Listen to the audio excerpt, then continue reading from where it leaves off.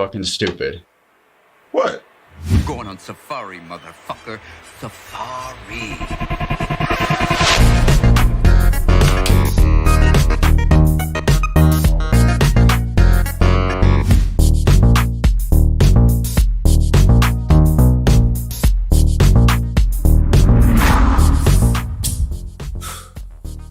Bye, season 2. Thanks.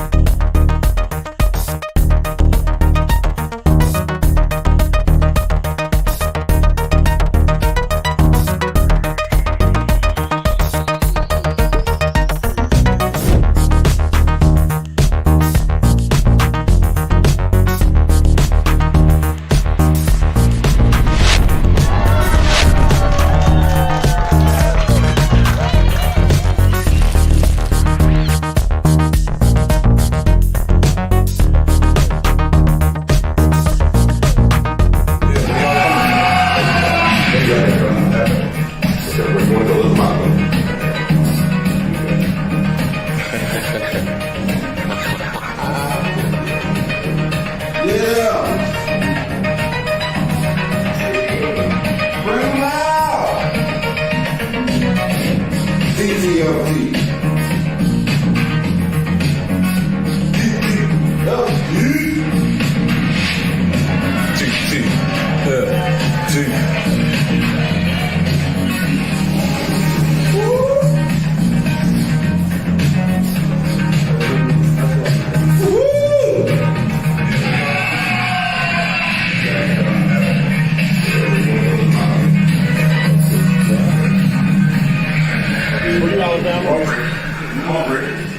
Keep up, Rick. Watch step, Rick.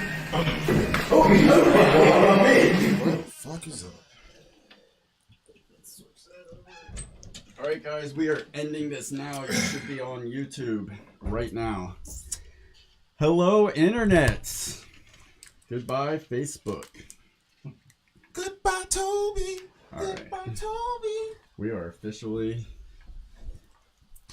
behind schedule. I'm not. I don't do schedule. Schedule does me. Get that. Alright. Oh my god. Somehow not ready. Why not? You've only had 2 seasons to prepare for this. Don't look at yourself. Yeah, okay. Oh, that's what I'm saying. All right. Hey, let me tell you something. It's going to be a long night if you. That's the way we're starting. It's going to be a long night. All right, guys, this is our very, very first live episode. Thank you very much for tuning in. Before we get started, to make things interesting on this episode, we are going to be taking a shot as we go into each segment, starting right now. And I'll have you guys know, I have not... Stop making excuses. Spit that shit out, man. One of us at this desk drinks regularly. No, see? No, I said half shots. No, you said you would have a shot. And see, that's the bullshit. Okay. All right. And a 3. And a 2. And a 1, 2. Do it. You ever drunk Royal? Now you have. Put some hair on your chest, man. No. Oh my God. All right, guys, you know what we're here for. It is the season 2 recap of That's the Fucking Trailer. And if you can't tell by now, this show is going to be censor fucking free. Sorry, Durden's mom, my mom. I guess we'll talk to you guys later on that, though. Like, share, subscribe, go to our Patreon, go to ttft.live, go to the store, buy some merchandise. Be sure to follow us on Anchor. If you're watching right now, share this with your friends. Get them to come into the live stream. Feel free to call in. 904-451-3211. We'll also be responding to your live chats in the chats. Which actually, let me Are you jump telling them in to there hit your now. line anytime because you don't mind? Tonight only. Tonight during the live stream. One night only. All right, pulling up the live chat. We'll be responding live to whatever you put in the live chat. You look so live. nervous, man. I am. I'm not here yet. I'm almost ready. Hey, listen. Let me tell you something. Like a calculator, you can count on me. Tonight we're also doing a telethon. We've got stuff to give away. We are trying to get 5 Patreons while we're doing this episode. So that means you go to patreon.com/TTFT show. Let us know if you have subscribed on Patreon for a minimum of $20 or more, and you can pick out one of many items from our Season 2 wardrobe. So we'll unveil those items when somebody calls in and lets us know. Oh, man. You're fake. You're flailing. What's going on with you, man? That liquor is no good. And I just want to know, Terry, your son decided it was his idea, not the guy that drinks allegedly every day. Goodness, get it together, man. Yeah, so 5 Patreons. Yes. Let's get 5 Patreons. The first 5 of you to do $20 or more, minimum $20, you can pick something out from the wardrobe. If we hit our goal of 5, we are going to finally unveil at Royal's expense our big surprise that we've been talking about since the very first episode in September of 2020, what we plan to do when we hit 1,000 subscribers, which we are rapidly approaching. Thank you. Yeah. Ain't no turning back after this. And we have a live studio audience with us here tonight. All right. Hey, for the studio audience. Just hey to everybody in the studio audience. Thank them out. Let's thank them, man. Including, but not limited to, the very, very talented, more real than funny Tess Brooks, everybody. Hey! That cat there is going places. Can we switch to Ricky B and keep the audio going? Yeah. I have like the best angle in the world. He just started doing something when you say, what is that? Look at that. That's Rick. We're going to be checking in with him throughout the episode. He's doing what he does. He's going to be doing a live painting that we'll unveil at the end of the episode. Who knows? You never know. Don't ask questions with Rick. Just accept it. All right. Don't ask, don't tell. Gotcha. Guests from this season will be calling in, so we have plenty of surprises in store throughout the episode. Brandon Karlis, Special B. All right, come on, bring him in, but he's not going to be live yet because we're not exactly ready. It's a little bit early.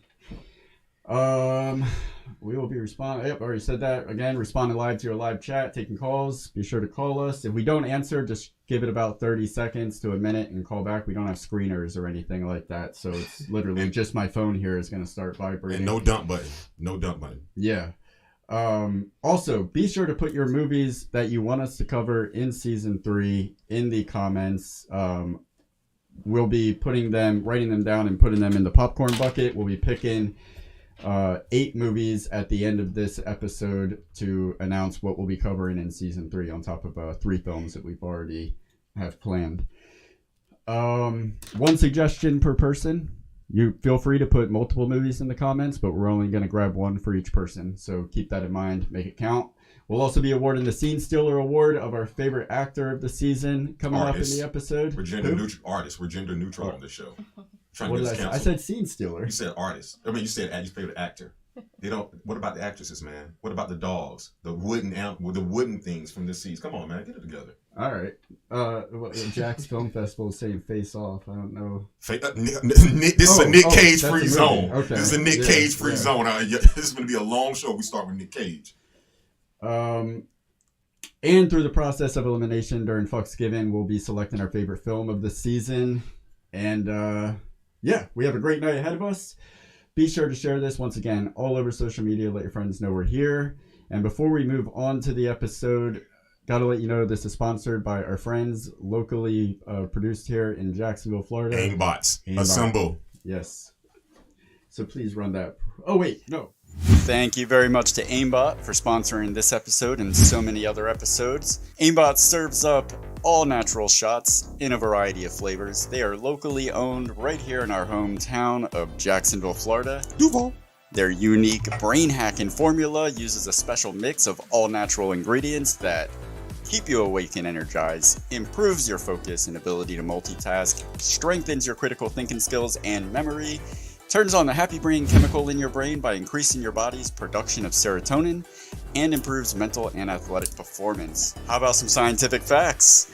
Really tasty flavors, 100%. You can get it in blue raspberry, fruit punch, grape, apple, or straw kiwi.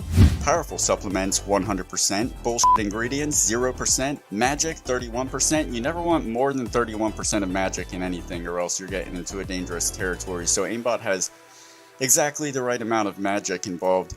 69% technology, so it's mutually pleasurable for both you and Aimbot. You take the childproof cap off, and then Aimbot will get you off. 0% sugar, 100% excellence, and 0% high ping. With their portable pocket-friendly tubes, aimbot serves up energy on demand. Use our promo code TTFT. You can get a variety pack. That's 4 for just $10, which is normally $12. Or go big with their 40 pack for just $85, normally $100. You can get that at aimbotenergy.com/discount/TTFT. Save 15%. You'll be supporting a locally owned business. It's a huge support to our show, and you'll be on your way to being the best version of yourself. Aimbot Energy. I can't yawn. aimbotenergy.com/discount/DTFT.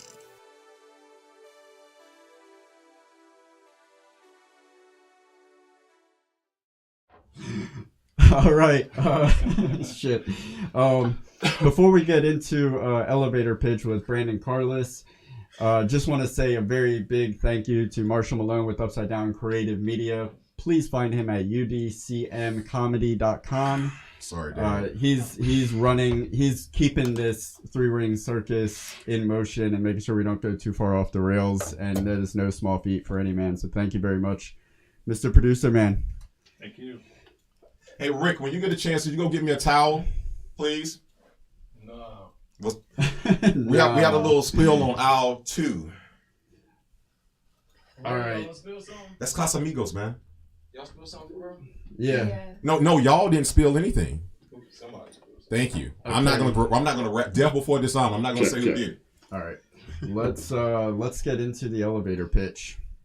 Just on time. 8:10. We were 5 minutes ahead of schedule. Right on. I should make you lick that off the You table. know when you want to bring your guest. All right. We actually have Brandon Karlis that is been involved with most of the elevator pitches this season. Yeah, let's switch over to Zoom.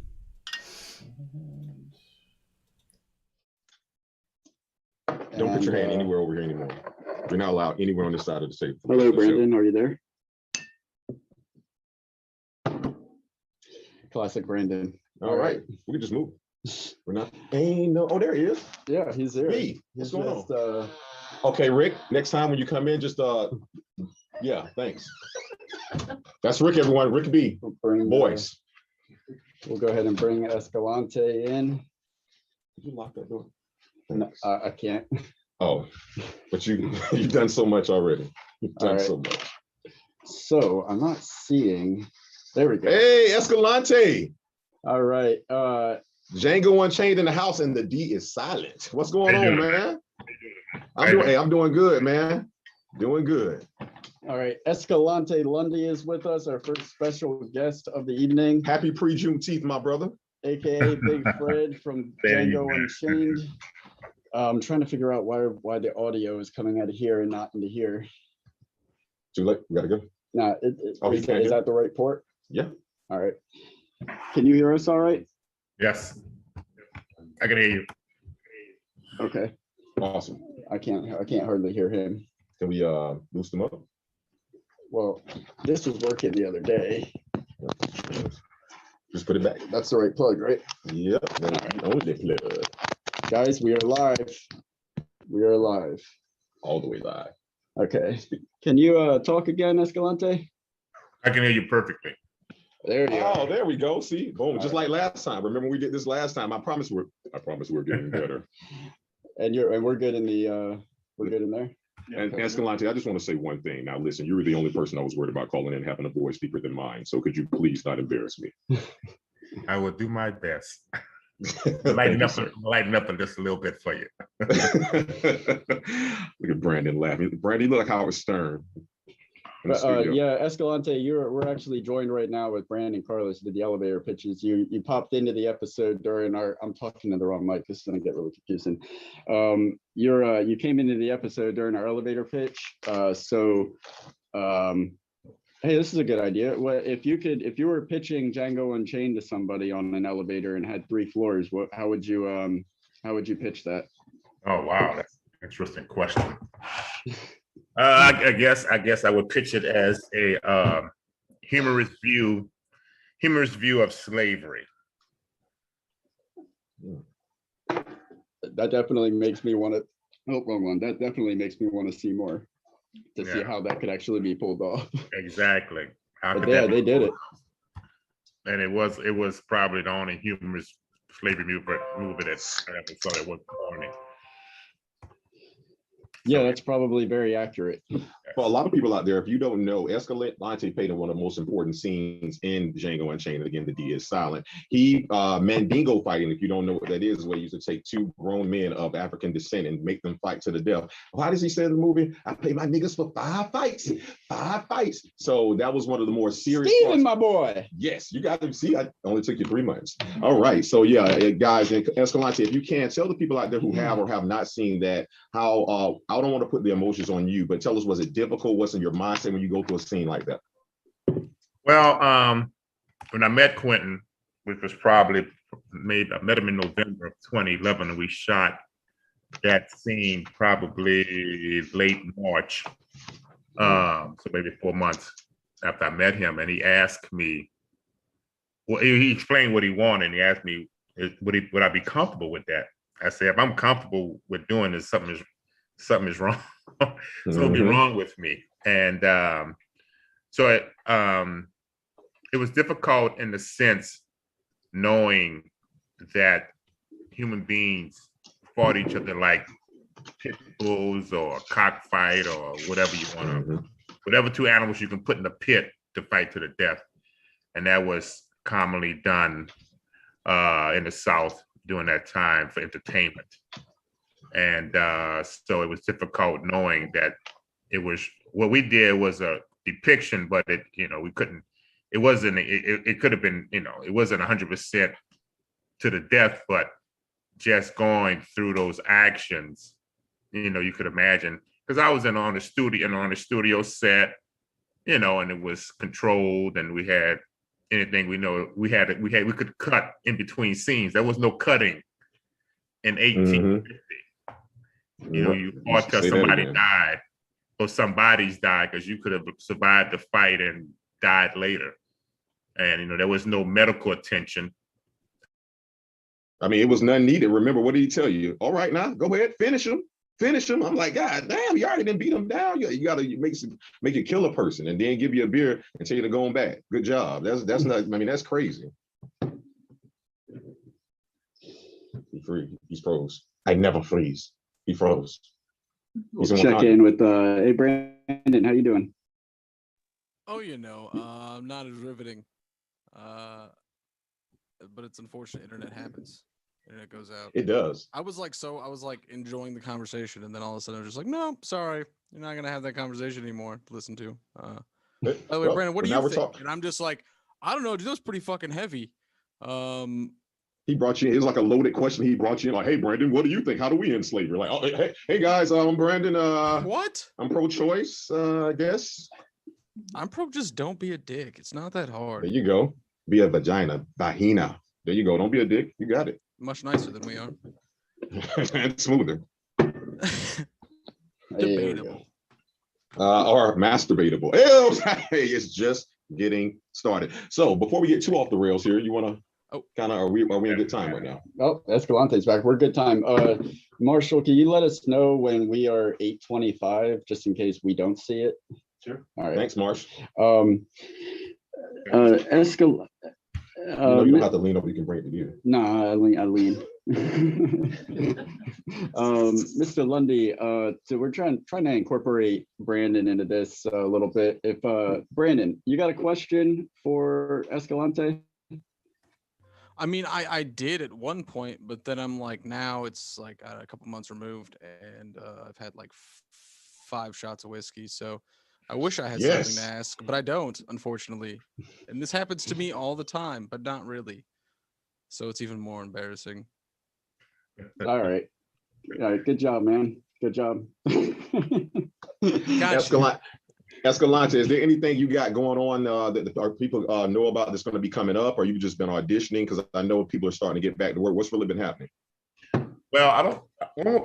When was the date the last time we talked? When was that? Do you remember exactly when that was? Not the exact day. I know it was about 90 days ago, though.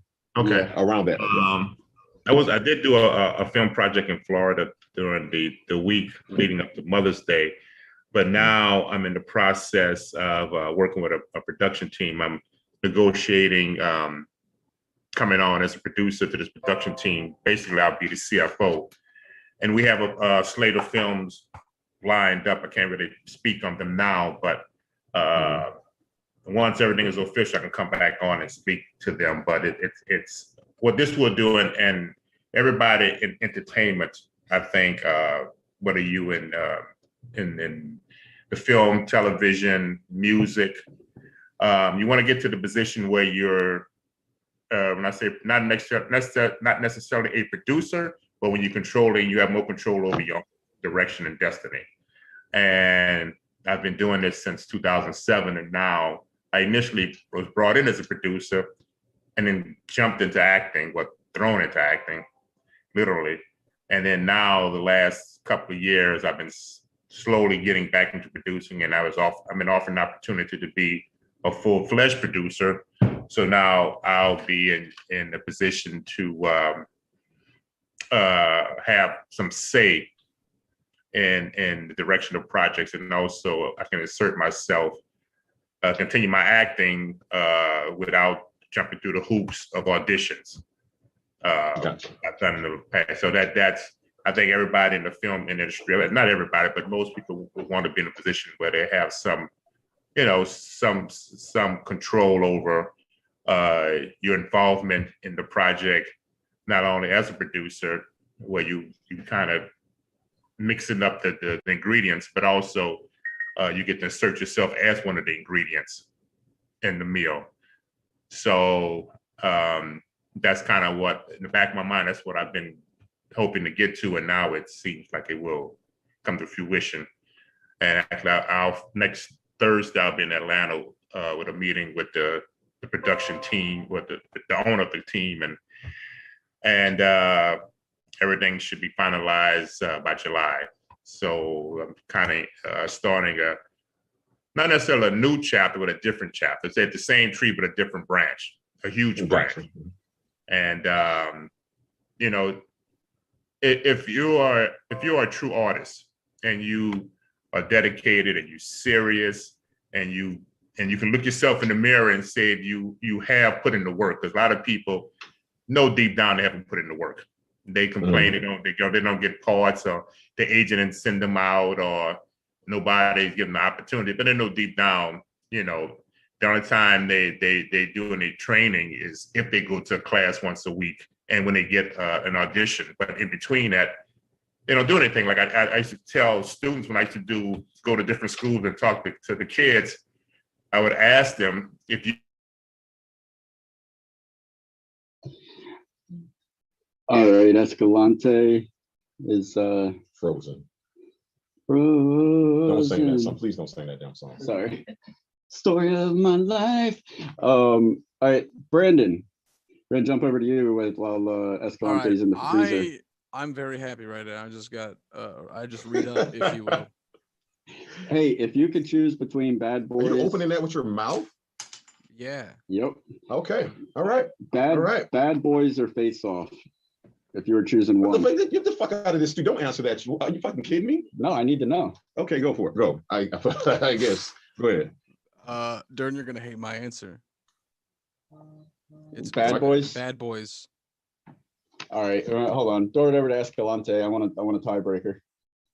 Oh, you think he's gonna side with you? Yeah. Okay. I'm hoping. Mr. Lundy, if you could choose Bad Boys or Face Off, which one would it be? Bad Boys or baseball? Face Off. Nicolas Cage and John Travolta. Oh. Martin Lawrence, Will Smith. Well, if I had to choose, well, there were three Bad Boys. I think the second one was my favorite. I didn't like the last one that much. I like Face Off a lot. Yeah. He said he's not making a decision. I don't know. They totally different movies, so it's hard to say. Yeah, exactly. It's hard to say because they're totally different movies. So it's not like I'm waffling, but that's I would have to think about that one. But it would out of the Bad Boys, I probably like the second one. I love the scene with the Jamaican guys in the bathroom. That was probably so what I'm hearing is he doesn't like earmuffs. I like hours. Side with us. Juneteenth is in a few hours. Side with us. Oh, all right. Go ahead.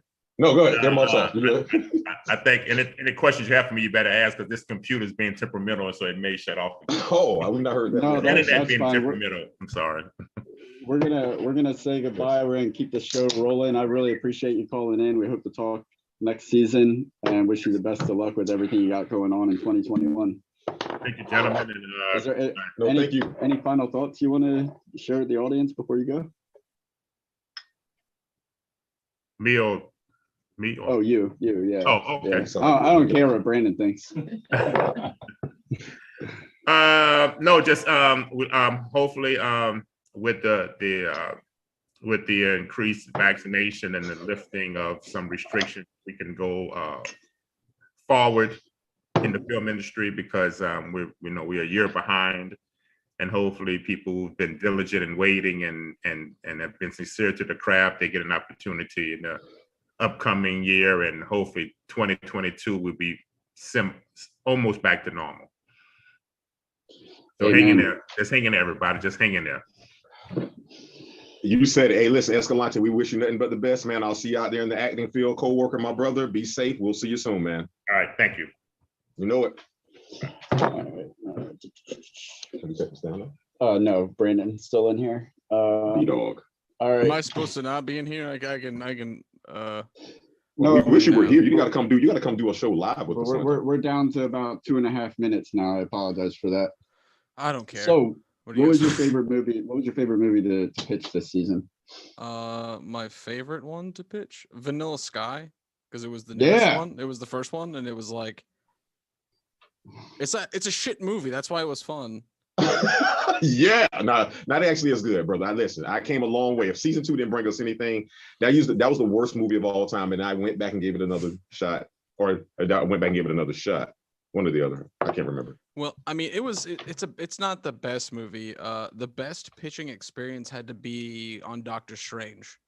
Yeah, because he and I were just going, baby, bang, bang, bang, bang, bang, bang. Back and forth. Like he was bringing up shit that I was like, I totally forgot about that. And then I was bringing up shit and he was like, oh, and then he would take it or he would just like leave it. And I'd be like, Whenever Tilda Swinton's there's a party. Yeah. I got nothing to say about that. But what else? What else you got for me, bud? Well, we have a question from the audience. Royce Freeman, you're an editor, right? You edit. You cut. Me? Yeah. Yeah. So, yeah. Okay. So as an editor, I often. All right. Are you okay? I often use when actor messes up line. Okay. As an editor, do you often use when an actor messes up the line or even does stuff when they forget the camera is rolling at a character? That's not a question. That's not a question. I'm sorry. Never mind. Royce, he's gonna ban you. All right. We gotta move on to the next segment. Oh. What do you this was you want to do a shot with us for the next segment? No, it's not us, it's me and you. Come on, shut it up. I know you got some more whiskey. Pull it up. I actually don't. I drank it all. Ted's getting loose. I can't finish the rest of this. All right, drink it. Drink. What are you doing? Don't embarrass me. 3, 2. I know. Stop the fucking countdown. Drink it. Let me see your let me see your tongue. Oh, let your tongue go. Fucking lick at me. Drink the rest of this shit. What the fuck is this? What the fuck is this? Everybody's just.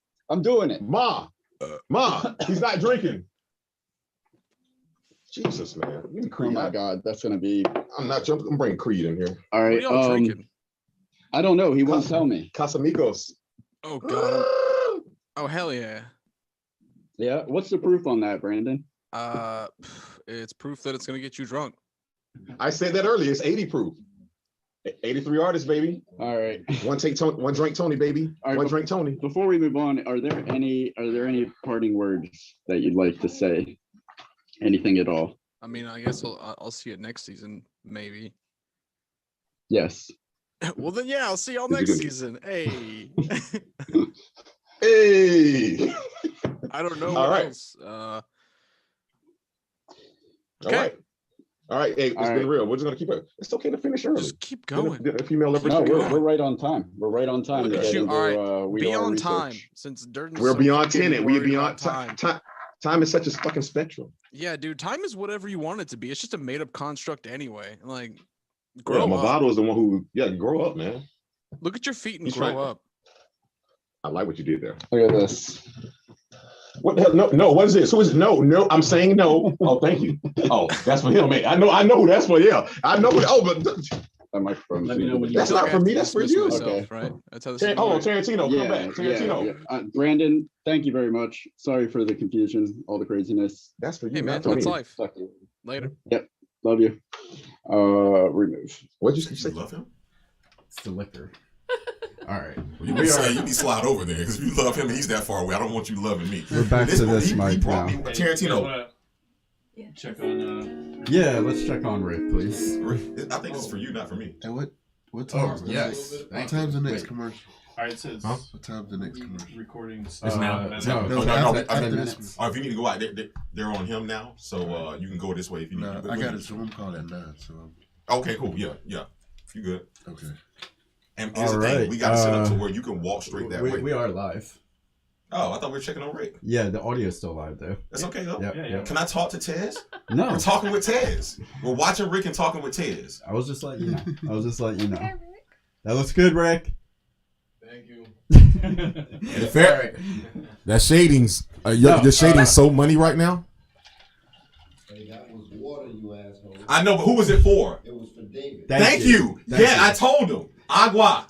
I'm watching the camera. Isn't he? Thank you. Hey, Tarantino, who's killing it? Both of y'all. Thank you. everybody's killing it. No, now stop lying. We are killing it. Hey, man, drink that damn water, David.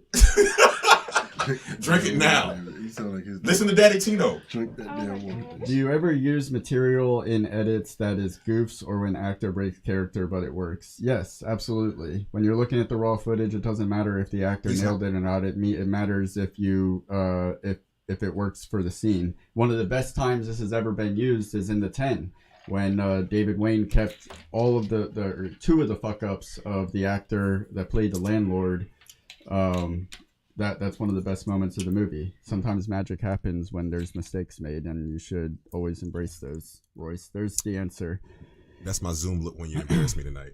I'm just gonna put the TTFT over my face. I need to move that so I can see. Didn't I say you're not allowed on this side of the table anymore? After what you did earlier, I won't go over anymore. I just needed to. you almost killed my dad again. Don't do that. Stop. All right, and Tez, we'll be going into the next clip in 10 minutes. I just got to run through a few facts about That's the Fucking Trailer for We Do Our Research. All right. You ready for this, sir? I am. There are some artwork in the images. Was that I've got it loaded, I think. awesome? Yeah. Okay. Are you loaded or do you have it loaded, Marshall? I'm loaded and I have it loaded. Double loaded. I'm loaded by now. Oh, it's a loaded studio.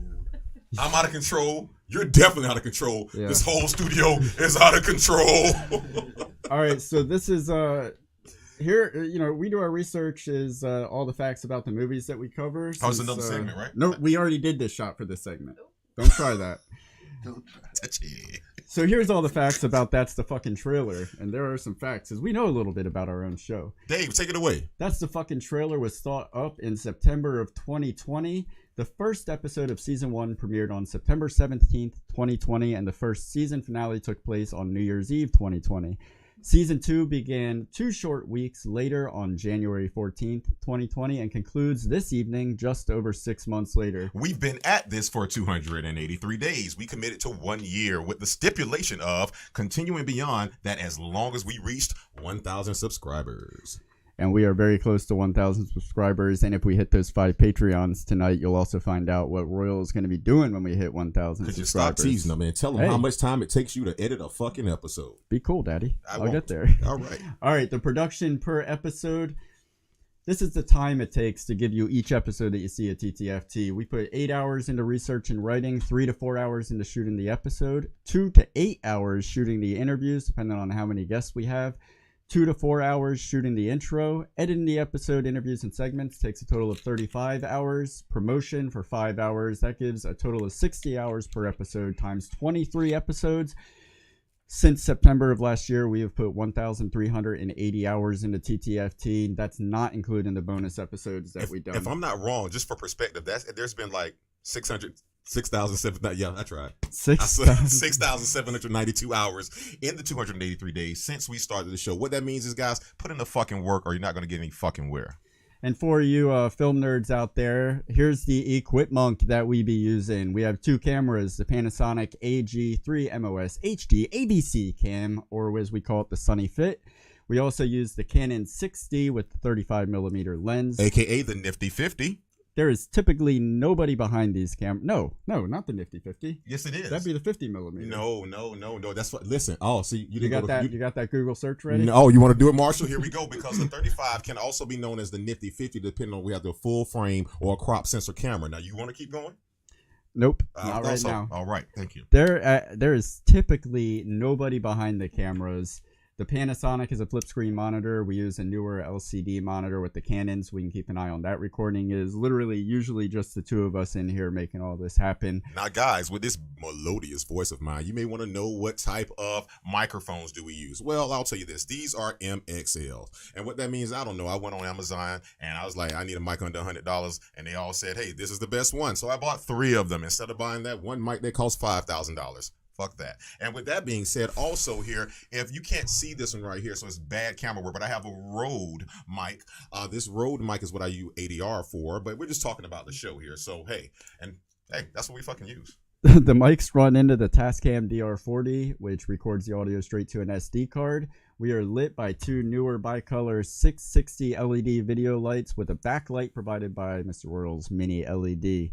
Editing is completed on a Windows PC with Adobe Premiere Pro. Sponsor us. We're tired of fucking paying. Where are we shooting this at, Royal? We are shooting this in the I Am Media Studios, built by Hand, or I like to call them Justin and Hammer, because I just hammer. That's all I'm here to do, man. You got to put in the work, guys. You got to put in the elbow grease here. So, yeah, this is the lot where so many things have been fucking done. And one of those things was, I'm going to kill someone this Friday. Only reason I'm bringing that up, not because of me. We got Taz Brooks in the building, guys. Hey! You saw he slid off of that hole? He was like... And most of the intros were shot right in the garage. Editing happens over at my house where very little sleep transpires. And before we get in, Angela, my wife, she wants to actually, the further up here, Adeline, my daughter, checked in. She says, hi, Daddy. Your show with Uncle Royal is so cool and funny. I love you. Bye, Adeline. Did she say hi to me at all? Yeah. No. Okay. Angela asked what our favorite movie was to cover this season. Mine was Vanilla Sky. Mine was Lean on Me. That goddamn Joe Clark, man. Shit. Yeah. You're still on that? I am still on that. Okay. Shit. We'll get into more TTFT info in a few segments coming up with Pop Quiz Hotshot, and you can drop any curiosities that you might have about what we're doing here in the live chat. Before we get into the next segment, Tarantino is for some reason calling. Hello, sir. Hey, how you doing, man? I just want to let y'all know, you know what I'm saying? Just calling in, Curl. I want to just say a big shout out to the TTFT. You know, they doing their thing. You know, shout out to Durden and my boy Royale. And I want to just say congratulations, you know, and I ain't touched none of them kids. I'll talk to y'all later, man. And, you know, y'all have a good show, baby. Talk to y'all later. Take it easy, sir. Be safe. He said, talk to y'all later. Curl. He signed off in his own name. All right, that was Earl the Curl. I definitely need a shot after that call, and we can move on to connections. Lord of connections, that is. All right, and after we do this shot, we'll run that clip and. All right, let's do the shot, guys. We're going into one of my favorite. Oh wait, do you have the shots clip to play real quick? I don't. Okay, it's okay. No we'll problem. Do it here. We're doing it live. Dan will be here in a little bit. When Dan gets here, that's when the party turns up. So, guys, the segment we're going to is called Lord of Connections, where I connect everything from Crayola to Playola. What is this, 3 already? You wish. Lover. Fuck. No, Tarantino, if you can hear me, bring the vape. Please. It doesn't get better. It's not supposed to. Let's run the clip of our favorite connection from this scene. All right, Lord of Connections. I hear you have some connections. It's time for connections. So, Swin, she is also she is in this film doing this. However, in a film we'll preview later this season, Doctor Strange, she's also given life advice as well as some type of she speaks about extending your life in different ways and seeing life differently. So I love that. Popping ass open. I like that pussy. Now, Iron Man dressed as Black Panther. What I mean by that, after the 1 week party, Robert Downey Jr., who plays Iron Man, is talking to the director, Damian Cockburn. He's like, hey man, hey listen, I'll be on the first thing smoking, get it? And you pay the bastard. Like he's saying all these things to him, but I'm looking at him, he's dressed like a Black Panther. So there's my Iron Man. Robert Downey Jr. has transcended from everything to Iron Man. Now he's Black Panther. Like, goddamn. And not only that, later on they show him in that first scene when they get dropped in the shit, his helmet, the callback to, I like to think of Full Metal Jacket, where they all had either Joker or some crazy shit. His helmet has the big black fist on it. I'm like, what the? It's blowing my fucking mind. That's what I'm saying. Yeah. Like, I don't know if you're prepared to know how far I've went. The electric glory hole. Thank God for it. Like, you put something into a hole with two little hard things, and it makes magic. Dr. Schultz. Makes you think of it resembles the thing when, hey, you have a foot problem, you go to Dr. Schultz, you know what I'm saying? But what was the foot problem? They had fucking chains on their feet at the beginning of the film. Connections. Well, Tarantino has a foot problem. He does too. So, that's triple entendre. Not entendre, entendre. For so many years, we weren't able to truly tell our stories. And even if we did tell them, they didn't get out there. So what I'm saying by this is Zamunda, is Wakanda, is Africa. Even to this day, you still really can't call it, we in Africa. Mm-hmm. Like you gotta, it has to be some, because they refused to, and who are they? Do your research. Hold on a second. All right, so that's the last one, huh? It made so much sense. God damn it, man. Fuck, all right. It's a reach around. Something must have happened in that movie that is a reach around. I have no idea. It's cryptic. It's a riddle wrapped inside an enigma wrapped inside of a Rubik's Cube that had baby with a kaleidoscope. Just like last week, and I'm still the only human man with a brain in America that pointed out that we had two vampires in one scene and coming to America. However, in this one, I like to see that that we did have someone in Batman, which is Morgan Freeman, and he also was in the movie with someone, if you say his name 3 times fast in the mirror, the Candyman. So we got Batman and Candyman? Who is fucking with that security guard? No one. Yeah, shit, no one. Hey, guess what? The Lord of Connection does it again. You want some Eddie Murphy and Benjamin Cumberbatch? Yeah. When Benjamin Cumberbatch gets to Comertage, he rolls his hands across those little things and they spin. What do you remember Eddie Murphy doing in Golden Child? I want the knife. We have the great Danny DeVito, who once played the Penguin, and then we have, of course, Edward Norton, who played the Hulk. So we literally have Danny DeVito versus Ed Norton. But here's another connection. There's a point in the film where he says, hey, he tells the young lady, who I'll talk about, Nora Wells, he tells her, hey, listen, I didn't really start doing this until I had to go to college and take anger management classes. Well, who also had to do that? The Hulk. One of the things in this film that really I loved from the get-go was the coin flip. That is a classic theme from the villain Two-Face. Now, one deeper connection, which is why I am the Lord of Connections, David. Could you remind me, didn't someone play Two-Face before? Tommy Lee Jones. Yeah, see what I just did there. So there we go, guys. Who also played in Men in Black. With Josh Brolin, who played the younger version of Tommy Lee Jones. What are you doing here? Man, you gave listen, it says you gave the War Rhino a hard time, man. So let me get this straight. The Rhino that was against white supremacy, but the Rhino that's out here trying to sell lies, which one you want to be with, man? I agree. I say that they're both ridiculous. No, I don't care how they stop supremacy. I would not ridiculous. I would say that the lying Rhino fits into the 10 as much as the war Rhinos fit into the Black Panther universe. I want you to go to Wakanda and take this fucking Rhino lion with you and see what the fuck happens. I'm not advocating for the lying Rhino. Let's take him to church. At about 10 minutes into the movie, we see a calendar revealing that it's October of 1985. At around 7 minutes into the movie, Mouth says that it's a Saturday. 43 minutes into the movie, the front page of a newspaper is dated October 24th, which was a Thursday. Put all this together and we find that the action of the movie takes place on Saturday, October 26th, 1985, which happens to be the exact same day that the events of the first Back to the Future take place. Are you fucking kidding me? I think we are fully connected. Oh yeah, we're all there. USB and USC. Yeah. There we go. All right. Those were our favorite connections of the season. Lord of Connections.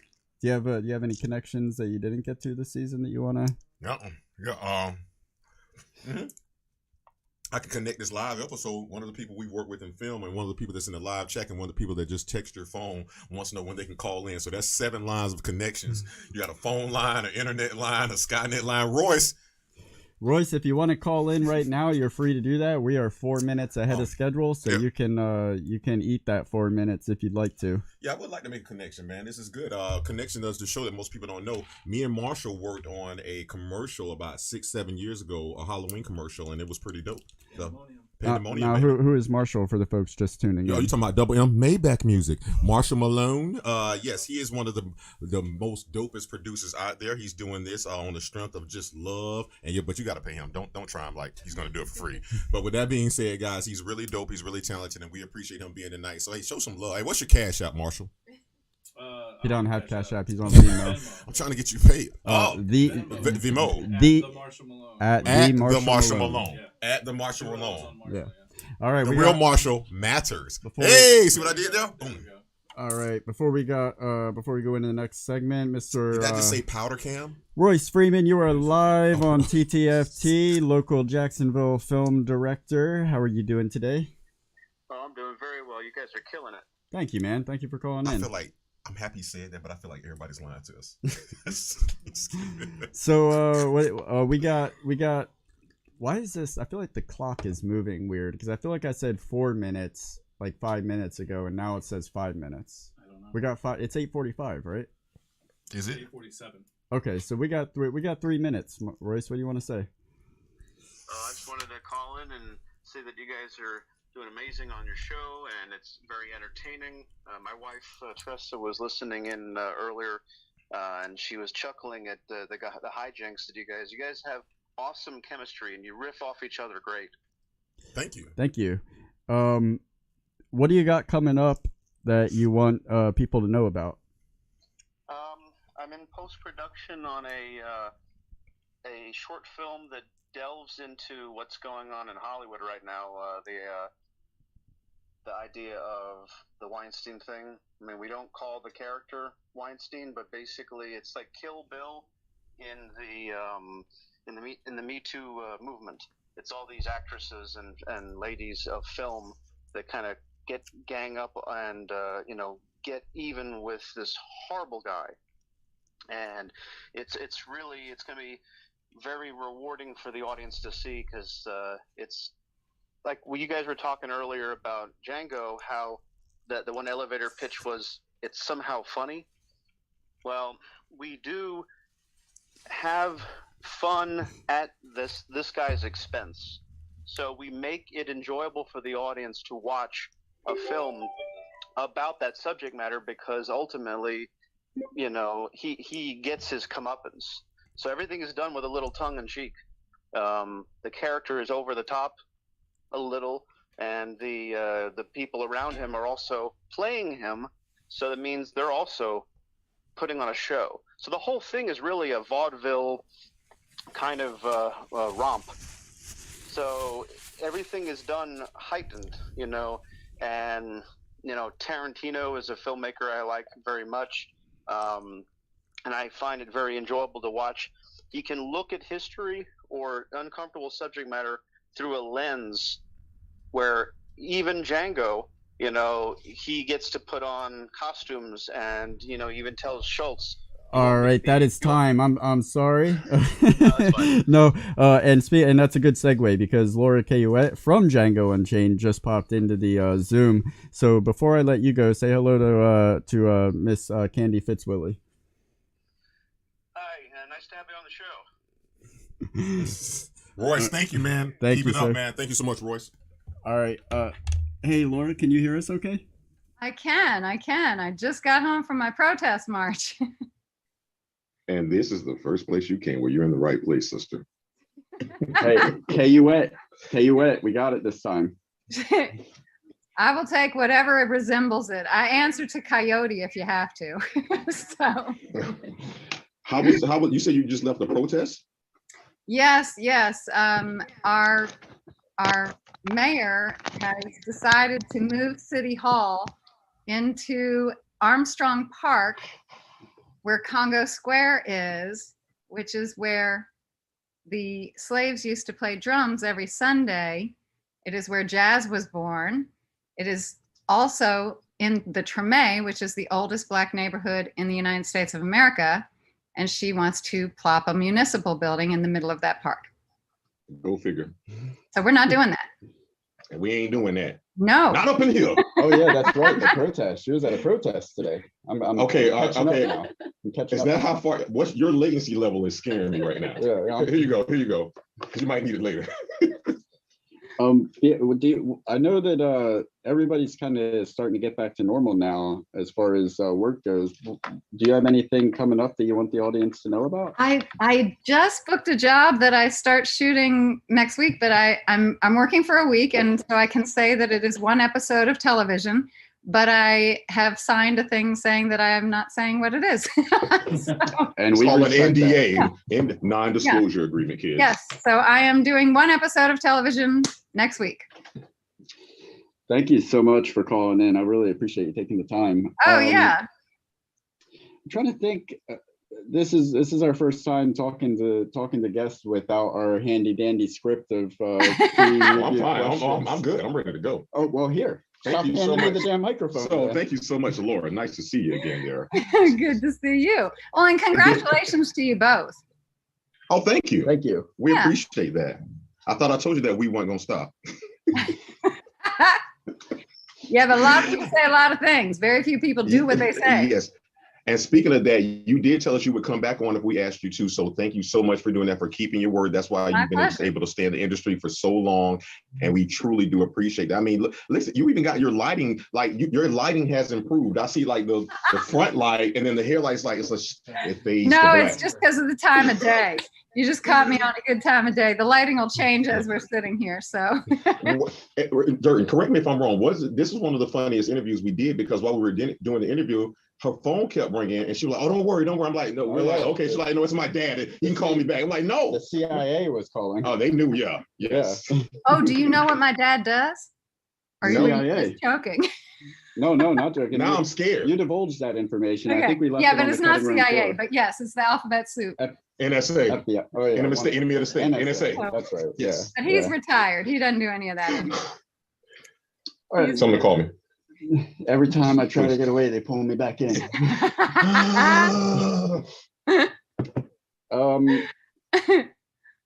Yeah, I don't. Dude, stop giving this to me because. I know you said you were handling it. Yeah, no, yeah. I was handling it. And I don't know if you've been watching up until now, but there were. I literally walked 3 miles home and just got home. Oh, wow. So you got your steps in. You got the steps. Yeah, well, and the actual, I mean, you know, it's a protest march, but you know, we do protest march with bands, so it was also a parade. So, and that was also walking. So let me see. I'm curious. You got me wondering how many steps I did.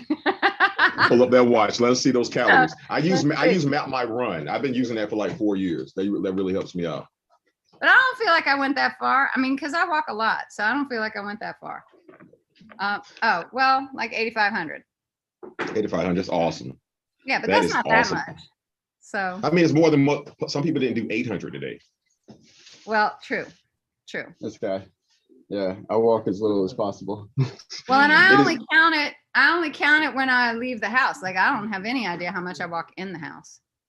Laura, I don't know. Like, I know you say you just got there. We talked to Escalante, big Fred. Oh, hey. Yeah, he was just on right before you. Like, Django Unchained is representing for season 2. Yay. We ain't had nobody from Vanilla Sky. So all you other guests and people we love, please love us still. Come back, because Django Unchained, the D is silent, is representing. Yeah. Follow that up, ain't it? Quentin, hit us up.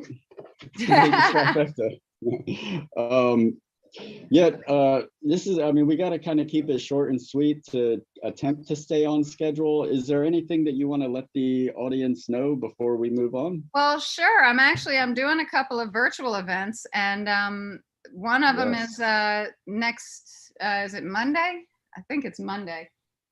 Where's my book? yeah, on Monday, 6 p.m. my time, which is Central Time. I'm doing a event for actors that's online, and you can find it on my social media. But Awesome. yeah, so I'm doing an online event for actors, and it's me and an agent here locally who also has a book. So it's the two of us, doing a panel. And then after that, I'm supposed to be starting my acting class. I'm teaching a 3-week session on self-taping, but I'm good at self-taping, so I booked that job. So now I don't know if I have to I might have to push my class a week, but it was supposed to start on the 24th. And that, again, you can find through my website. So kids, she won't be there. You'll be getting the substitute, but the other substitute's going to the substitute's going to come highly recommended. No, I really am going to push the whole thing. If I can't make it on Thursday, I'm just going to put the whole thing, because I'm excited to teach this class. I've been self-taping so much more now with the COVID. That was a whole year of nothing but self-taping. So I feel primed and ready to share my wisdom. So yeah, plus I added it definitely. to my book. I added a whole chapter on self-taping to my book. So, and now that I've just booked another job, I feel like you should listen to me. That's exactly what I was going to say. Sign up for her class, because she literally wrote the book on acting. Literally. Yeah. Laura, thank you so much for stopping by. We really appreciate it. And thank you for including me. Listen, I won't rest until we do a movie together. So let's keep doing this thing we do. Hey, remember you said that. You've been keeping your word. There you go. I love it. All right, guys, that was Miss Laura Kite. Oh, go ahead. No, you go. I was just saying, y'all have a wonderful evening, and I'm very excited for you. That's a very cool milestone for you. Thank you so much. And listen, you are free to lurk tonight. You don't have to call back in, but just kind of leave it playing in the background. We got some surprises coming up. All right, excellent. Thank you. Thank you, Laura. Have a great night. All right, you too. Ladies and gentlemen, if you didn't know it, my good friend of over 20 years, Sion Green. Into the studio. Hey! We're waiting on Marshall to switch it over to the. Oh, we don't have audience cam? I think they can't. That's cool, brother. I think we needed Rick. That's why the camera got bumped. I think because that's not centered anymore. There we go. Look at you. You're coming back to us. Yeah. Welcome back. Oh, hey, man, we're doing the here show. Everything that's happening now is happening now. You guys want to check on Ricky? Yeah, Ricky! let's check on Rick. Yeah. Ricky! Oh, there's Dwight. Oh, shit. No, pull the door back. I want to see Dwight first. He's like Michael Myers for a second. Dwight Schrute, rep of fucking Zinton. And then there's Rick Schrute. All right, Rick, what's your inspiration here for what you're doing? Nicotine. No, I'm just kind of going abstract with it, man. He says, I went blank. He says, I don't know. I'm just kind of going Wait a minute, you want Primal Fear? He said, I just went blank. I lost time. I lost time. Hey, didn't you bring me a Blue Moon? I did. Can I have it? I did. Or did you pop it? I did. Did I keep it? Catch it. Oh, no, I ain't trying to catch nothing. No, but you don't know because then I can't open it right Throw away. it here. Oh, it's okay though. It's Just almost throw it time here. one of these. Let's go and pass that round. The handoff. Keep us dirt and honest. Yeah, over speaking of losing time, we are losing time behind schedule. here. So No, I've been keeping us on point. even still, we're 7 minutes late to get into Hear Me Out. So let's get into Hear Me Out. And speaking of losing time, let's do another shot. Angela. Shot. You need to come get the car. I don't got the car. I came with Marshall. I'm leaving with Dan. I tried to. And who are you waking up with? I tried to situate it that I'd be waking up with your mom. No, and not even what you're. Oh about no, to he say. did say this. No, because that's not what it meant, guys. I tried to set it up that Adeline would stay over her grandma's house tonight, so I could just because I know that couch is gonna look so snuggly. He saw my tonight. mom laying on the couch when they eating KFC. He's like, that's my dream life. He just wants to lay on the couch and eat KFC. Speaking of, hold on. Hey, baby. It's mine. Hey. Hey. Hey. Oh. Double time. We're gonna make it short. We know that you're behind schedule. Thank you. This is my wife and my daughter, Angela and Adeline. Congratulations on season 2. I love you. I I'm look. proud of you. Oh, thank you, baby. Adeline, Uncle Royal's here too. And Uncle Royal. Yay! All right. Jesus, she doesn't mean that. She's showing up for the cam. Now I'm melted. I love you. I like you. I'll see you tomorrow. I'll She see you knows you're not tomorrow. coming home tonight. I love you, sweetheart. Hopefully see Uncle William tomorrow. She said hopefully she'll see Uncle Royal tomorrow. Your birthday must be coming up. All right. We love you. I love. Eat something and drink some water. I will. I love you too. Angela, I'm in control for once. Yes. Thank you for calling. I appreciate it. I love Somebody you get too. J-Lo on the phone. Then we ain't pulling. I ain't having this shit. Good night, sweetheart. Love you too. Love you. I'm setting us back 600 years. All right. Guys, you see what we sacrificed to be here for you? Subscribe. Go to Patreon. Support what we're doing here. Make the fact that my daughter, I'm missing, we're missing half of our daughter's lives for this Oh no, worth something. I've been there every day, Please separate away. I've been there for my daughter, bro. don't forget about the fact that you. All right, I just brought us back 600 years. I'll drink to that. Oh, damn it! You washing it down with Coke? Yeah. Yeah. Why'd you say it twice? I heard it first. Because that's off our limit. Yeah. All right. Sion. Boom, boom, boom. There you go. Before we get into Hear Me Out, Mr. David McGiffert, speaking of Patreon, he got to come is coming in. You know what, Mr. McGiffert, if you're watching, hold on. Shit, how can we do this? Don't bring it into the Zoom yet. I'm gonna see if he can hang out for a minute. We can get through this segment. That mic is so furry. You didn't see it, did you? It's hearing everything. Hey, texting. David, if you could hear us, I brought you into the Zoom, but if you could hang out for a minute, until we're gonna try and get through one segment here, and then we'll jump into the Zoom, if you can hear. All right. Hear me out. All right. Guys. No. Wait. Yeah. Okay. Guys, Hear Me Out is a segment. If you've never joined the set show, Hear Me Out is a segment to where what we do is we give our theories of the film. Just like any controversial, usually these come with thrillers. When you see a thriller, everybody has an opinion, and those are the best movies to me because you go to the movie with 4 different people, you're gonna have 4 different conversations on the way home. So Hear Me Out is if we've seen these movies a million times, but we still want to give a different perspective to them. So Marshall, roll that beautiful bean footage. All right, hear me out. Hear me out. Like, what is real life? Because they keep saying life. Well, according to Morpheus, why? Do you think you can touch and feel? Do you think that's real? Well, like tech support always says, when you were alive in the traditional sense. Mm-hmm. So when he says, "I want to go back to my real life," consider the fact he only lived as a human being, like outside of this cryogenic state for 33 years. Yeah.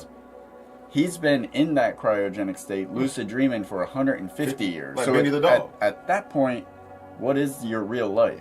What if 4-Leaf isn't 4-Leaf, but he's an imposter, a failed actor turned murderer? Django Unchained reminds me of Once Upon a Time in Hollywood, or the vice versa, the way Quentin Tarantino used a fictional story to course correct history. We meet Kanisha, and she's older. She's in there. She's at school. She just so happened to be at this fucked up school. And then as soon as she sees a man, as we later learn to be Joe Clark, he walks past her. It's like, I hope this bitch don't say nothing. Just walk past her. And then she's like, Mr. Clark! He was like, we can't see him. He's like, bitch, I told you not to say that. Bro, whose hear me out is this? Whose hear me out is this? I'm hearing you. He says, let me talk to her alone. And start now. Doctor Strange was the first. He wasn't. Let's say it this way. We met the 2 sorcerers at the. We met the first sorcerer. The mention of any sorcerer. True. Okay. I'm down to 75 seconds. I know Marvel fans, you don't think I can do it. Let's talk about it. Okay, Frida, who is Thor's mom, was the most powerful sorceress that we ever met in the Marvel Cinematic Universe. After that, they introduced us to Doctor Strange, but they didn't introduce us to him. Agent Sitwell, from the Shield, who was her actual AKA Hydra agent. He introduced us to the name Stephen Strange. Now, when you talk about Stephen Strange, at that point he was the Sorcerer Supreme. After Stephen Strange does that, they make us think that he's the most powerful sorcerer out there. But then we learn that the Scarlet Witch, played by Elizabeth Olsen character, has not twins but two boys that are the same age. So that's dope. But with that being said, the connection is this, Mr. Durden Godfrey, is that Wanda, who is AKA Scarlet Witch, is the most powerful being in the Nexus universe. Didn't think I was going to do that. New Rock Stars, CBR, Screen Rant, Canadian 0.25 lag, come fuck with us. But Doctor Strange is the most experienced sorcerer. So is it experience versus power, the immovable object versus the unstoppable force. And that's time. After the death of his brother in American History X, Derek Vineyard went into witness protection and attempted to totally reinvent his life. He was given the new name Sheldon Mopes. In American History X, Derek said, "You fucked with the wrong bull." In Death to Smoochie, he says, "You fucked with the wrong rhino." The Coen brothers tell you that spoiler alert. The Coen brothers tell you in the very beginning of the movie that Llewellyn is going to die. My hear me out is that Ray Johnson is Ray Donovan. So what if after the incident with all the dying kids, because of Ray Johnson's missteps with the MRI machines, he shaved his mustache, he changed his last name, and he moved to a new place to start anew. Ray Johnson is prone to violence, he's obsessive, and both Ray Johnson and Ray Donovan look just like the actor Lee Schreiber. The kids, they care more about the journey than the destination. They want to make everything an adventure. Throughout the adventure under the town of Astoria, you kind of get the sense that Mikey is just making the shit up as he goes along, like just for the sake of extending and prolonging the adventure. Now, why would he want to do that? Because at home, nothing but turmoil and the unknowing, the uncertain exist. Which leads me to the theory, what if this whole thing is a Wizard of Oz situation? I believe that if we were to get 10 more minutes of running time at the end of the film, we would see Mikey waking up with his friends and family around him just in time for his home to be taken away, foreclosed on.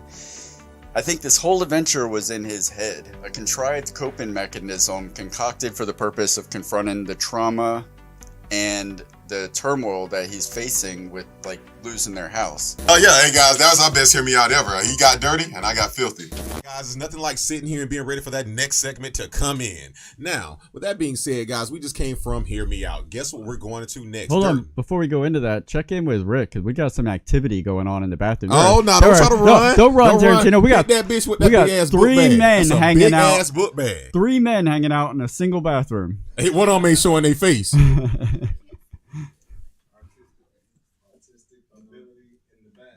That's not what you want to call this segment. That is not what you want to call this segment. Artistic ability in the bathroom. Oh my gosh. That's not what you want to call this segment. Hey, Dominique, we got a seat for you in here, man. Come on out of there, bro. You don't even belong in there. Come on in here. Come on in here. There it is. Unless come around, you come around this way. You come in there. We got the door unlocked. Unless there's cocaine in that bathroom, all two of you guys have explaining to do. Are you doing heroin? Huh? He said it was no. No, it ain't even about that. Oh, there it is. Did you not see the movies? Didn't you do Thelma? Oh. All right, I can't edit this. McGiffert here? Yeah, Mrs. McGiffert. Where's Jeff Kahn when you need him? Jeffy, you don't have to come in tonight. Tarantino's got you. You know I love you, David. Love you too. We're all right, a lot of people tonight. Hey, the more. All right. There we go. Yeah. David McGiffert will be joining us in a little bit. He's actually in the Zoom right now. David McGiffert is the assistant director of some of the most amazing films of the 80s. Just to name a few off the top of my head: Rain Man, Back to the Future. Nick McLean is going to be popping in hopefully in just a little bit. He was responsible for The Goonies, Staying Alive. So we'll be talking to both of them very shortly. But before we get into that, we are going to move on to casting call. I'm glad we're moving on to casting call. Here you go, buddy. Hey, tell them what to do. Wait. That's wrong one. Thank you. All right, there we go. Hey, tell them what to do.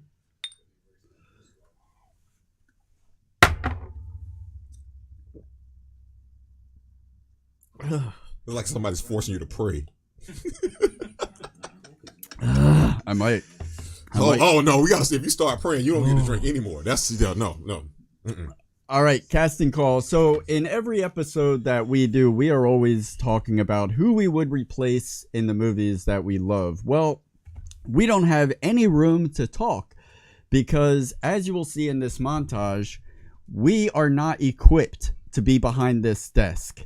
And it is proven in this fuck ups montage that you are about to see now. Dun dun dun dun. Dun dun.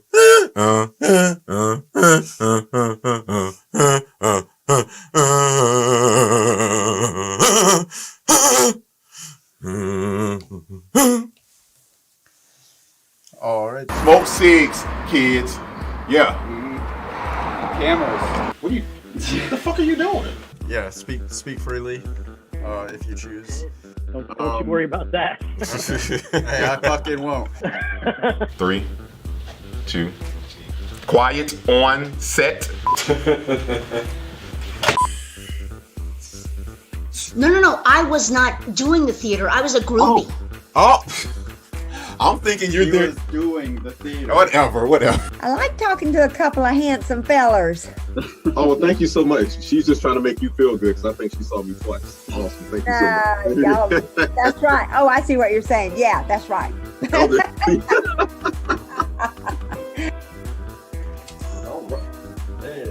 That's what, white people do.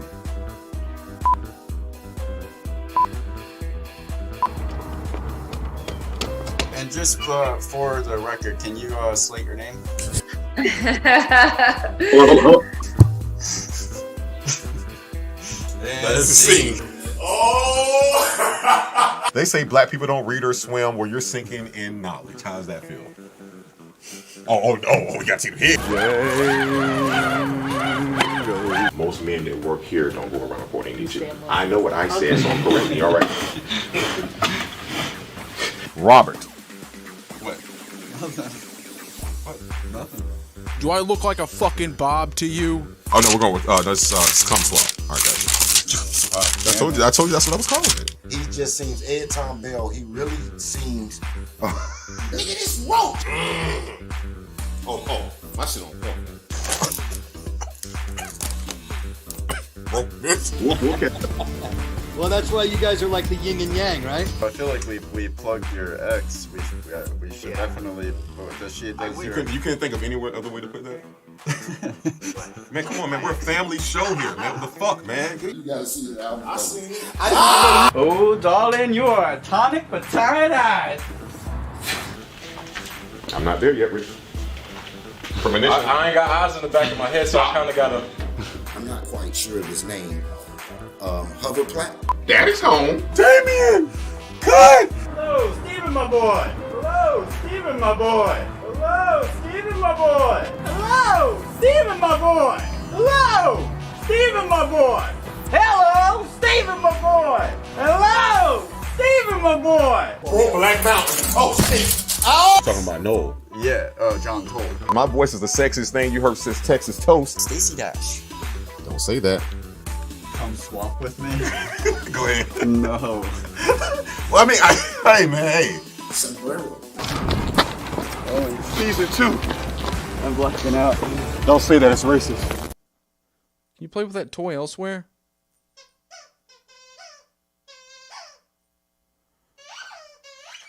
Hey, fucko! Good dog.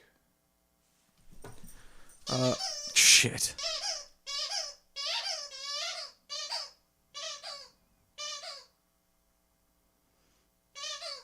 Shut up! He looks at Jim Hader and Tom Cruise's Bill original Hader. character, and he says, Bill Hader. You built up. Jesus Christ, man. And it is Cayouette, correct? Cayouette. Cayouette. See, I was right. It's Cayouette. Matthew McConaughey looks at Bill Hader's characters and Tim Cruise's character.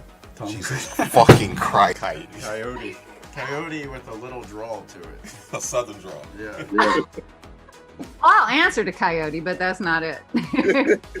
Literally. Jim Hader's characters. It's just a Jim appeal. Why the fuck did you? Dude, and when I tell you Bill Hader's character and Tom Cruise's character, this is gonna be the fucking year. The scene where Pecker.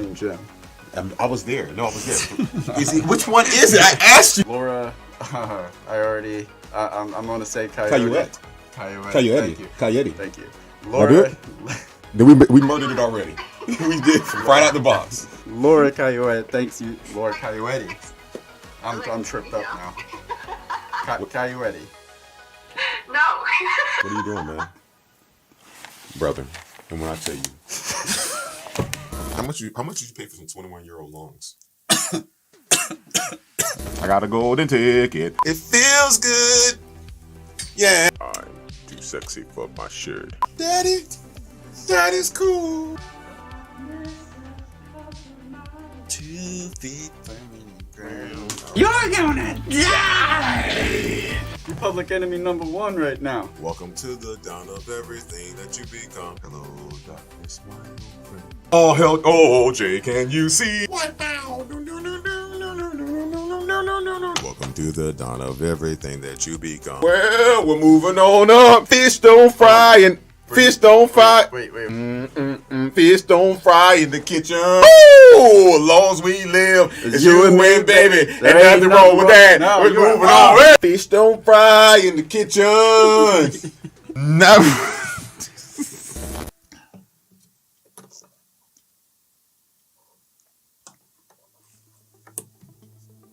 I actually have 12. What the fuck are you doing? Listen. Take those off. Because I have 12. Okay? I'm on beat. What do you mean? I will never be on beat. I just need you to look at her mouth. Is that too much to ask? Yes. Why? Because I don't need to know the words. And I have 12. So I'm looking at the camera. But I need to know the cadence. You don't need to listen to it. I have 12. I believe you have 8. I'm sorry, what? I can't. Your name? Oh, my name's Torian, which is a very hard. There you got it. Boom. First try. Yes. Torian? Torian. Torian, dang it. It's easy. Torian. Yes. No, I have 12. Okay. Oh, it's like DeLorean. Right. Flux capacitor. You get it. Yes. DeLorean with the T. Perfect analogy. Yes. Perfect. All right. DeLorean. We're just gonna do top 8. Because I don't feel like coming up with 2. I can get 10. No, I'm doing 10. DeLorean, right? Tomorrow. I'm obsessed now. Oh my God. I think we may go with that. DeLorean. We're going to go with that today. Yes. DeLorean Royal. She can call me whatever she wants. One case Tony. One case Tony. One take Steven, baby. One take Steven. One take Tony, baby. 1 + 0. One take Tony, baby. One take Tony, baby. Look at me. Money motherfucking making me. One take 30. Oh, how long we practicing that shit? They would have gave me those doors like the white schools. I wouldn't have to change. That's all I'm gonna. I've heard everything I'm gonna say. You get out of my courtroom. I'm gonna go drink and get caught up on TMZ. Chum chum. Oh yeah, I know. To tell you what I want to improve about this movie. Not your man when you said. Out of here, mister. And Tarantino, come on in. We heard your deep voice out there. Tarantino, call it. Okay, he's not coming. 1953. What the fuck? 1953. Who is that? Is that you? Thelma. Ah! Ow! What happened to our chick boom? Inkenschlag. Oh. Cut that part out. Down. Bam, bam, bam, ba, bam, bam, ba, bam. Bam, bam, bam, ba, bam. Is this yo-ho? Look at me.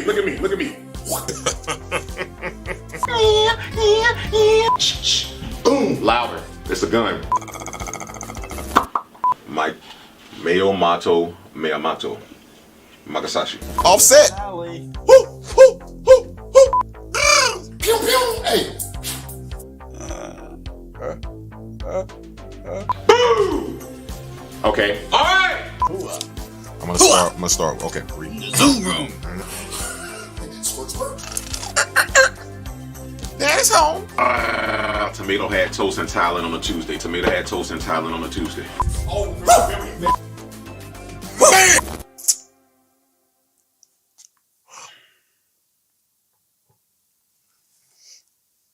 All right, guys, we are back. That's the fucking trailer live. I am Mr. Royal, as you see below me, myself 904 to my left. How do you come back with so much confidence after that montage that just played?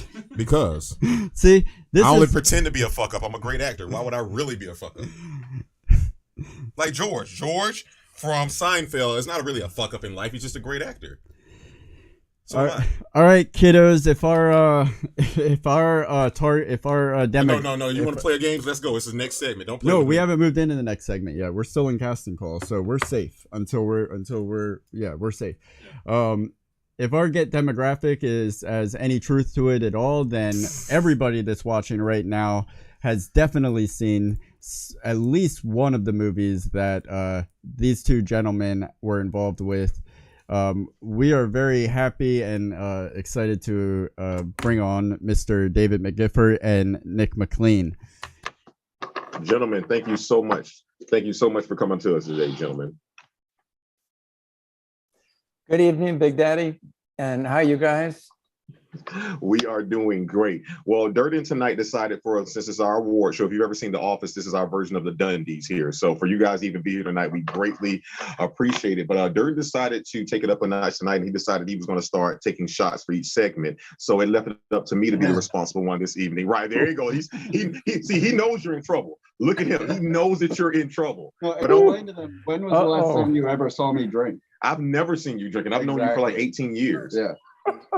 So let's do a live show and knock back 14 shots of liquor. There you go. I'll hold this for you. Thank you.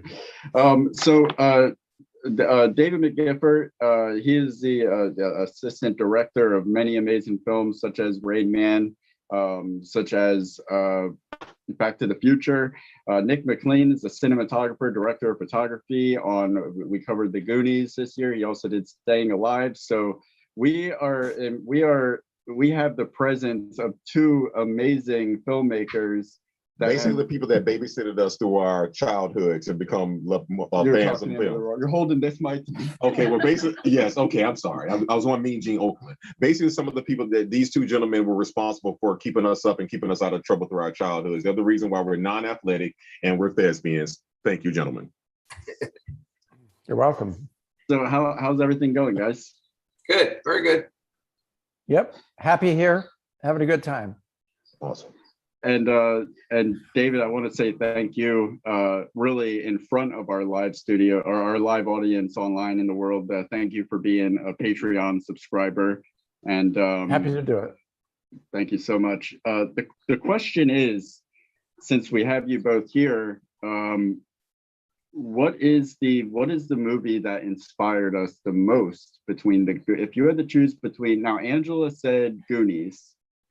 So if it were between Goonies and Back to the Future, what was the most influential for you growing up? For me? Yeah. Why are you making me do this?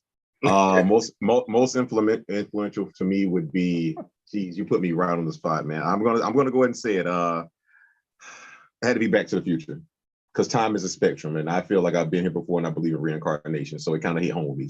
That's only the reason why. Both are classics. I would take both of them to a desert island, but Flux Capacitor going 88 miles an hour, Michael J. Fox with his limited career because he caught Parkinson's and he wasn't able to give us more of his life. Because see, we got Josh Brolin from Goonies, and he became Thanos, so we got to see him for decades. We didn't get to see that from Michael J. So I got to go with Back to the Future.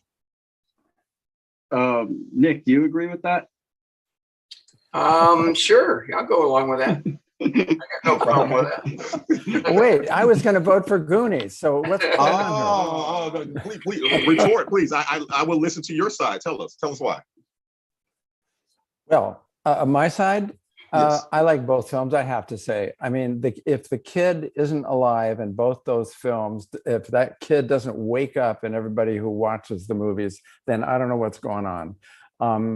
I can't separate them from my boyish, that's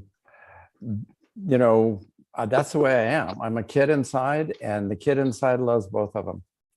And I know Nick's the same way. He looks real serious right now, but guys, he's not like that. I agree. Awesome. When was the last time that you guys got together? I actually saw Dave for the first time at one of our sound man, boom man's funeral. That's the last time I saw him. Yep. How did you guys meet? We went to high school together. Yeah. Oh, that's right. That's right. You said that. Yep. Well, Nick McLean, No, your mom is saying that mama, your mom is saying my mom is going to beat me up for the reincarnation comment. But go ahead, yes. Okay, sorry, we got our moms watching and being our our TV censors. It's too late. Gutty move, guys. Gutty move. So I know Nick, you were into sports. I can't remember. David, were you into sports as well? Yeah. Yes, he was. Nick McLean was the high school standout at my school on the big time football team. I was on the little guys team, the B football team. I did make first team all league. I played for 2 years. The second year I played more, and I just have to say, and Nick, you know this, I think, but the halfback on the other side, I was the right halfback on our football team, and Buddy Joe Hooker, a very well-known stunt coordinator, was the left halfback, and we played football together. Right. And I used to date Buddy Joe's sister. Oh man, yeah. It's LA, guys. We all know each other. World. Yeah, okay. After all, I don't think I remember seeing an intersection on IMDb between you two. But did you ever cross paths on film sets? No, but my son worked on Rain Man with David. Yep. Oh, okay. Nice. Yep. Nice. Yeah. And that's a pretty good connection to have right there. That movie was pretty special to the people who worked on it. I think your son would agree, Nick. Yes, he loved it. Loved it. It was a great experience, really was. Right. Let me ask you guys a question here. Something I want to know, because again, you guys come from the same generation, and of course, me and him come from the same generation. I want to ask you guys this: me and him have had conversations about film for quite some time, and what we say is nowadays everything's a remake, everything's a reiteration or a sequel. And what we say is, where has the writing gone? So let me ask you guys that: do you feel that way, or do you feel differently? Like, what are you guys' opinions on films versus from the '80s and early '90s, maybe even the late '70s to now? What we're seeing. What would you, either one of you? Go ahead, David. See, we're so good at each other. I missed the writing. I think I told you guys, I started breaking down the script for Back to the Future.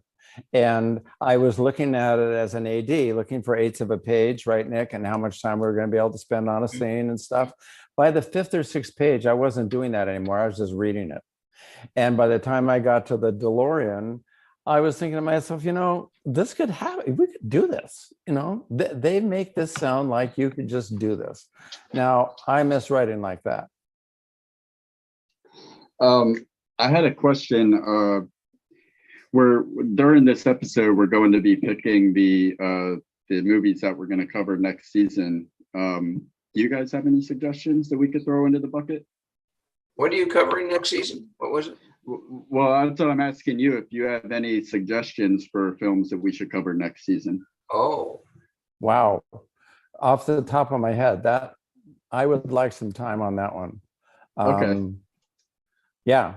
But if it comes to me. Okay. I would like you to cover Being There. Oh, yes. Peter Sellers. Okay. Yeah. Only if you're willing to come back on. Absolutely. That was actually my favorite project of everything I've ever done. That was it. Oh, yeah, that was a phenomenal movie. We watch it once a year, our whole family. It's unbelievable. Yeah, it really unbelievable is. Movie. Mm-hmm. No, it really is. The way it's shot, the way it's directed. I love that director. Oh my God. Did you ever work with him? I never got to. That was honestly the biggest disappointment of my work. I always wanted to work with him. And everybody that I knew who had worked with him, like you, loved the guy. I got a great story about Hal Ashby if we have time. Yes, we do. Please do.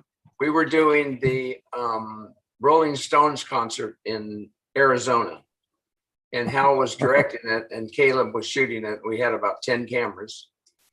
And all of a sudden I got a call to go back into the video truck. Hal wanted to talk to me because we've done a couple things together. And he wanted to ask me if I would give him a ride home when we got done. And I go in the video room, and Hal's laying in the chaise lounge with a IV in his arm. And I said, "What the hell's going on?" He says, "When I get around the Stones, I party a little too hard." I mean, it's the Stones. It's the Stones. Yeah. You got to party. So is that one of those like IV drips that you hear like where you get rehydrated and everything, ready to go? He was again? getting rehydrated for sure. I'm gonna need to know so much about it. Well, I don't know, but I want to know more because I feel like I'm gonna need one tomorrow morning. They work. So it I know. sounds like there's okay. I was gonna say it sounds like there's personal experience. Did you have a story that Yes. you wanted to share? Okay, please do. Not in that vein, but I mean, you know, Nick coming off of film is like a little low-level combat fatigue, right? Sure. You need to have your vitamins replenished. You need to learn how to let the adrenaline drift out of your system and get back into the routines of real life. But I just heard so many wonderful stories about Hal Ashby. I mean, you know, Jeff Wexler talked about all the time. Don Sufel talked about him. I've heard you talk about him when you were talking with Wayne Byrne. You know, I was something I always wanted, I hoped would happen. It never did. And it's not jealousy. It's just like, you know what, I would have learned something, I'm sure. And I would have been around a lot of good crew people. He had really good crews. Yeah, great guy. Yeah. Great director. If you guys could, if you guys could take, if you were stuck on an island, you can only bring three. Let's just say one movie. Shutter Island. Come on, we're live. Let's make it. Let's raise the stakes, man. Shut it up. If you were stuck on Shutter Island, you can only have one movie with you. What movie would you bring? Wow. I think I'd bring The Deer Hunter. Oh, look at you. Whoa. I don't know. Okay, how well that would be for your Look at David's like, I didn't know you were stepping it up like that. Let me pull out my. Okay, I'm going to come off the fogey list here, but I'd like She Wore a Yellow Ribbon. Wow. Okay, say that. Pronounce it. Say it. She wore a yellow ribbon. I'm gonna have to Google that. Bang. Who's in that? I've never heard of that. It's a very famous John Ford Western. Oh, okay. And it's a classic. It's got gorgeous cinematography in it. It was all shot in Monument Valley. John Wayne, the cavalry. I mean, the Indians. What more do you need? Yep. Yeah. I'm trying to ask myself that question. So how's that for a double feature on an island? The Deer Hunter and She Wore a Yellow Ribbon. It sounds like that's the film that you would want to throw in the bucket, right? Yeah, that's the only film to bring it on Shutter Island. Well, if you guys haven't seen it, absolutely. Okay, so I'm gonna get weird. I'm gonna step it up and get weirder. Hold on. Before you get weirder, I was gonna continue with two. You don't get to escape. You got to name two. The woman with the pink ribbon. What was it again? Oh no, say it again. How many shots have you had? Anyway, five. Okay, yeah, we're so I've had five. We got a light up, and you guys know about lights and everything. There's lighting on. He feels like he's being interrogated right now. He keeps looking up like someone's behind him. All right, I'm not going to tease anymore. She wore a yellow ribbon. She wore a yellow ribbon. Okay. Enunciate. Now, my two. I see you guys. Golly, man. I'm going to say Jackie Brown. And yes. One. Yes, no, he did too. No, he didn't. Yes, he did. He said, "How's that for a double feature?" What do you think? That's one. That's two. I only heard one. How many shots have you had? But I used Nick's movie as the other one. I see what you did. So I'm going Jackie Brown. Pam Grier, baby. I'd take A Clockwork Orange because if I'm going to be stuck on an island by myself, I'm going all the way crazy. Wow. You can just watch Vanilla Sky if you want to go all the way crazy. So,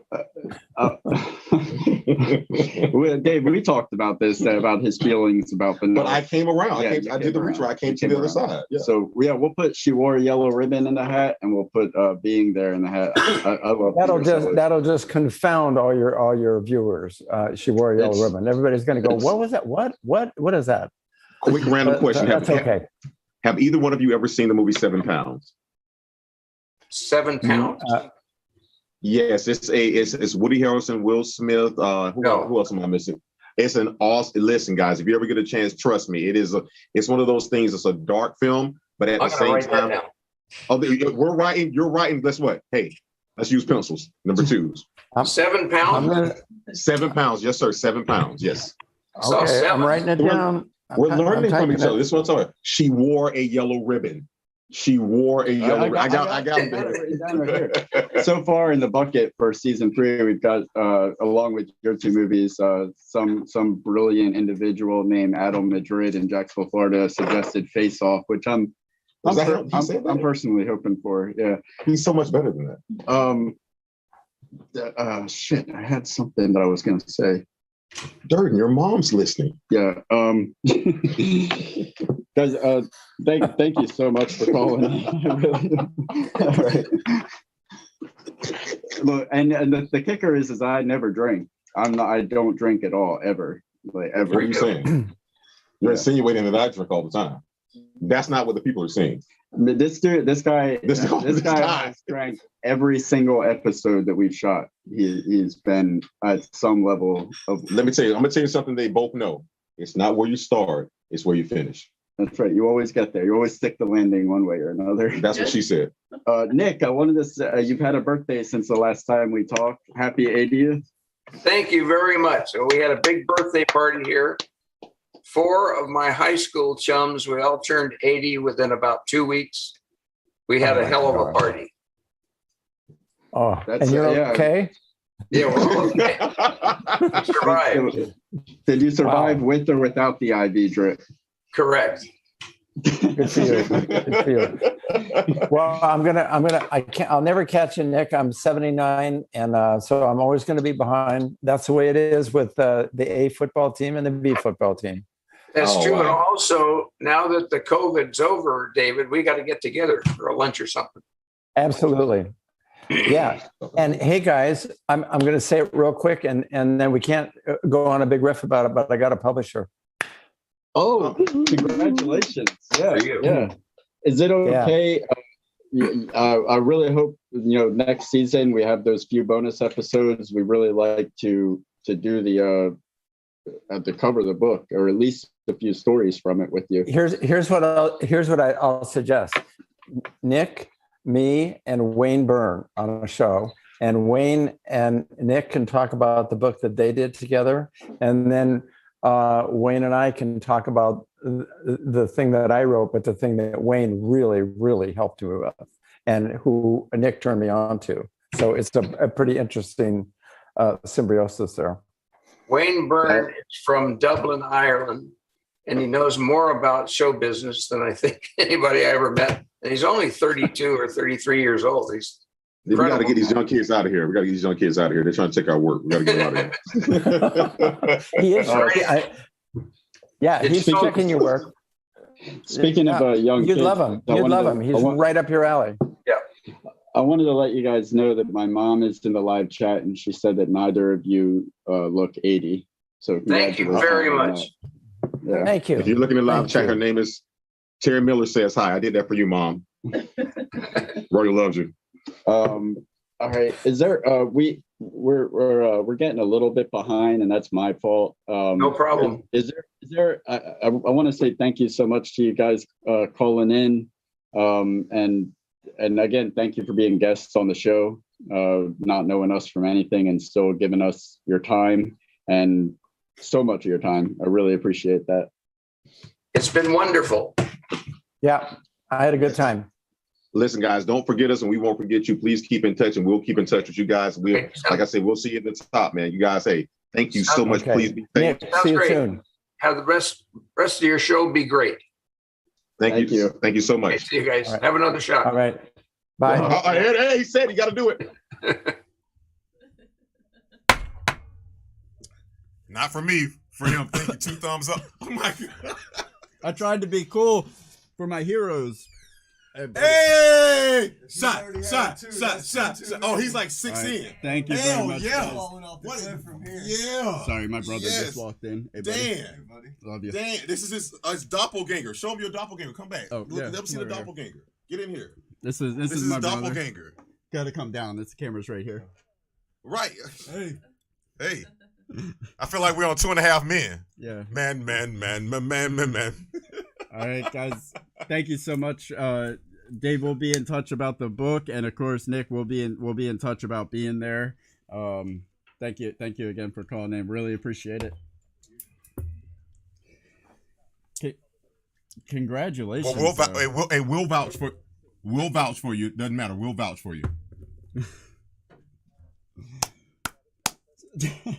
Yes. Right. Thank you. Take it easy, guys. Thank you. Yes, thank you.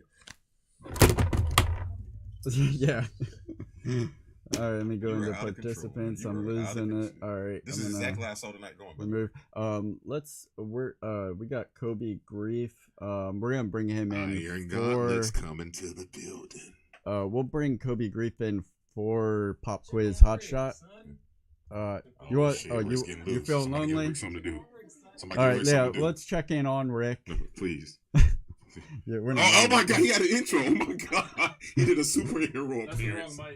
It doesn't even matter. I wanted it. Jesus Christ. He did a superhero entrance. He came. Do it again, Rick. Stop.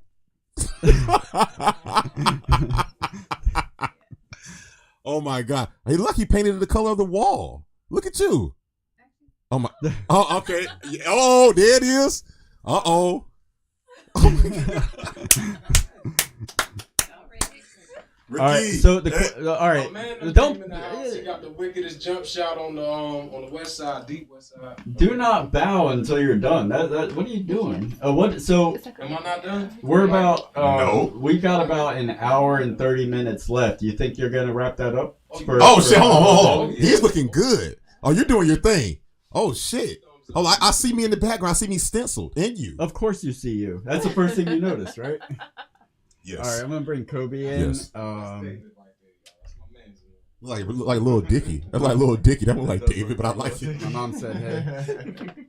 No, that look like the dude from Snowfall. Oh, Reed Thompson. Reed fucking Thompson. I told you you're Reed Thompson. Does Reed have a mullet? Reed has the best hair in the back business. We gotta write a character for David. We're seeing. Oh, Coby. Hey. Have you been drinking? You're sideways.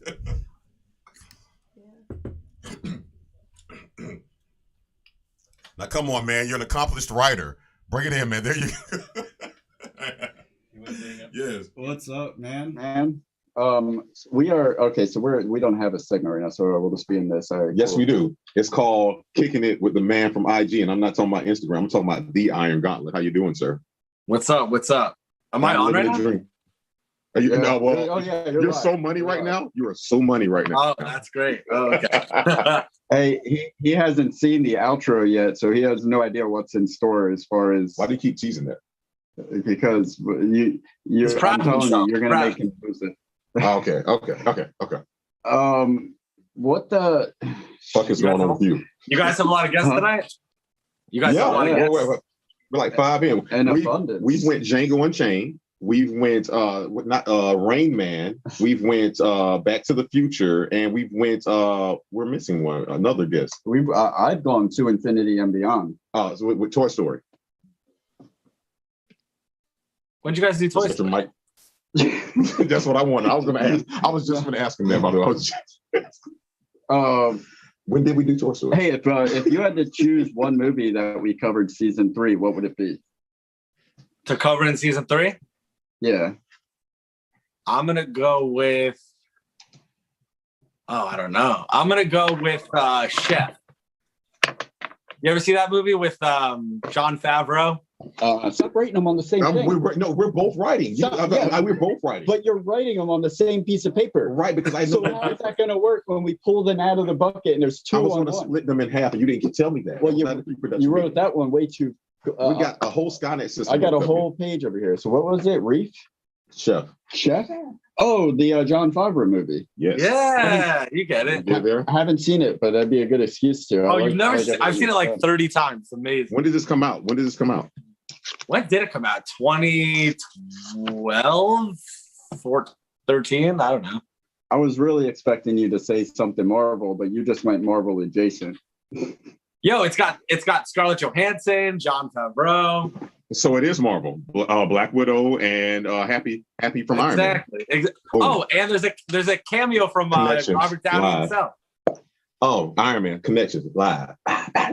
My stepdaddy said that was the most classic peace sign ever. I think I did did I do a weird peace sign, Marshall?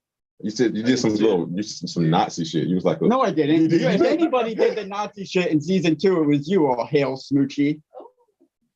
Hold on, let's go back to stepdaddy. We call him stepdaddy. He's stepdaddy. He's such a commie.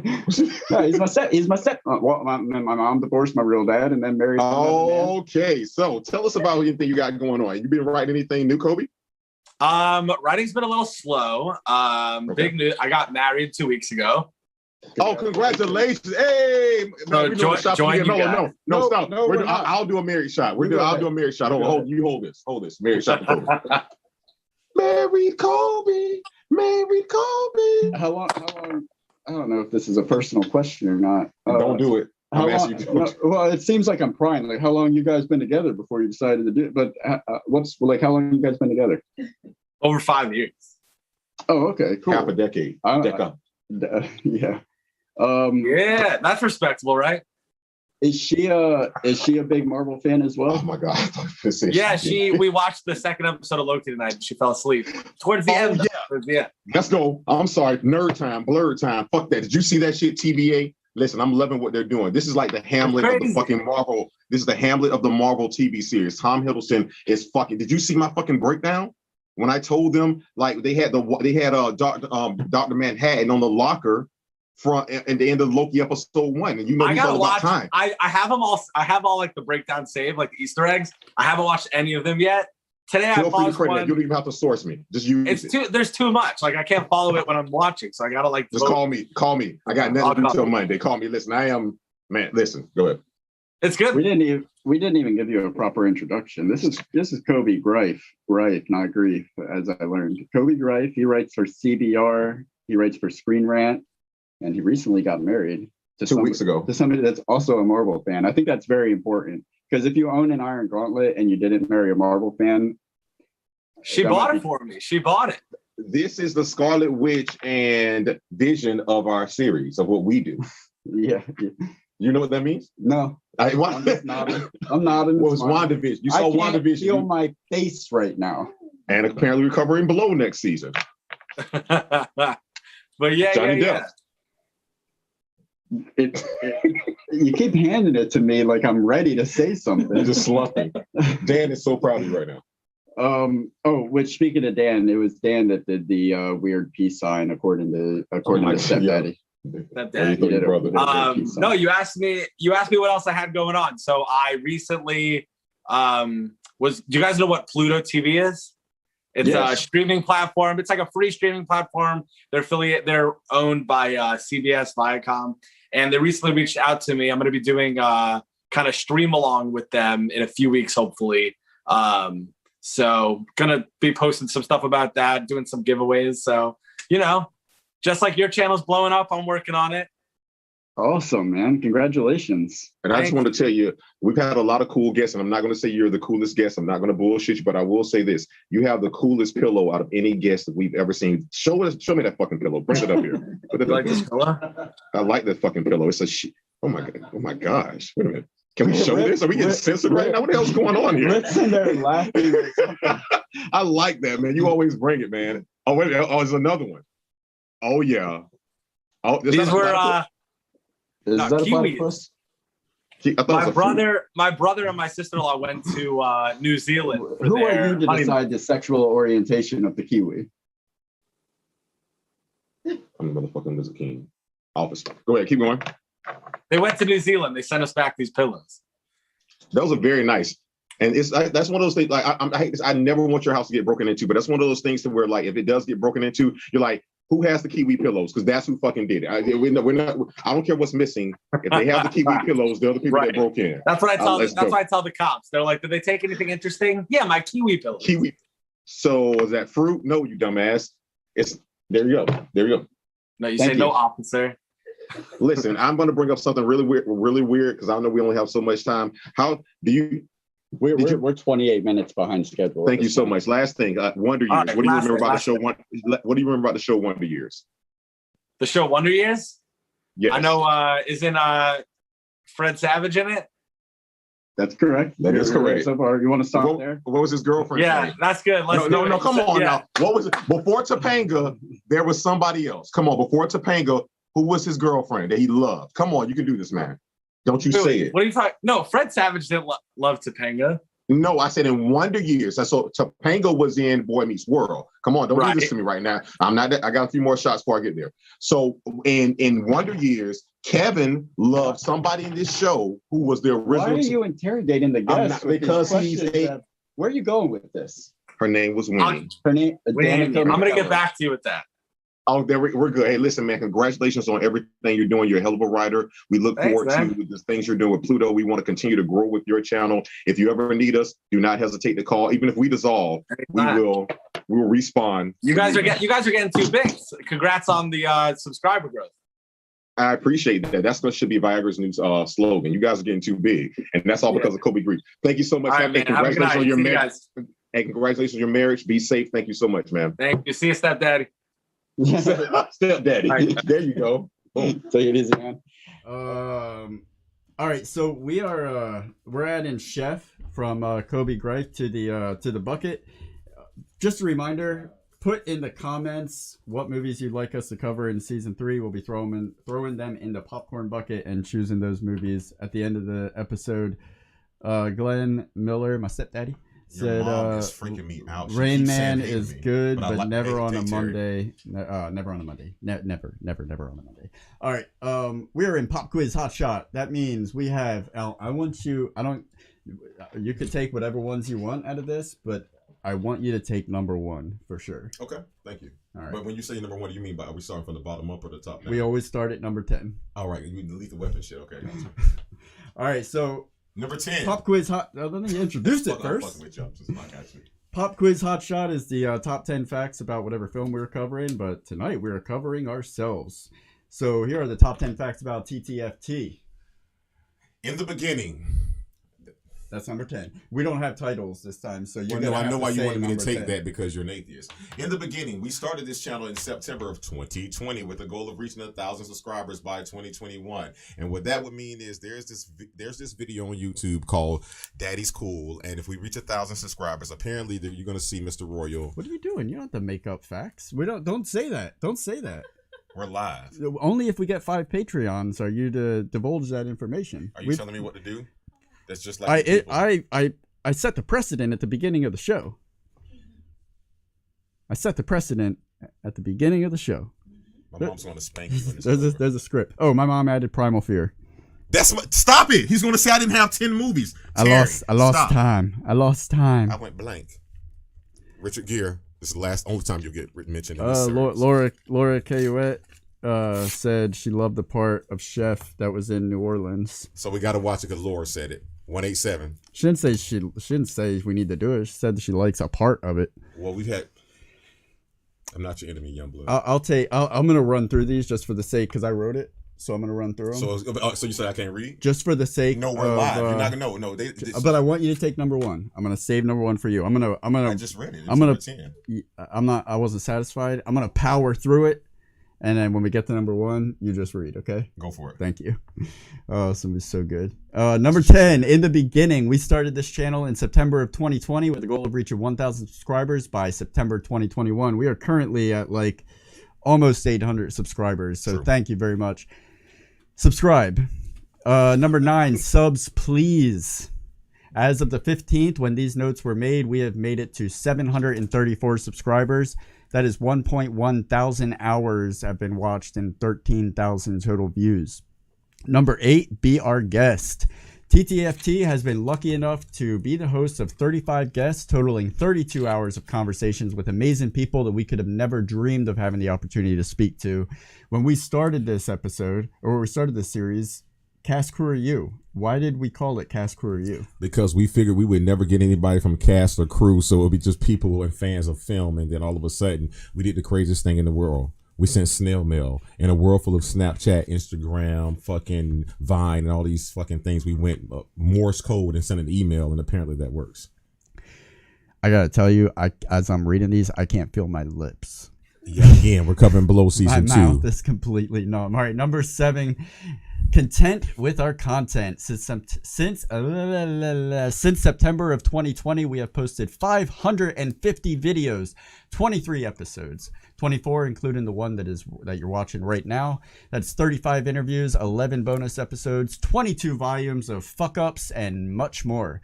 Number 6, origin story. Mr. Royal, give them the 90-second origin story, not the TTFT, but the prequel to TTFT, how you and I met, beginning with John Travolta, and go. So the year is 2000, and I don't know, maybe 4 or 5. I am attending UNF, not really attending UNF. One of my friends, Jason Washington, was there on scholarship. He went to a school that shouldn't have even given him a scholarship, but they gave it to him. With that being said, so I'm there, and I just wanted to attend college, but not really enroll, because I'm not really like a student of the book. But with that being said, fast forward, one day I was at his room, and there was an audition for John Travolta's movie called Lonely Hearts, which they were filming here in Jacksonville, Florida.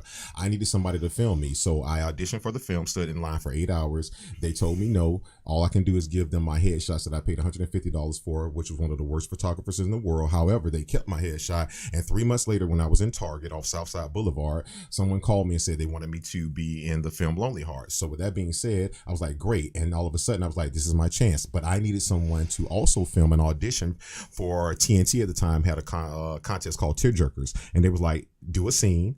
They had 3 scenes. I chose Jerry Maguire, Cuba Gooding Jr., and the guy that I met on the set of Lonely Hearts, Reggie, said, hey, I know a guy that can film you.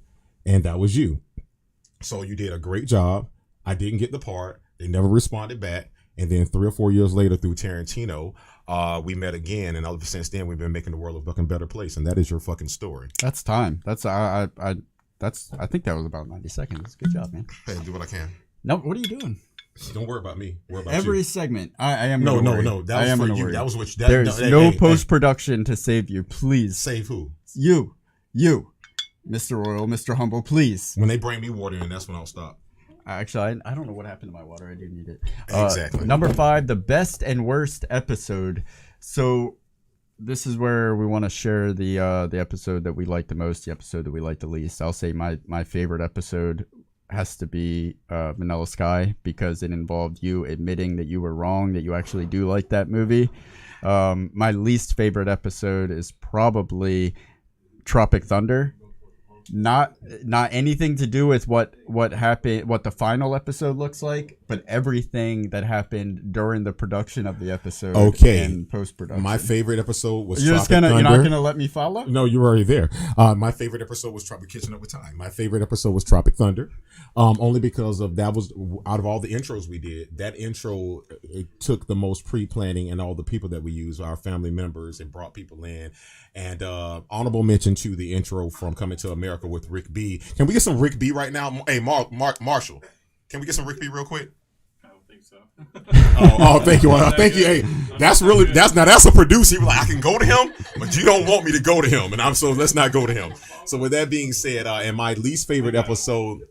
There he is. What Rick, are you doing? Turn Rick? around. Why are you being weird?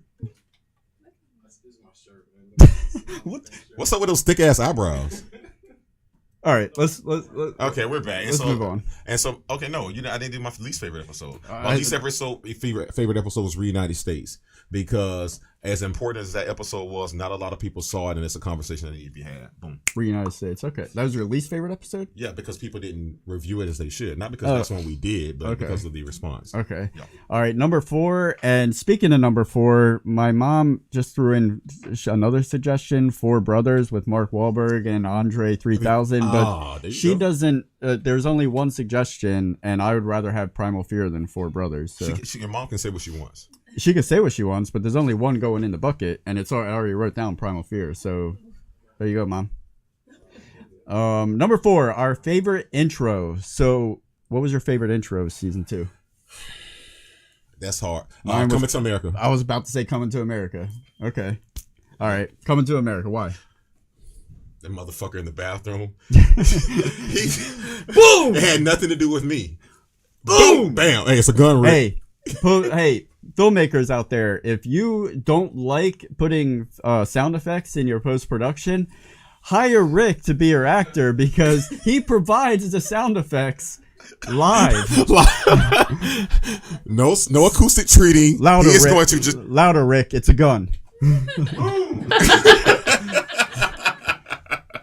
All right, number 3, veto card. So with everything that Royal and I do, we have something we call veto cards. It's a limited amount of veto cards to use each season that give us final decision power with no questions asked. So if there was one film that you would absolutely throw down a veto card on, what would it be? You know what mine is. You want to guess? I'm gonna let you go first. So clearly you feel some type of way. No, I want you to guess. There's a are this season or 2 seasons? No, it's not in a season. That's the point. See, Pixels. Hold that. Pixels. Yep, Pixels or any Scorsese film. Don't do what you're gonna do. I haven't went. I'm not going down that road. I'm not gonna go Killmonger if you're not gonna go Scorsese. Okay? I will not go down that road. Please, thank you. So even though he's a hackless, talentless piece of shit that's been coasting on his reputation for way longer than he should have. So, tell me how you really feel.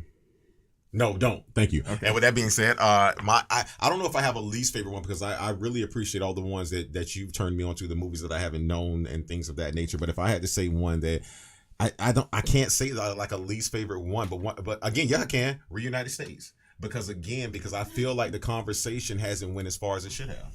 So holler at me, man. I'm talking. I don't think you. You said the intro. Oh, I'm sorry. You said intro. See.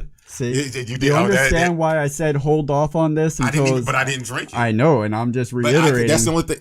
The question was. You want to do that right now? You have a veto card. What would I veto? Because this is live. I can't fix this in post production. I've got to course correct live. What I would veto is if there was any film that we have not covered that I said we should cover this movie. What would you say no to?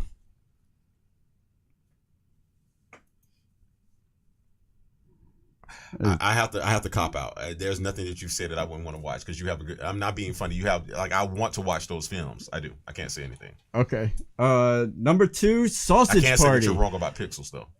I veto your thoughts. You know about what? Pixels. You know what? No. Go ahead. Go ahead. No, go. I will go. You want to go? I will. I'm going. Go? I'm going. I'm why? going. Tell me why you going, hate girl. Pixels. This is what they want. I'm not going to tell you why. I hate Pixels. I haven't even seen Pixels. That's the fucking problem. I just know the fucking problem is all I had to see was a trailer to understand that this is just Adam Sandler, like Scorsese, coasting on a reputation. You know what? Rick, can I get a blue moon? I left my number 10 open for the films that I want to suggest for season 3, and I'm going to suggest Pixels because I want to spend an episode ripping that movie apart.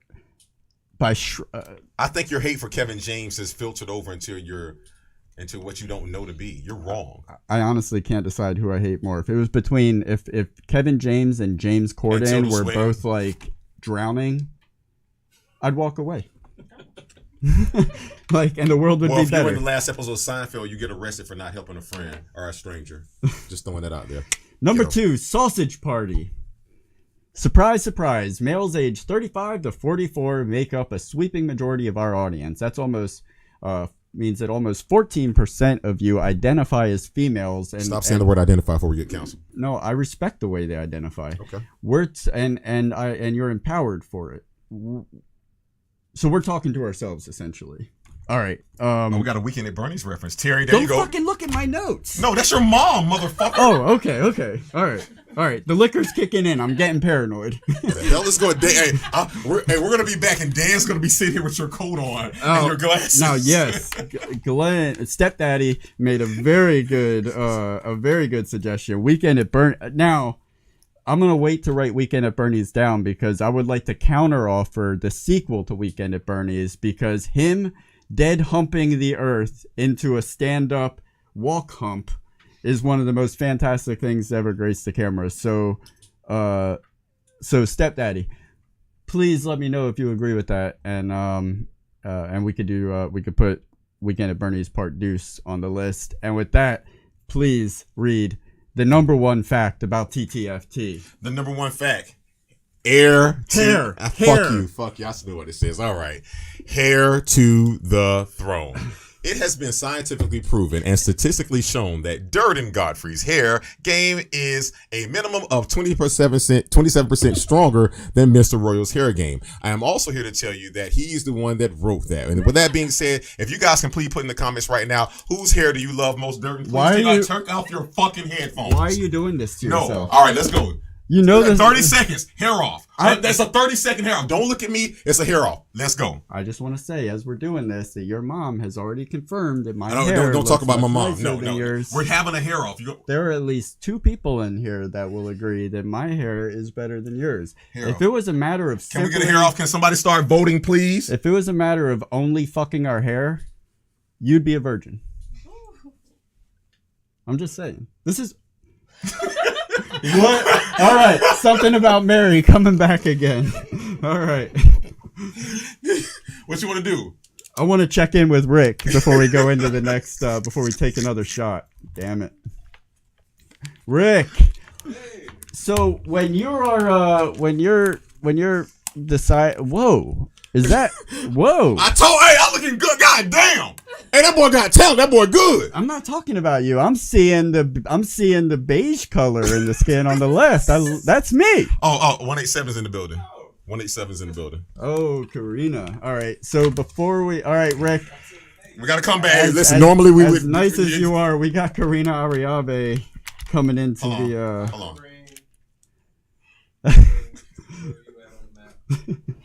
All right, we'll bring Karina. Where's the mic? Oh, there it is. Check. All right. So we're gonna.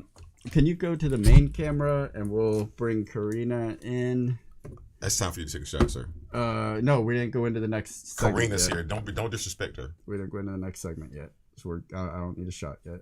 You roll. All right, there you are. Oh, she dressed up. Oh my goodness. Hey. All right. All right, guys. Before we get into the next segment, we have a surprise guest, Miss Karina Arroyave. You know her from Lean on Me and 187 and Dangerous Minds and TTFT and Orange is the New Black. TTFT. Yeah. How's it going tonight? Hi guys, it's so nice to see you guys again. It's going well. Torian, I learned how to say your name. I'm so excited. And I just can't hide it. Thank you so much. I appreciate that. Listen, I mean, I've known your name since Joe Clark didn't let you guys. You just want to take home ec. You know how to cook. You don't need to be taking home ec. So thank you so much. How's the live going? I just got home, so I don't know how it's been going. Home. Everybody's working again except us. My wife wants me to ask you about Orange is the New Black. Oh, please. Is she around? She just texted me. She provided no other explanation. I'm just supposed to ask you about, hey, Karina Arroyave, what about Orange is the New Black? Wow.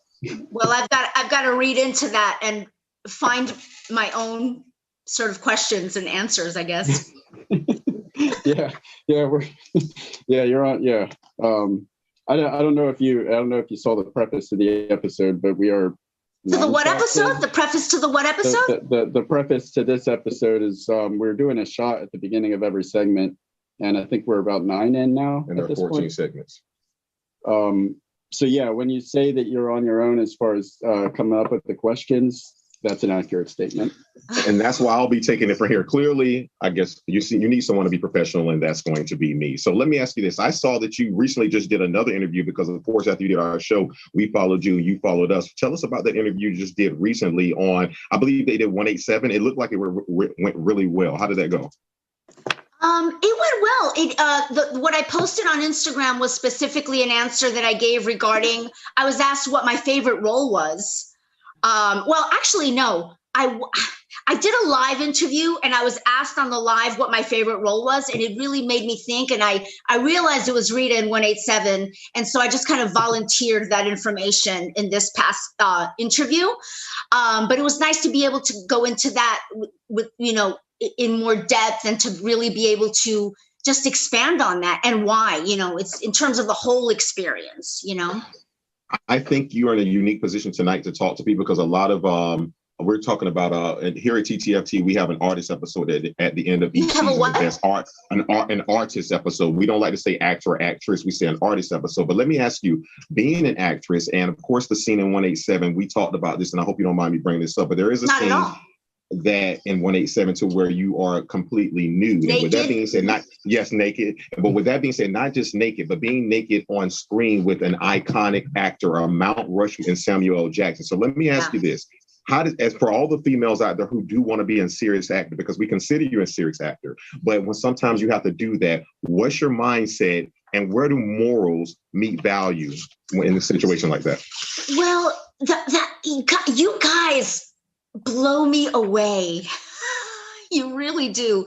That is a monumental question.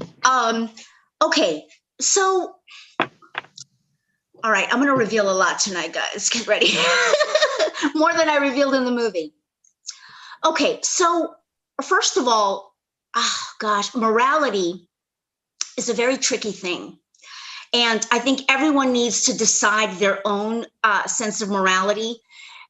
For myself, I don't feel that if I'm comfortable in a situation which I was with, because in that situation, it felt very necessary for the character. Do you know what I'm saying? Yes. So that was not a moral issue for me at all. And, you know, we've really got to be careful in terms of when we talk about morality, because there's a lot of hypocrisy. Yes. In morality.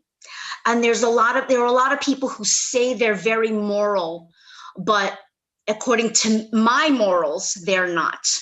And so everyone has their own definition. And but I think the main thing is for the artist to be comfortable.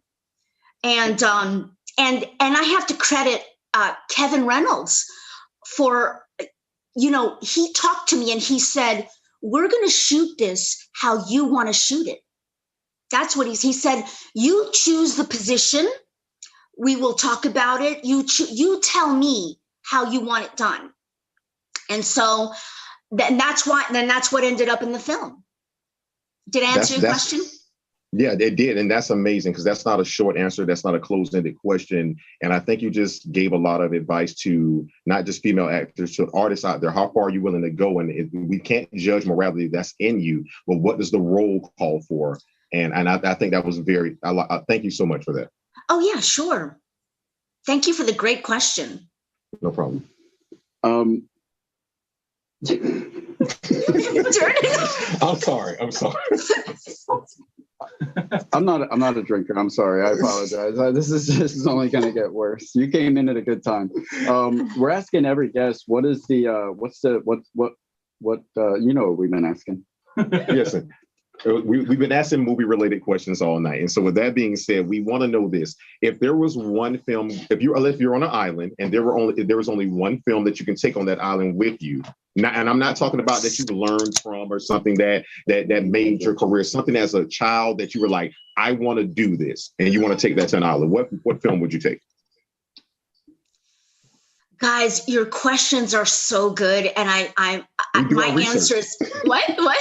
We do our research. But your questions are better than my answers. And this film is going to go in the bucket for one of the contenders for what we'll cover next season. Correct. So if you choose wisely, because it could be something we cover next season. You know the period that I always tend to go for is sort of 90s, 80s. You know, I have the films that I had on VHS because there was no streaming back then. And I would just watch those over and over and over and over. Okay, I don't want to take up a lot of time. So I'm going to say this movie. I'm gonna say After Hours by Martin Scorsese. Oh, David, do you want to talk about that for a moment? Mr. Royal will be right back. 2 minutes. Go ahead and take it, Dave. Where are you going? Don't worry about it. You talk to her for 2 minutes. I'll be back. I am worried about it. Don't worry about it. You got it. Go get him, kid. He's gonna bring a VHS of After Hours. Have you been watching this episode up until now? I haven't. I would have loved to, but I literally just got home. Yeah, I have a very sour spot in my heart regarding Martin Scorsese, and mainly because every single movie that I've seen of his is pretty much the same exact premise at the heart of it. It's a testosterone injected, just following some dudes around that I feel like all of his movies are for guys that wish they could kick somebody's ass but never have. And I feel like he's been coasting off of that his whole career. Have you seen After Hours? The funny thing is that I'm sitting here saying all of this and I've never seen a single Martin Scorsese film. Oh, except did he do Shutter Island? You gotta see After Hours. It's completely different. It's a comedy. It's his only comedy.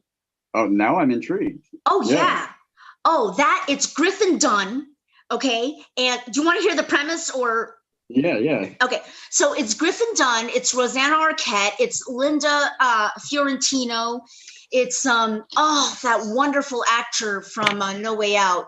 Oh God. Anyway, so Griffin Dunn he's this really lonely guy, right? And you start off with him just flipping through his cable channels. He goes, I won't tell you the whole story. I'll just give you a little recap. I'll just pretend I'm TTFT. So he meets Rosanna Arquette in a coffee shop, right? And he gets her number, and later he calls her, and she asks him to go down there, and he can't get out of Soho, okay? Because his money flies out the window, and it's weirdo after weirdo after weirdo that he meets, and all he's trying to do is get back home, and it's freaking hilarious. Cheech and Chong are in it. Oh wow! Well, It's such a great movie. I'm adding After Hours to the list. Yeah, I'm intrigued. Apparently, Martin Scorsese made a film that broke his own mold. He did a comedy. It's nothing like a Scorsese movie. Then David's gonna love it.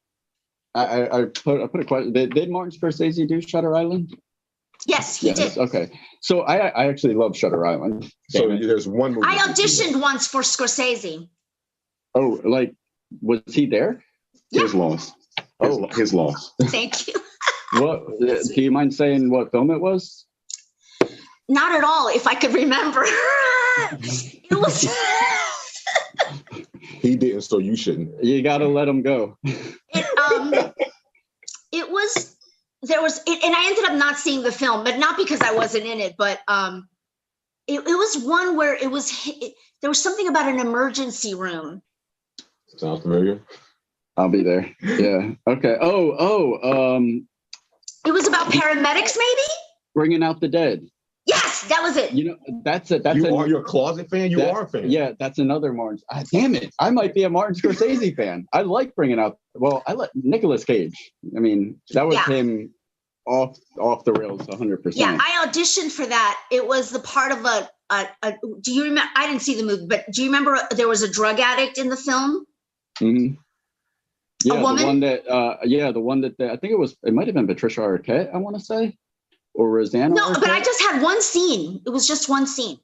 Yeah, there was somebody that they had to keep going. Well, it was implied in the story that they had to keep going back to her. It's like, why are you saving her? She's just going to do it again. I think it was that character.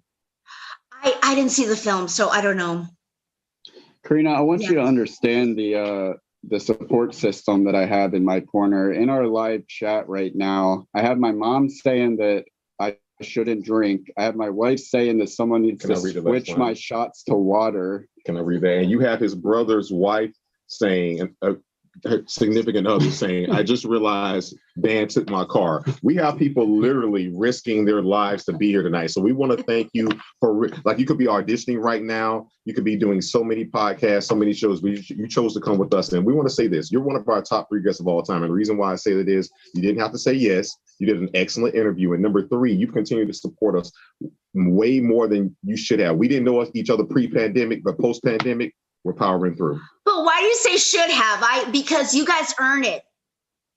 Oh, I'm telling you. Listen, thank you so much for saying that, because one thing I can say that you have in common with everyone else that we've interviewed is that they've all said one thing. No matter how talented you are, it is about work ethic. And you truly do have that, Miss Karina. And so do you. And so do you guys. Yeah. He's got the TikTok that you sent me saying his name saved on his phone. I did not save it. It was sent to me. I did not save it. It was sent to me, but I do have it. He says he's going to listen to it on repeat over and over again. I did not say that, but I said it with my eyes. Can we keep it real? Can we keep it teal? Okay. Karina, thank you so much. We're gonna we are so ridiculously behind schedules. Oh gosh, yes. Do your thing. Before you go, really quick, tell everyone where they can find you and anything you have coming out that you can talk about, please. Yes. I'm still unemployed. I mean, aren't we all? No, listen. I honestly, I think I've had tops 3 auditions since I last spoke to you guys. Wow. Yeah. Wow. It's rough out here for a pimp. No, wait. No, I messed it up. I messed it up. It's supposed to say it's hard out here for a pimp. I messed it up. Damn it. I was trying to be so. Terrence Howard, shout out. She's hard out here for a pimp. Sing that shit. I went out with his brother, by the way. I don't know why I'm just mentioning random facts. A brother or his brother? His brother. Okay. Yeah. Well, hey, man, we're gonna have to. Man, oh shit, motherfucker! You been watching Empire? No, man, I watch Hustle and Flow. Yeah, you got just happy Juneteenth, Karina. You guys have happy Juneteenth for sure. You guys have no idea how badly I want to be in that room right now. Well, we're about to move on to the next segment. You're not moving anywhere. I've been waiting to hear that my entire life. You're not moving anywhere. We're about to move on to the next segment, which means that we're going to have to do another shot. And you could be in the room virtually with us if no, dude, I poured some out into that cup. I saw that when I was gone. Okay. My third eye's open. Right. Come on, let's do it. Karina, we're going to do a shot with you before we go to the next segment. Okay. Here's to your career, much success, and guess what? Listen, you always listen to Mr. Clark, and Mr. Clark don't play. Here's to you guys and your second season. Thank you so much. Hey, we'll talk to you soon. We'll see you in season 3. You've been awesome. If you need anything, please let us know, okay? You guys as well. Thank you guys. Thank you. Be well. Bye-bye. So should I You can say, hey, listen. Just tell your friends to subscribe. That's all you got to do. Yes. Thank you so much. Oh, she shares. Thank you. Subscribe. Have a great night, Karina. And I hope the auditions pick up soon. Yeah. You deserve it. Yeah, thank you guys. All right, have a good one. I'll try to tune into the rest of the show. All right, thank you, Karina. Thank you so much. Thank you. Okay, good night. Wow. Okay, bye-bye. Really quick, guys, shout out once again to our shout out to our producer Marshall Malone. This gentleman right now is doing something that's never been done in TTFT history. He is bringing you a live. We're running like 17 programs right now, and we're also babysitting Durden. So with that being said, oh, look at the producer cam PC. He said, "Yeah, I know you don't have an iPhone. You're such an Android, aren't you?" No, actually, I do. All right, just shut the fuck up. No, I loved you. Hey, hold on, Magasashi. What was yours? No, what was yours? Tell us yours again. Tell us yours. I changed it to Tamagotchi. And I know you changed it. Yeah. David Durden, what was yours? Pikachu. That shit's weak. Pokemon. That shit's weak. Hey, shout out real quick. No, shout out to your brother. Your brother's here. We did that. I know, but you accused him of being a freaking commie. So once again, shout out to the original. When you asked about where the podcast idea came from, remember me before you were here and you replaced your brother because you didn't want to pay him.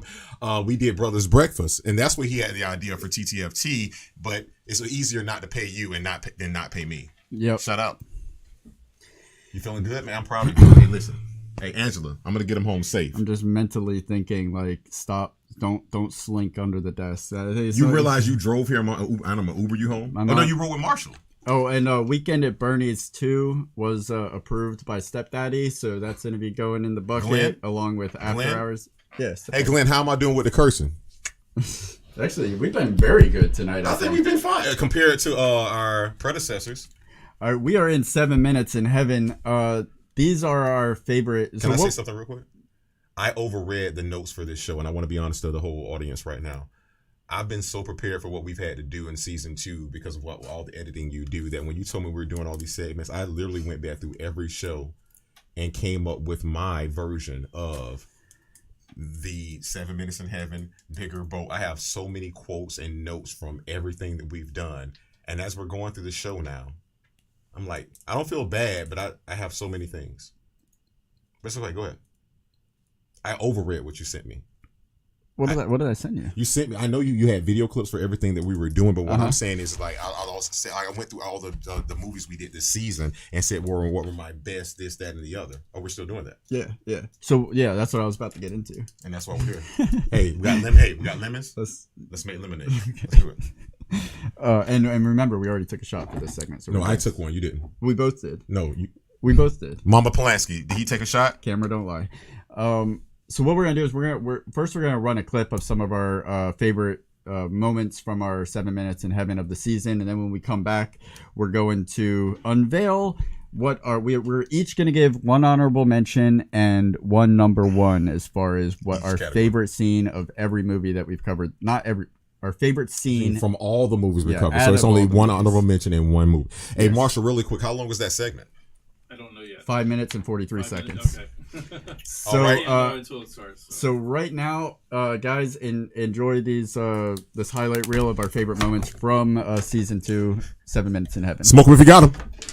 I'll pay you $1 million for one night to have sex with your wife. Guys, this brings us into our next segment, and that was an indecent proposal, but this is going to be a decent segment. 7 Minutes in Heaven. Good Vibrations begins playing as he begins to realize that he's lucid dreaming, and then as the music builds, he bursts out at he pulls the mask off and reveals his face is still messed up, and then he bursts out of the door as the music comes to a crash, and he's like, I want to wake up, tech support, it's a nightmare. Brother, and when I tell you the beat of the fucking year, and I mean this of 2008, Bill Hader, Tom Cruise, Matthew McConaughey, the scene. Pecker is looking directly into Hader's and Cruise's face, and he says, they're going to kill him. When I tell you the best duo in the last 9 years, these motherfuckers do not break character. When I'm talking about Hader and Cruise, and I quote, and we'll weep for him in the press. That motherfucker, dude. You want me to treat them like white folks? No. Let me come back with that. Quick, let me be abundantly clear. What's that Jimmy name in town that play with the little metal? I've always felt like I'm an American and that I can call this home, but I started to question that in 2016, and specifically not question it because I didn't want it to be home, but question it because of the whole Muslim ban thing. And I'm not a Muslim, but do you know if I'm not a Muslim? Because you can't really tell, you know what I mean? So that's what scared me. And after I started to kind of start to ask myself these questions of like, what does it mean to be American? Questions that I've always asked in myself my whole life growing up, but then after the 2016 election started to kind of feel that way. It was just so heartening to see that, like, yes, I am an American and there are Americans that look like me, and being American is not about the color of your skin. It's not about how rich or poor you are. It's about that. It's about just that ideal of striving to be better, of trying to build a family, of, trying to love and to heal and to be a part of this nation. My number one is the sexual chocolate show. Turn around, ladies. Show them there's a god. That whole... No, please keep going. I want to hear it. No, I want to hear it. No, I'm cool with it. Go ahead. Go. I want to hear it. That's I'm just letting the audience know. But what makes that scene so great is when the woman next to them like abruptly stands up like, yes, Lord, and their reaction like, what the hell? These gentlemen are going to recite the school. Let me do this record. These gentlemen are going to recite the school song. I don't want anybody to move. Nobody. There may be 5 seconds into this song. Mr. Darnell picks up a piece of paper and he's like, Mr. Darnell! Mr. Darnell! I said, nobody move. He was like, but I was picking up here. Hey, silence! Go to my office! Immediately! I was picking up fast.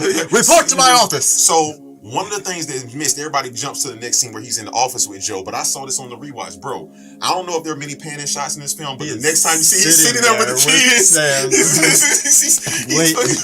And the other thing about that was he was always so afraid of failure. He was like, it wasn't about being successful, it was about not being a failure. And he was willing to fail over and over and over again at like, I've come to bargain, fail. I've come to bargain, fail. I've come to bargain, fail. So not only was he willing to die, he was willing to fail, which is almost worse for him. This is why you guys have to pay attention to film, listen, and don't let anyone distract you. When he's being released from that police station, I argue this is probably one of the best top 100 scenes ever in life. And the reason why I say that, he's being released. Robin Williams is at his all-time best. He's uttering so much stuff. But if you listen, one of the reporters says, "What about Hu Wong Fu?" He like, who? I don't even know that bitch. She's been down on everything except the Titanic. I was like, yes, and yes. He don't touch my ass. He said that same Titanic line in Good Morning Vietnam. Oh, Hannah, you slut! You've been on everything but the Titanic. Stop it right now. I did not know that. Now that's a connection. This is the atheist of connections. I'll be the Lord. He'll be the atheist connect. But no, very good. I did not know that. Yeah, and I didn't know that either until I did the research. She's been down on everything except the Titanic. Somebody touched my ass. I've been shot! Salmonella! The officer is like looking at him. He's like, then I ask you again, how you come to be out here with no clothes? And he goes, I got on an overcoat. And the way that the dude looks at him after he says You that, slacking me? No, are you jacking with me? Oh, no, sir. Don't jack with me. Yes, sir. The kid goes, I'd sit up to VCR. Smack! Daddy loves his little boy. I love you too, Daddy. Daddy loves his little boy. And then he's like, I did set it up though. Smack! Then when it cuts to Joe Latruglio, the neighbor, and he just like, the beat on that is so quick when I don't know what his son did exactly, but Joe Latruglio slaps the shit out of his kids. Like, I'm sorry. You want to talk about dumb bitches? Steph is. Whoa, Steph, what are you doing? No, I said you want to talk about. No, Lady in the Tramp, the movie. Steph, when they're getting the when they are under the wishing well, that dumb bitch says, "What are you doing?"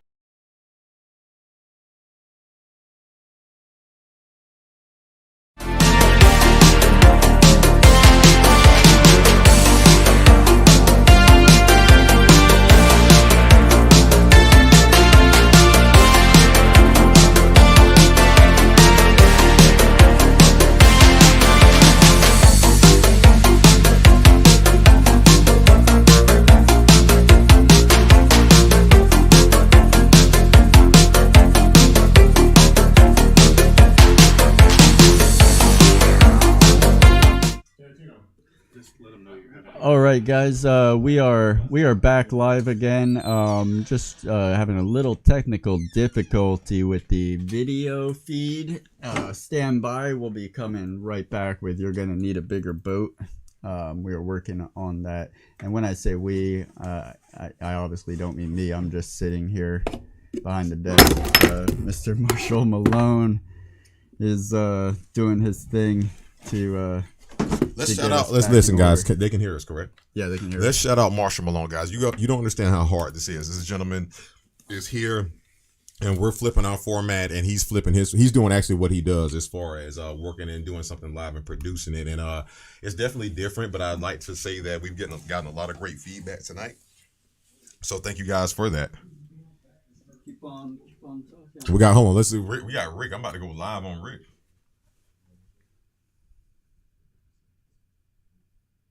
I love these comments.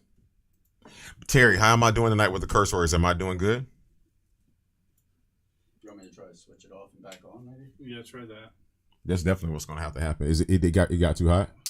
Oh no, the camera's still running. It's just not picking up on there for some reason. Oh, okay. No, what you want to do if it's doing that, take the actual cord out and put the cord back in. Not on your end, Marshall. Dirt on your end. What's the last actor's name, yo? Huh? Karina Arroyave. Arroyave. Just go to our page. She follows the TTFT page. I'm gonna put it on the Be Right Back. All right. Good job, Marshall. Thank you. See, you gotta have.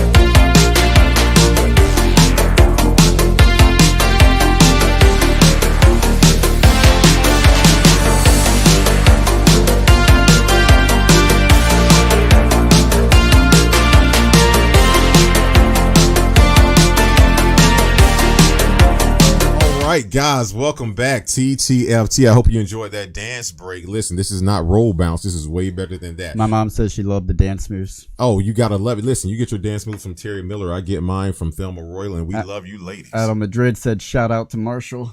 Oh, shout out to Marshall. You know why Alan Madrid said that? Because he knows what it's like to edit, produce, and have to make stuff yourself. So listen, kid, you're the future. If we don't make it, you have to. Skynet. I'm fixing it. I know you. Yeah. Oh, there. Oh, what transition was that for my Adobe Premiere Pro fans? What transition was that? Come on, Durden. That was a cross dissolve. That was not cross dissolve. It was an echo. I didn't see it. I saw it. All right, we're back in connections. Are we? Yeah. 7 minutes and 11. If I listen, guys, you didn't. Okay, so you missed this. I want to say this one time in case we didn't say it enough. Again, it's definitely, guys, listen. Without any production is never done by one person, so it's not just the director or the actor. It's people behind the scenes as well. So, Mr. Marshall Malone, guys, definitely check him out. He is. Listen, people find each other. It's not about talent is one thing, but work ethic is the true talent, but they don't want you to know that. So we want to shout him out and give him all the praise that he is due today. Because even when he fucked up, because we fucked up so many times, he had something in place for a fuck up. And you know what that's called, kids? Preparation. No, he didn't fuck up. He didn't. No, the internet fucked up. There was just, when you're doing something like this, technical difficulties. It's bound to be fucked upness. Yeah. And that's my point. He got us back in like 3.5 minutes. No, he didn't fuck up, but he definitely was prepared for the fuck up. And I like that. All right, before we move, I got you. No, I'm just kidding. Oh man! Before we move on to the next segment, just want to remind you guys, we are watching these comments live. So let me read some drop the. Oh, I already read them all. We're caught up. Now, did you read them live? Yeah. When? Yeah, just now. But happening. Everything is happening now. It's happening maybe now. ask everybody what they think about. Yeah, let us know in the comments what you think about Rick's drawing. If there's something that you want Rick to include on this drawing, put it in the comments. We'd love to. Can hear, I say one thing right now? With it, yeah. I've seen Rick rap, I've seen Rick act, I've seen Rick dance, and I've seen Handy Quack when Rick's done paintings before. But oh my god, oh my god, yes, Marshall, yes, yeah. Oh, I look so. God damn it, man! I'm gonna buy this from you. Just cut my head. Cut my head out of that. I didn't know you were that fucking talented. That looks like me. That's a weird ass shirt. That looks like that looks like me. Zoom in on that, Marshall. Can you get in on that a little bit? Zoom in on it. No, Just move. I want that's somebody screenshot that. Oh my God, are you looking at me? Yeah, I see you. I see you, Rick. Ew. So let it give us something real weird that Rick can include on this in the comments. Something not too crazy because we only have about an hour and a half left. So not too crazy, but let us know in the comments what you want Rick to include. Also, be sure to put in the comments what movies you want us to cover in season 3. We're going to be picking those at the end of this episode. And reminder, we have all of our awesome pieces of wardrobe from season 2 that we are willing to give to you if you subscribe on Patreon. We are trying to get 5 Patreon subscribers during this episode. So go to patreon.com TTFT show and subscribe. Help us do what we're doing here. Let us know in the comments once you do that, and we'll unveil the wardrobe from season 2, and you could pick something, and we'll get it mailed to you. And again, if we get to our goal of 5 Patreon subscribers by the end of this episode, you are going to find out what we are going to unveil once we hit 1,000 subscribers on YouTube. So, anyways, and what is Angela's? My wife says Rick needs to include your beverages you always have. And what she's talking about right now is Blue Moon. This segment is sponsored by. She's talking about Coke. Put that shit down. Okay, I see what she's saying. Yeah, I see what she's saying too. Coca-Cola and Blue Moon. No, Blue Moon. Coca-Cola and Blue Moon. No, Blue Moon. Coca-Cola and Blue Moon. I'd rather the kids drink beer than Coca-Cola. The movie Go came out. All right, LOL Jack's Film Festival just said Go came out in 1999. I believe now.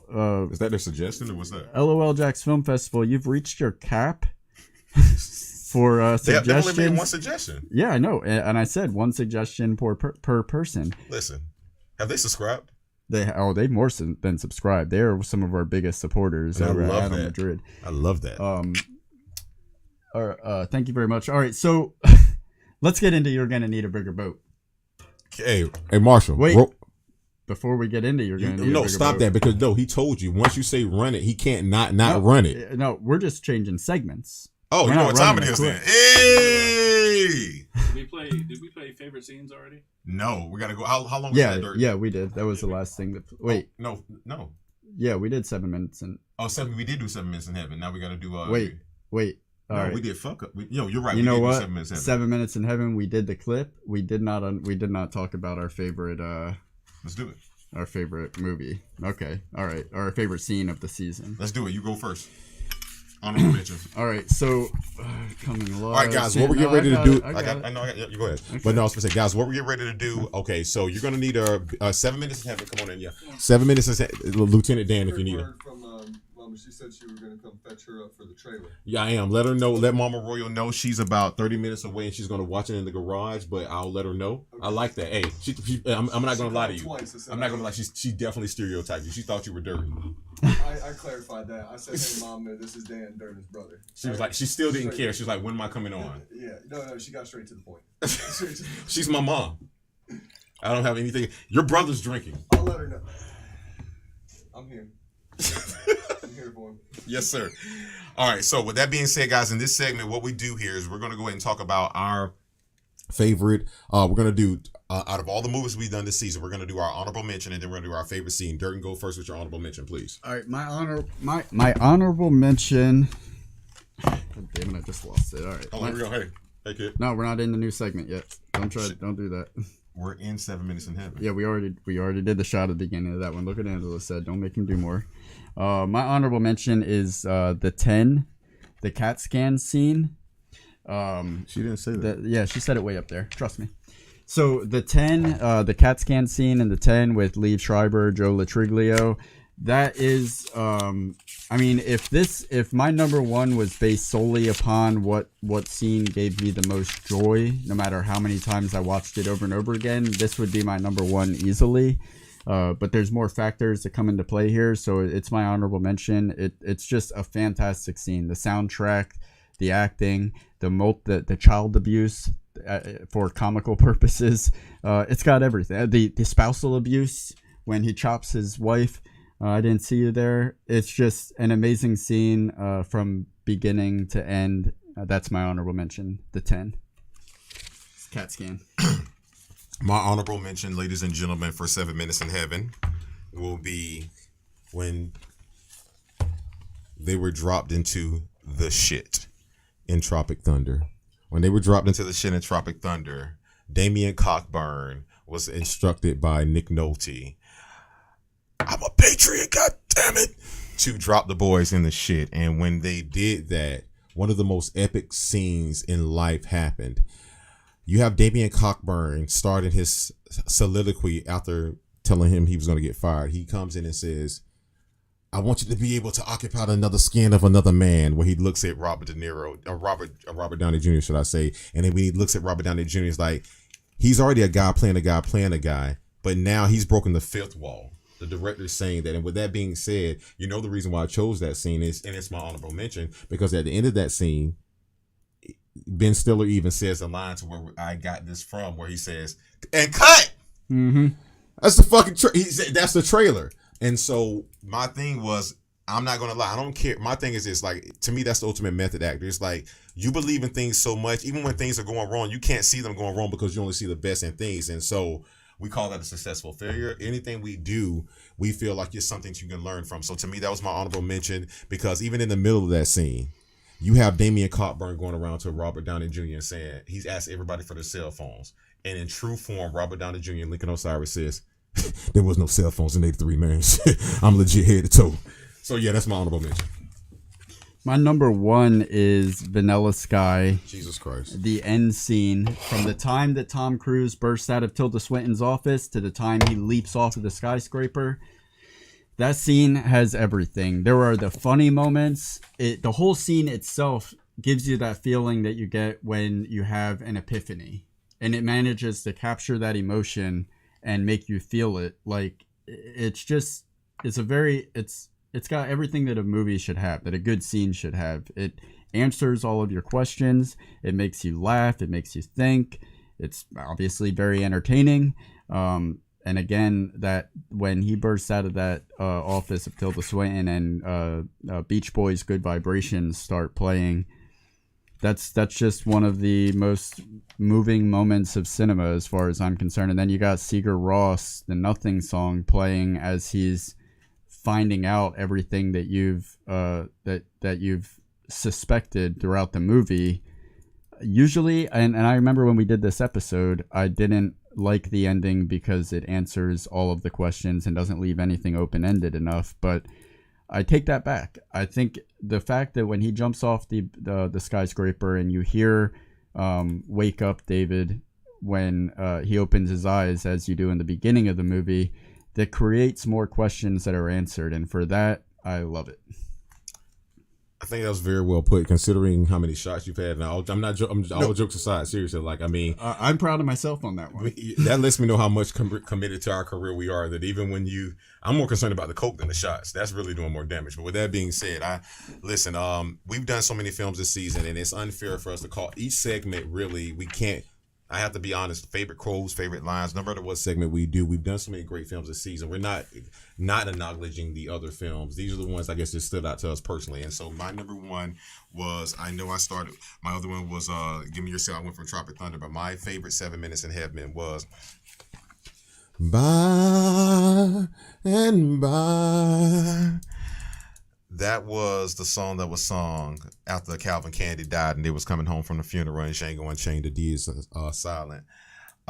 When they came home and you have Jamie Foxx at the top of the stairs, let me tell you guys something. There's one thing as such as great writing, but to me, when great writing jumps off the page is when you tell me Calvin Candy died in one outfit and the motherfucker that they held responsible for it is Jamie Foxx was sent to a slave factory to die. Not just some slave factory, but he was sent to one.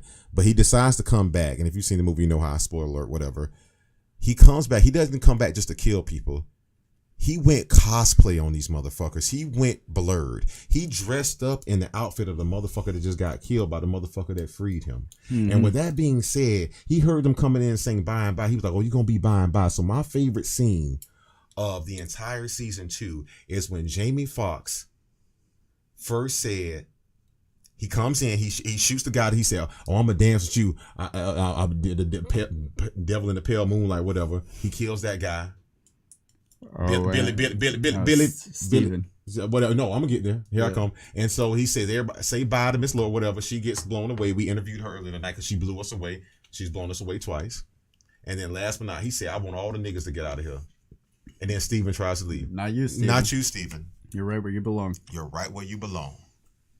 And with that being said, that goes back to what Calvin Candy, Leonardo DiCaprio said earlier in the movie. You two should hate each other. They hate each other.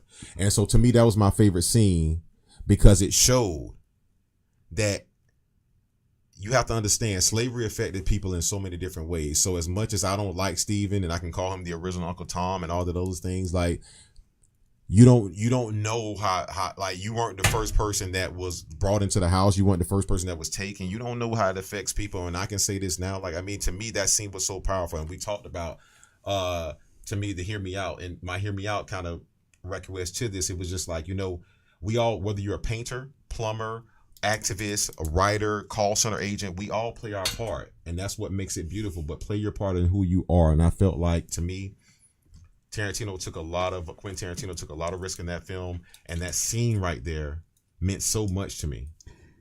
All right, so Vanilla Sky, Django Unchained, those are our two favorite scenes. And I see our producer, Marshall, has looked at his watch 3 times during this. I understand we are an hour behind schedule. Is that what you're looking at your watch about? So, yeah. Okay. All right, let's speed it up. Let's go. All right, so with that being said, we are going to move on to You Are Going to Need a Bigger Boat. Go, Dirk. All right, so you're going to need a bigger boat. These are our, first of all, it's another segment, so God damn it. All right, you're going to need a bigger boat. Hold on.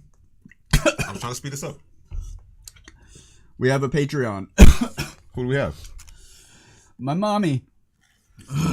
She just became a badass motherfucker, which means, Mom, not only did you contribute $35 a month to the series, thank you very much, but that means you'll also get different merchandise every few months just for that. But on top of that, we will. I'll see you like this Saturday at Landon's birthday party and Landon and Emma's birthday party. So yes, I'll bring the wardrobe that's left for you. All right, guys, and thank you, Miss Miller, again, guys. This brings us to You're Gonna Need a Bigger Boat, and that's a reference from the movie Jaws, and that means our favorite lines of the film. We're gonna do one honorable mention and one top scenes. But before we do that, we're going to go into a clip of our favorite quotes of the season. And Marshall, take us away. They said I couldn't do it. Look at me. Speaking of dialogue, let's move on to You Are Going to Need a Bigger Boat. I don't care if God calls. I'm very, very busy. It made me feel like he was Jerry Maguire for a second when he said that. So I really like that. Epic. That's like the Titanic parable. Like where even God can't sink this ship. Yeah. You know that ship's about to go down. It's going down hard. Same thing with David Ames, and he comes out and says something like that. It's like, okay, there's only one direction somebody can go from After saying that. level. It's one thing to be an atheist, but to be an antagonist, is exactly. different. Yes, very nice. Thank you. you. You can not believe, but don't antagonize. Yes, thank you. Don't admit. Yeah, if you believe there's a God, don't be stupid about it. So let me ask you this real quick. Did it remind you of, you remember, because we talked about this movie, A Time to Kill? Remember at the end, Matthew McConaughey says, he does this whole soliloquy, and at the end he says, now imagine if she was white.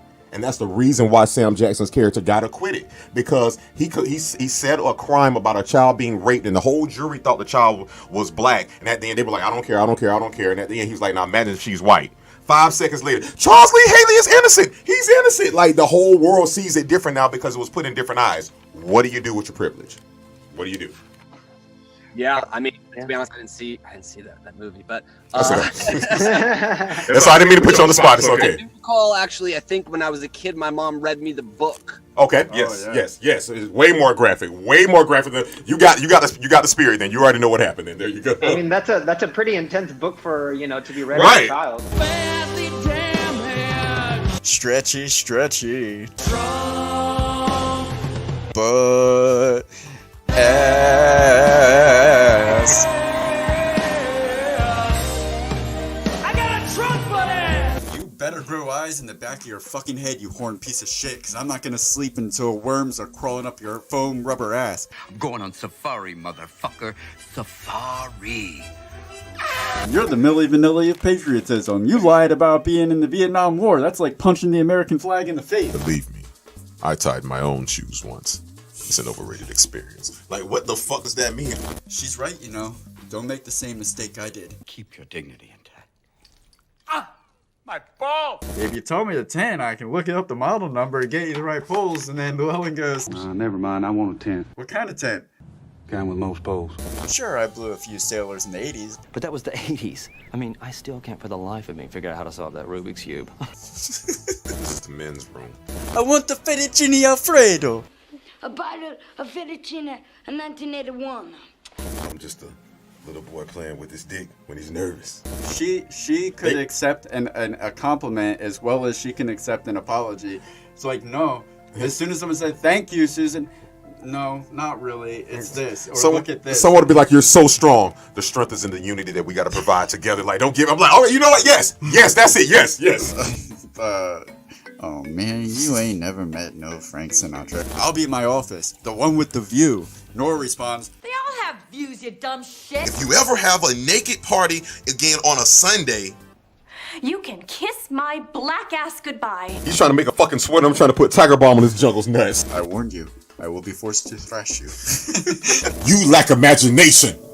No, you lack a spine. You got a good man there, Nora. Good man there, Nora. And he meant it. What business is it of yours? Where I'm from. Friendo. Smack. Smack. Hold it back. Think about it. Smack. Someone said, well, that's white privilege. And he was like, I don't really agree with that term. It wasn't like white hood racist. It was just like, you don't want to hear the truth. And it goes back to what Soul says. Listen, it's okay to have it. It's what you do with it. You grown a mustache. Like, what the Mother Nature just pissed her pantsuit. That's great. For a minute there, I thought we were talking about a fucking mask. I thought I was fingering her. It feels the same to her. Don't you get it, Steven?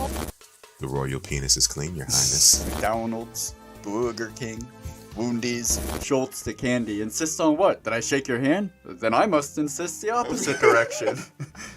You was falling in bathtubs, laughing your ass off. The man is beneath me and so is his daughter. You know how many people I know in San Antone? That's how many. Except they will be staring down the barrel of a gun. You know what? You're bad vibes. I gotta blow. What is that, velvet? I don't read the script. The script reads me. It's Doctor. Mr. Doctor. I was always a little Chinese worker. You dumb fuck. Are you not entertained? King Kong ain't got shit on me. They used to call me Crazy Joe, now they call me Batman. And I could keep going on and on and on. And welcome back, guys. TTFT. Why you coming back with so much energy? Well, like you've been sitting here the whole time. I've been sitting here. You've been outside smoking your cigarettes, doing what you have to do, being professional. All right, Terrence Papatino has let us know that we need to tighten this shit up a little bit. So I'm gonna take heed of Papatino's advice. I suggest you do too. The goal is to get out of here by 12 o'clock. We'll be out here waiting for that. See, you do. I'll be there in 98. I'm waiting on you. We're gonna need a bigger boat. So yeah, you're gonna need a bigger boat. So we got from the season, every movie that we've done, we have chosen one honorable mention and one number one as far as our favorite line of dialogue. So my honorable mention comes from No Country for Old Men, episode 2.9 of TTFT. This comes from Javier Bardem when he goes, "What business is it of yours where I'm from, friendo?" I like that. My honorable mention will be from Django Unchained, The D is Silent. Jamie Foxx in the Abbott and Costello routine with Christoph Waltz, where he says, "Y'all want to see something? I like the way you die, boy. Are you sure that's him? That's brittle. Yeah? Are you positive? No. You're not positive? I don't know. What do you mean? I don't know what positive means. It means you sure? boom, kills the motherfucker. I'm positive he's dead. Yeah. That's my honorable mention. What makes that line so great is all of the story, all of the character development leading up to that moment. You want them motherfuckers to pay so bad at the hands of Django. When someone goes Abbott and Costello, Django, and fucking Indiana Jones in one scene, I think that says it all, right? Yeah. Oh, he did. Yeah. He did that. Yeah. My number one, Vanilla Sky, yet again. Same scene, from the same scene as my scene, 7 Minutes in Heaven. Mm-hmm. It's from that scene. The quote. It's Kurt Russell as McCabe, or as you like to call him, Macabre, or however many. They wouldn't know that unless they watch the show. Subscribe. Okay. Yeah. Where he goes, "I'm real." B. I love that. I'm real. Kurt fucking Russell. Again, just like that scene, it has everything. That one line, which it's literally that line of dialogue is 4 words, 2 of them repeated, and it says so much. It's nuanced. It makes you. Let me just go to my notes because my memory. We're not behind. Nuance. It's funny. It's kind of prolific. It's layered. It does so much with so little. It makes you laugh and it makes you think. So, and the delivery, it just brings so much joy. I'm real.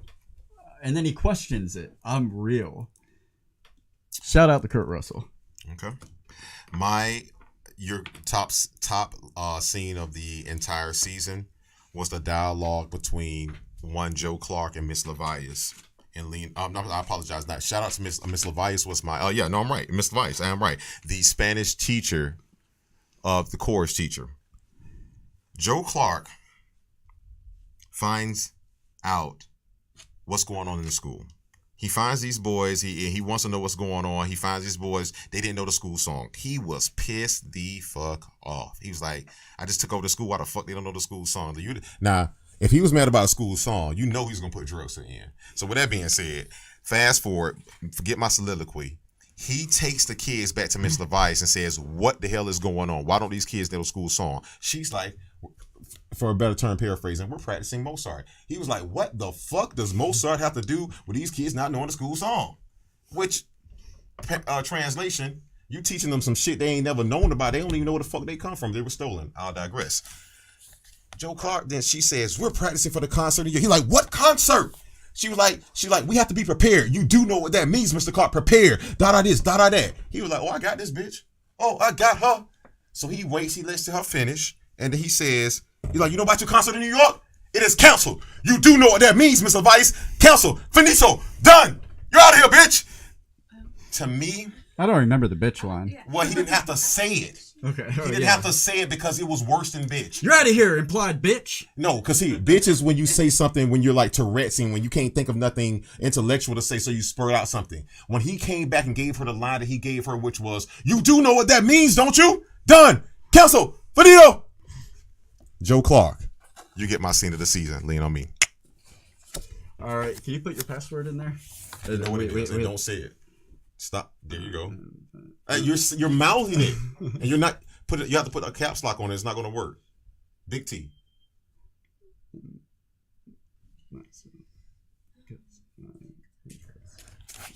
Where's my shot? You ready? All right, we're gonna go into. All right, wrong password. We're gonna go into our next segment, which is Scene Stealers. And with that, guys, Scene Stealers are where we take the artists of the season. What it is, we've reviewed over 11 films this season, and we've broken them all down. And with that being said, the artist of the season is where we choose male and or female who really stood out. So we're gonna have one honorable mention, and we're gonna put somebody on the board with everybody else. Yes, we are. No honorable mention. Look, we got everybody on the board. Oh, we're doing everybody. Oh shit, we're doing a process of elimination. Let's go. So you go first. You go first. All right, starts with me. As you can see on the board, we have every scene stealer from every movie that we've covered this season. Vanilla Sky was. Vanilla Sky was. Cameron Diaz. Tropic Thunder. Lincoln Osiris. Robert Downey Jr. Django Unchained. Christoph Waltz. Coming to America. The GOAT Eddie Murphy. Lean on Me. Timeless Morgan Freeman. Strange. Tilda Swinton. Strange as fuck. That's the Smoochie. I Love You, Robin Williams. No Country for Old Men. Javier Ramirez. The 10. The 10. Let me stop it. Leaf Shriver. Yep. Goonies.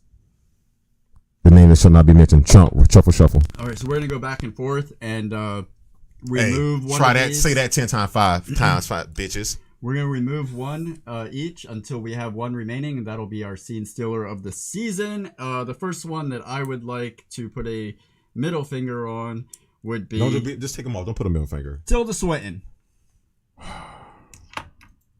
Fuck you, Tilda. There you go. I've been waiting all season for this. Leave Shriver. What? What? It's my choice. All right. Don't be racist. Oh, let me scratch these off so I know what we're doing as we're doing. And it's like 7 black people up there. It's Juneteenth. Somebody's going to cancel you. All right. Jeff Cohen. Oh. Goonies. Oh, you took the safe route, you sick fuck. All right. He's not even acting anymore, so it's I not don't want to gonna hear hurt that his shit. feelings. Cameron Diaz.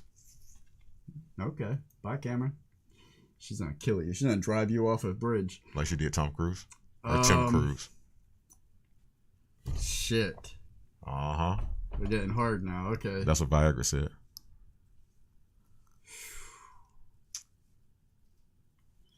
Christoph Waltz. Oh, you like Javier. Okay. Wow. Okay. Eddie Murphy. Morgan Freeman. Damn. Happy Juneteenth. We're down to only the white people. Are we? Well, one of them is kind of white. Robert Downey Jr., get out of here. You did a great job, but you cannot be rewarded. Veto. Veto?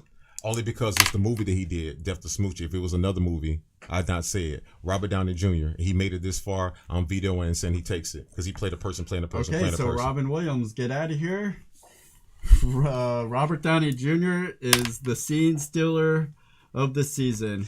Hey, Juneteenth, that's 2 black people in a row. Season 1, Pam Grier. Season 2, Robert Downey Jr. Lincoln Osiris. We made it, baby. Oh man, that's crazy. Is it? But no, I mean, seriously, all jokes aside, like seriously, because here's the thing, I'm doing that because of this new generation that's out here saying all this cancel culture. Listen, I know what blackface is. I hate blackface. I hate when people do Asian face. Like, it's one thing to be funny and make and have fun with people, but when you vehemently just are hateful and make fun and try to demean people and belittle them, that's a problem. So what he did with Lincoln Osiris was one of the best things I've ever seen and made me say I don't feel any type of way about that. When I saw Robin Williams addressing Mrs. Doubtfire, I didn't think he was trans or gay. When I saw Tu Wong Fu, I didn't think Wesley Snipes, John Leguizamo, or Kurt Russell were gay. And if they were gay, who gives a fuck? Be who you are. That's all I'm saying. And when you can transcend what people's stereotypes are, now that's art. Congratulations to Robert Downey Jr. Lincoln Osiris. You made your people proud. Iron Man. And we're going to move on to... we're going to move on to Fxxks Given. Are we moving on? Wait, no, not Fxxks Given. Wait, shit. Scene Stealers. No, we're out of Scene Stealers. Cast Crew You. Yeah. Shit! What? With that being said, yeah, we're into Cast Crew and You. All right, guys. First and foremost, we're on to Cast Crew and You. As David takes a shot, I would like to let you guys know we would like to say thanks to the amazing guests we've had this season. Let's start with one, Mr. David McGiffert. Thank you so much, sir. You didn't have to say yes to our response. Michael G. Keogh. Listen, sir, you had the best shades that we've seen out of anybody. Johnny 123 Vedovich. Listen, you're the best drummer since I've seen Rainn Wilson play the movie The Drummer. David Pressman. Thank you so much, sir. Listen, again, you didn't have to respond as well. Jeff Kahn. Listen, I've never seen anybody be Durden's match. If Michael B. Jordan is my doppelganger, you are Durden Godfrey's, and I thank you. I wish you were here tonight to keep him on. Oh, I really wish you were here tonight. Listen, Jeff, I'll see you at the table, Reed. Hold on, Jeff Kahn. Hold on, because I forgot to go. Let's check in on Rick real quick. Got my brother in there with Rick helping him out. Apparently, we got some action going on in the bathroom. Hey guys, Dan, where you going? I think I just painted your brother I like just in the bottom corner. I just tried to cut to you.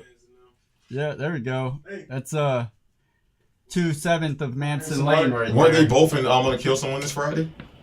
Yeah. No. Yes. Dan, yeah, you were. You were. Hey, Rick, what's your line in the movie, Rick? I can't remember. Links and Grits, motherfucker. Oh my God, it got cut out though. No, it didn't. Dan, I don't remember mine either. Don't feel bad. Dan, what are you doing in there? Just admiring some artwork, wondering if he had a cigarette. Here's the crazy part. They look like they're on green screen and they're not. Marshall's doing such a good job. They look like they're on green screen. Hey, Dan, I love your work and never go back. Thank you. Thank you. All right, I'm gonna machine gun through the rest of these guests if you don't mind. No, because I'm ready. No, I was ready. I was ready. David Pressman, Jeff Kahn, Laura Cayouette, William Clark, aka Bill Clark, Escalante Lundy, aka gave him a beer for fighting a man to the death. That's fucked up. Soul Tryon from Reunited States, Raj Krishna, also from Reunited States, Eleanor Goodrich. Stop it. Aaron David Port, Barry Blaustein. Also, we thought that meant from Zoolander reference. Karina Arroyave, thank you for the message. Torian. Coby Greif. Coby Greif, the Infinity Gauntlet Stonekeeper. Thank you so much. James McDonald. Barry Corbin, thank you. Beth Grant said again, thank you so much, sweetheart. Andrea Rosen, if it was not for you, David would not have mentally came when he got David Wayne. See what I did there? Cedric Sanders, primetime. Nick McLean. I will take the last one, please. And David motherfucking Wayne. David motherfucking Wayne, guys. Hey. Holy shit. What's the song? Who am I and where do I come from here? All right, guys, these are our favorite clips from season 2 with our amazing guests. Check it out. Enjoy. We'll be right back. Jeff, thank you very much for taking the time to talk with us today. Is the first guest more important than the second guest in this show? Absolutely. Every time. Yes. Cut that part out. As long as that's defined, because this is top tier talent show. What if we did this? He's a traveling dentist, so he has a chair in the back of the, and then we can put the dynamite in the tooth. What do you guys think? What do you think? Happy birthday. I know your birthday is... Thank you. We had a big party here last Saturday. It's amazing that you're all not just alive, but available to party. Right. Like, I want that for us. I want that for us. Yeah. Our 80s. I want that. Let's not get crazy. And I just say, you're going to have sex with so many people on this set. And she just looks at me and she goes, yeah, okay. And she gets up because she's repulsed. And she goes over and sits next to my friend Matt. And now they are married in real life. Matt LeBlanc came, he must have been on set that day, came to where I was shooting, and he leaned into the car right before I was shooting, and he was like, hey, I just want to say, like, good luck, you're great. And I was like, thank you, Matt LeBlanc. And then he just left, but it was so nice. It was such a warm kind of welcome. He'll be there for you. Yeah. I said, I need 2 horses. He said, yeah, I've got a couple of flashy looking horses. He said, what else do you need? I said, I need a permit to ride horseback on the streets of Pasadena the night of the Emmys. He said, what are you going to do? I said, I'm going to ride up to the Emmys horseback. Well, right now on Amazon Prime Video. Ooh, Poltergeist behind you, Poltergeist! Oh, that was behind us. Oh, okay. Oh, okay. Hey, maybe it's stuff we need to be watching out for. We started out with lights, camera, action. We're down to camera, action. Anything can happen between action and cut. And sometimes I feel like he's even underappreciated. I know he won the Oscar and things like that, but it's because Morgan Freeman won't die. Like, if Morgan Freeman would just either die or retire, Louis Gossett Jr. could start getting his due. That should have been my line. No, I'm just saying that should have been my line. So I'm not wrong. I'm not saying anything. You fix that in post. You're a very unique guy. You should know that. My only problem is that I got 5 guys just like you. So I can't bring you on right now. But if you get a part on a TV show or a lead in a movie, then you got to call me, because we were really... But that's your job. That's his job. And what does that mean? Hey, you're really unique. And that's all I took from it. Yeah, you've resolved nothing in my soul. If anything, there's just more questions now. That film blows my mind, so I have to watch it. I should have watched it again to maybe get more, maybe if something would have clicked, but I'm just like, I don't know, man. I don't know. I wasn't thinking that I was scared of him. I was thinking Clint Eastwood is going to hit me. Yeah. What an honor. Yeah. A nice thing to happen. Yeah. Your character was one of those. I remember just hollering at the screen like, oh my God, just shut up. Shut up. You're going to get everybody killed. I mean, when I went to the premiere, because obviously I hadn't seen the movie, and I thought, oh my God, get her off that bus, that whiner. What about the rest of us? What about the rest of us? Uh-oh, it's the Iron Gauntlet. It's the Iron Gauntlet. I'm usually disgusted. Okay. by looking at myself. I actually really do watch some like this with maybe just a little hole. I hate looking at myself. You know, you make some joke at the dinner table and then you're like, haha, that would be so funny, but now let's do our job. And I like to not have that distinction. Almost like being drunk. Almost. And I don't know what I said, but obviously it wasn't good enough.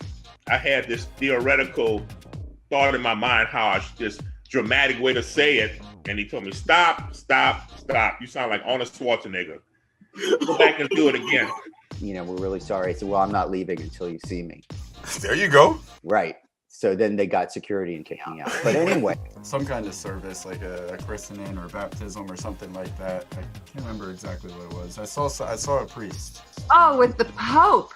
The Pope. Oh, not just the priest. There you go. My apologies, Pope. Spielberg was bugging Donner and I every day when we were up in the story about this, that, and the other thing. Yeah, my daughter was, we're all very proud that she's a member of the Manson family. Every time he's on the screen, my wife says every single time, it's like, oh my goodness, I just want to hug him. And you continue to watch the movies. Oh, yeah. With her. I mean, I want to hug him too. Okay. It's like deep fan fetishizing of your own. Yes. He said, cut. No, wait. Don't make that face. And I said, well, this is the face you hired. What is your favorite memory from the production, and why is it rustling around in the leaves with Oliver Platt? First of all, I like how you guys went through the cast of Tropic Thunder. You went all the way down to the bottom. We could probably get this guy. Let's get this dude. I've been in a play where a woman fell asleep during the play. In the play. No offense, but I don't want to share a room with you. I'm like, well, f*** you. I was here first. You know, sometimes you just got to keep doing it. Everybody back to one. Yeah, oh my God. I was just like, what is this? This is torture. We should have made you feel more comfortable. There we go. All right, there we go. All right, let's do it. There we go. Everybody's on the same page. All right. Just a bunch of douchebags hanging out. That's how we do it, baby. I want to be clear that I, to my knowledge, have never been a god nor given birth. But Then I saw Tommy right after it was released, and he said, well, we were good.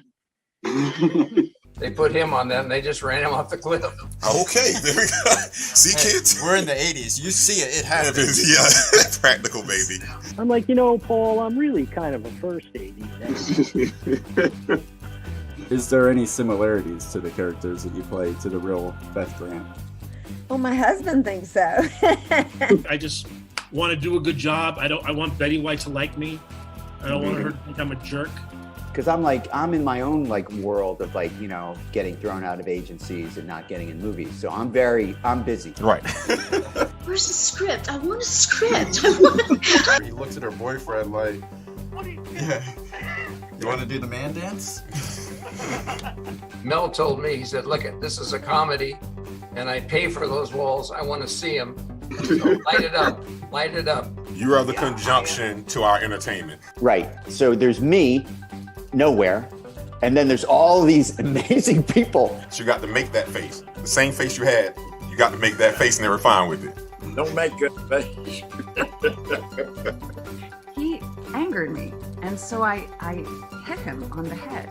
Was it like a boop or like a full Oh baby love. Sure scene. Yeah, the rocket.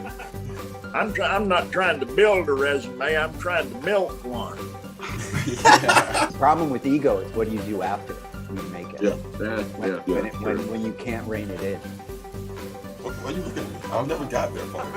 I would say I should give Warner Brothers their money back, but they've ripped me off. I'm on profits on film, so It's even. I thought there was a part in the script where the character went to sleep. So that I didn't know about. So then I just finished and then I went like this. I went. The director embraced me when I walked in, and he was like, "Hey, you were the black guy in The Social Network, Cedric. I'm happy to meet you." I call Quentin over, we shoot it, and yeah, that was great. I love it. Okay. You know, what really stands in our way in life the most is our egos, you know, and the expectations of our egos. You like what you like, you shout it out from the rooftop. So I love the original Mary-Kate and Ashley Olsen twins VHSs. After explain what the movie was about, was you feeling comfortable with doing this type of movie? I said, if I felt comfortable, something would be wrong with me. The more you have me on, the less I will become, and the better and more famous you will be. I need to talk to you. So you don't make enemies, but you do learn lessons. So did Betty White like you? I think so. he Black Snake moaned her. You're right. Like, get dressed. And like, wait a minute. No, what? You don't. What? You guys are saying such good stuff and I'm missing it. Go ahead. How many times did you have to do that? Please tell me it was not more than 2 or 3 times. How many times? They spent 3 weeks pulling. You're watching magic. That's how I look at it. To me, it's magic. Torian and Durden. Maybe you should just pick a name and stick with it. Hello, who's at the door? Next time we go full regalia. We're human beings who are telling our personal stories through other people's mouths. We're channeling our stories through these other people. And we learn about ourselves and we grow as human beings. I'd like to speak to these aspiring writers and tell them they can make it. They can make it. It takes a lot of work and you deal with a lot of rejection. You have to learn how to be able to take rejection. But it's possible. It happened to me and I'm not that talented. Whether you're writing a short story or a novel, any character you introduce believes that that short story or novel is about them. And I was like, yes, of course, because that's exactly how I feel when I'm on camera. Yes. That's exactly how I feel. I would like to say to your audience that I hope they realize how lucky they are to have such wonderful people to bring an intimate interview. We never met before today, but you're so open and loving and kind, and I think you're great. Being true to yourself is so important, and just really living in your truth. Unless you are a white supremacist, then be inauthentic. Live a lie. Be somebody else. Be somebody. Yeah, it's okay, man. If we get together and talk, then we're all the same. We're all after the same thing. We're all after peaceful existence and friendliness. And I think a lot of actors get very bent on the idea of like, but my character would never do that. Really? Because the writer said they would. Let put your ego aside and just take the blows and keep punching. People say, all you got to do is get that one movie, and if you've made it. Yeah. They're full of You got to do it because you're passionate about it. Because if you're just doing it because, then what's even the point? I guess just like go for it. Follow your dreams, kids. You know, as a filmmaker, if you're not looking for happy accidents, I mean, that's everything. You know? Be fearless. Be fearless, young filmmakers. We need you because film is never going anywhere, and one of you is the next Quentin Tarantino, the next Scorsese. Yeah, you gotta keep going. You can't give up. You just want to keep trying, keep going to bat. Don't be precious. Whatever you want to do in life, just do it. Do not wait. If you want to get into acting, you got to do it because you really love it.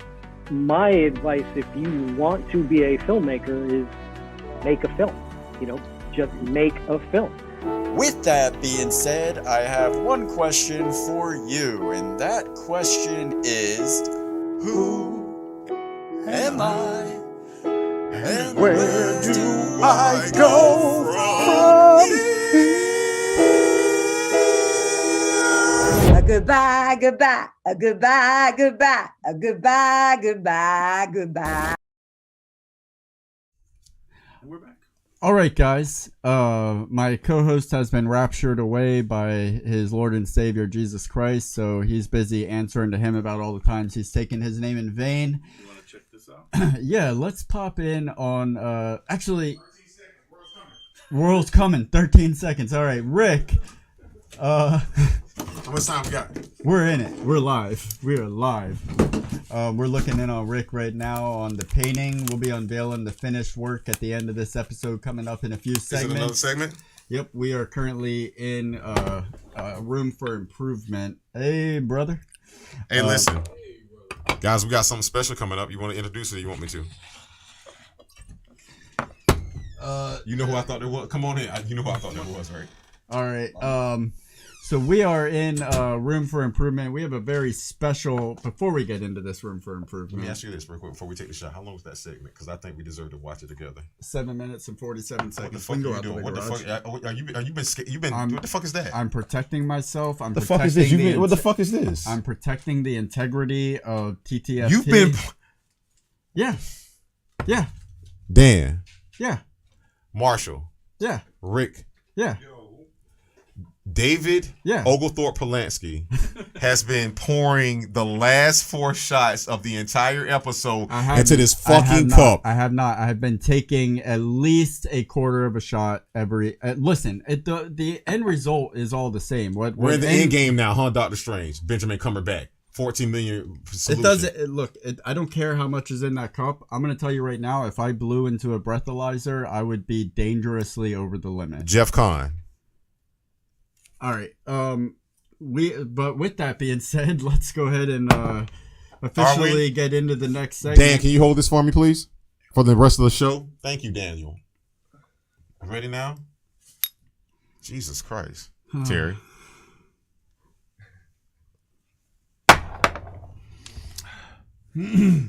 All right, guys, we're coming up to room for improvement, guys. Here's the thing. I promised our producer we'd keep this under 90 seconds. Here we go. All right. Well, hey, Marshall, roll that beautiful beam footage. Oh, the intro. Give it a little bit of interest. This is our mom's. Oh, thank you. Oh, under that. Okay, with that being said, guys, let me tell you something. Okay, here's really quick. When you do a show and we really decide to do this show, be fucking humble. I know we joke about it, but we put in the fucking work. It's not our talent. We don't have to talk about it. It's our work ethic that we want to promote. And with that being said, we only get our work ethic from the people who made us. And the people who made us allowed us to do this. So with that being said, we want to say thank you to the 2 women, or I like to call them the 2 oracles, who made possible what is Dirt and Godfrey and Mr. Motherfucking Royal. So thank you, Thelma Miller and Terri Miller. See, we had nothing to do with this. Yeah. Yep. What the fuck does that mean? Terry, your son is so gone. Yeah, I knew when I took that last shot that we That's just not the did. last shot. No, I understand that. But your brother is so intrigued right now. There's a moment that you reach in inebriation where you know in your heart of hearts, this is the line and I'm now crossing it. And that little bit that I just sipped was beyond the line. AKA, I'll be handling the rest of the show. Marshall, roll that beautiful beam mom footage. Hello, Internet. I'm Thelma Royal, the mother of Mr. Torian Royal. I'm Terri Miller, the mother of David Durden Polanski. And we are here, and that's the trailer. So, Miss Miller, growing up, what was your favorite movie growing up? That movie was Grease. Tell us why. Hello, John Travolta. Before he was gay.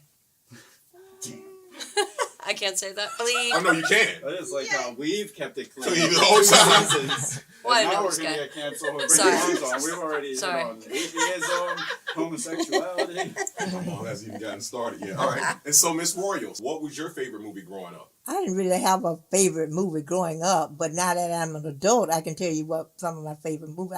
I'm crazy about Chris Tucker, so I love all of his movies. But as far as just a favorite movie growing up, I didn't have one. What's some of those Chris Tucker movies? I never heard of them. Him. What were they? Y'all can look at each other. Oh, we can look at each other. Yeah, Chris Tucker has a lot of movies. Name one. He got love stories. No, he's your favorite, right? They're more or less comedy. They're not. Well, make us laugh. Tell us a line. See, she likes to laugh. Good. Miss Miller, what's one movie you remember David watching all the time growing up that you can remember? See this guy? This one right here. You get him, pull him up. Oh, You rep. man. Yeah, this one. Freddy Krueger. This is what he watched all the time with my mother-in-law. Yeah, he was little. It wasn't enough. He was little. Yeah, and we wonder what's wrong with him now. Oh, my goodness. I can see that. What did Tarian watch growing up? Tarian watched Beetlejuice. That's what he was watching. Beetlejuice, yeah. He watched it so much until he would be talking in his sleep saying Beetlejuice, Beetlejuice. Now, I didn't know we were making up stuff. Our sons really You've never told me that story before. Now in front of everybody here. Well, it's true. You love Beetlejuice. David did too. Y'all have a lot in common. Yep. Wow. Miss Royal, if there was one, what is one thing that you're proud of Tarian that he's accomplished artistically? He's very passionate about doing movies. So, and I love the fact that he persevered. He don't give up. He always said that he wanted to be an actor. He likes to act. So, acting and making movies, I'm very proud of him. He did it on his own. He didn't attend any kind of schooling for it. So, hey, he get an A+ in that, and I'm very proud of him. Miss Miller, what is something that Durden's done? In fairness, our resumes do not compare. He's done a billion more things than I have film-wise. So what are you most artistically proud of that Durden's done? I would have to say his compassion for continuing to pursue what he loves, and that's to film and to produce and to write. And he has never given up. Even when I would say, you need to stop, he would never give up. And I'm proud of him for that. I think it's going to pay off someday. I really do. So, Miss Miller, when did you first meet Mr. Royal? Today. Oh, is that you? No, I'm kidding. There's that charm. I forget what movie it was. What movie was it, David? I don't know. It was a movie. It was a comedy thing, wasn't it? Well, I guess you found it funny. Was it a singing? No. It was singing or something? Your son was singing. And Miss Royal, when was the first time you remember meeting Durden, or David, as you know him? I don't remember the date of when I saw him walking in my garage, and I saw he was with you, and I learned that he was your friend, which you have many friends. So. That's a lie. Would you like for me to continue this podcast? Yes, I apologize. Okay, thank you. Are you going to continue? So that's when I remember meeting him. What do you remember? What was the first project you remember me and him doing first? First project, I think, was when y'all did the filming at the down at the library. No, it would be G14 Classified. When you came in the garage and said, I like what y'all do, but why you got to curse so much? Oh, well, that was going to be my next thing when you asked me what you need to improve, so don't cut in on my, don't cut in. Oh, there it is. All right. So, Miss Royal, what does Mr. Royal have to improve on? I love the podcast. I love what you are doing. I love your concept. But Mr. Roy, I think the cursing you could calm down on the cursing, because cursing that turns me off, and then you got young kids watching it too. So I just maybe what the fuck are they watching for? I just think that's too much. And I think if you would cut down on the cursing, I don't hear David cursing like what? You I didn't just say that. That was for the sake of comedy. Oh, thank you. Satire is what they call it. Okay, well. Thank you thank you. So I just think if you cut down on that, it would go over better. I think you have a better audience. I agree. I disagree. Miss You can Roy, get on with me. I do 1, 2, 3. Every time he says JC, I go 1. I'll have you know 2, this, Miss Royal. There is somebody that keeps me in check when we do our live podcast, because there's somebody doing a counter every time I says Jesus Christ. Do you know who that is? Jesus Christ? No, it's the woman right next to you. Yeah. And Jesus. And Jesus, yes. Every time he says JC, I put 1. Then he says it again, I put 2. I count. She's not talking about Penny either. She's talking about Christ. Yeah. When she says JC. Because I cringe. I go, ooh. Yes, and so Miss Miller, same question. I would say the whole atheist thing, if it was anything. I would say his belief in God. Yeah, I would say that, not making that so. I can't even say it's not even making it public, because it's how he feels. So well, I don't know. Miss Royal, what did you want to be when you grew up?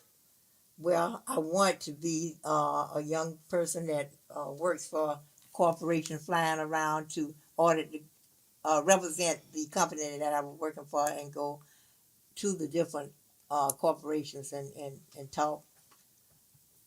Maybe as a consultant or something like that. You think you could have been a good life coach? Yeah, I don't know how good I did with you, but I think I could have been a good life coach. You're cruising for a Miss Miller, same question. I wanted to be a forensic scientist. All right. Yep, I did. I can't even dissect my kids, so I did want to be. So the show, I do like how y'all do the segments. Like you go down and you can see, how you move from each, what would you call it? Like each category. Category, thank you. Each category, and I love how y'all do that. But I do like, my favorite one I watched that I really wanted to see that movie was the one with the United States. What was that? The Reunited States? Yes. I had no clue about the movie whatsoever, and it made me want to see it by what you guys did. I think, Internet, you need to watch their show. I also think that you need to put a post that they should do, why not to do a frickin' sequel, because I think it would be awesome. Why shouldn't you have it, the two, you have Grease 1, Grease 2, why should they do Grease 2? It's just stupid. So I think they should do that. And then what was the other question? What do I would say to the Internet? You like sequels? No. Oh. I think they're stupid. Thank you. It's self-equalizing. They're never great. Yeah, you're right. What I would like to say, I'm just proud of you guys because you could be doing something negative and you're doing something positive with your life. I mean, I could be getting one of y'all out of jail, but I'm not. And, I just thank God for that each and every day. And I pray so hard over you. But like, I do believe that you all are going up. You can't go down, so you're going up. I wish that people would watch your segments because you have some very interesting ones on there. That was room for improvement, and that's the trailer.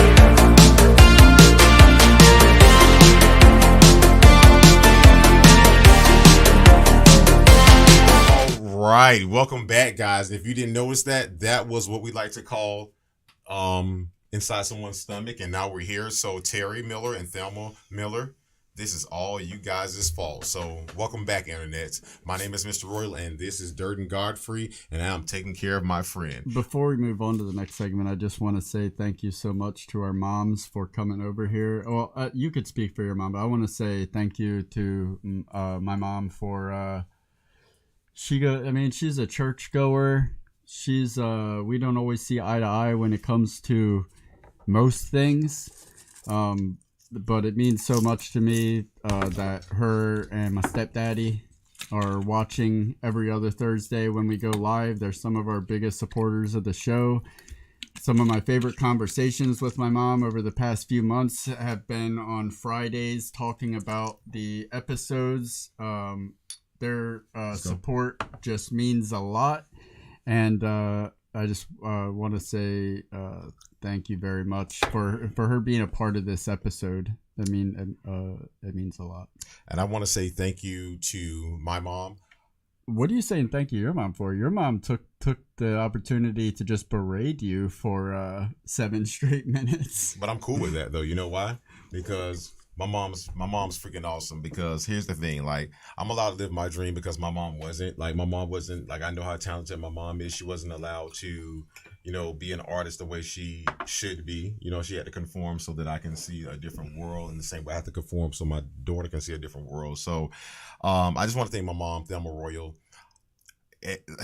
People say, oh, you have such a...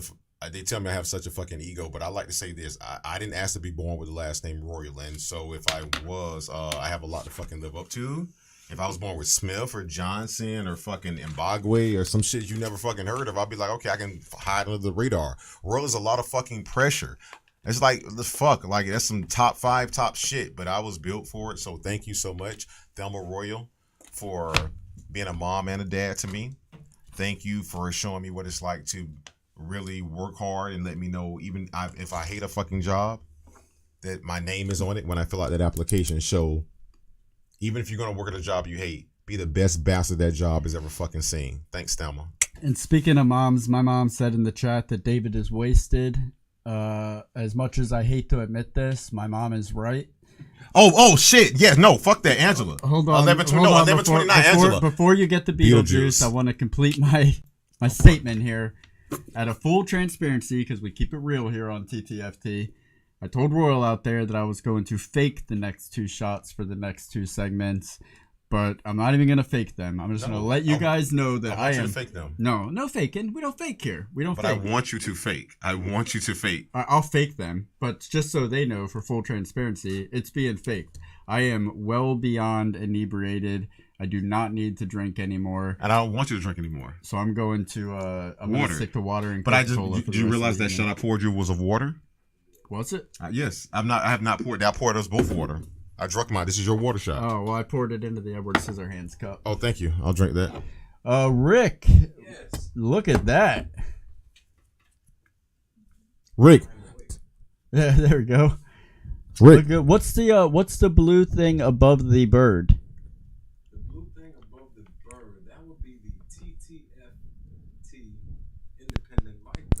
And in the top left hand corner, we have Alicia Rutland from Hell Brilliance, HBI. We have her from real estate. We have her from so many things. And AKA is in the building. I mean, we just have so many things happening right now. We got Alicia in there. Could we hear Alicia right now? Okay, Alicia, you can weigh in on our #1 pop quiz hot shot. Scientifically, statistically, do you agree with the findings that my hair is at least 27% more on point than Mr. Royal's hair? Could we just put this to bed at the moment, live for the world? Mean, David knows that I love his hair. This season, it's just been lost for words.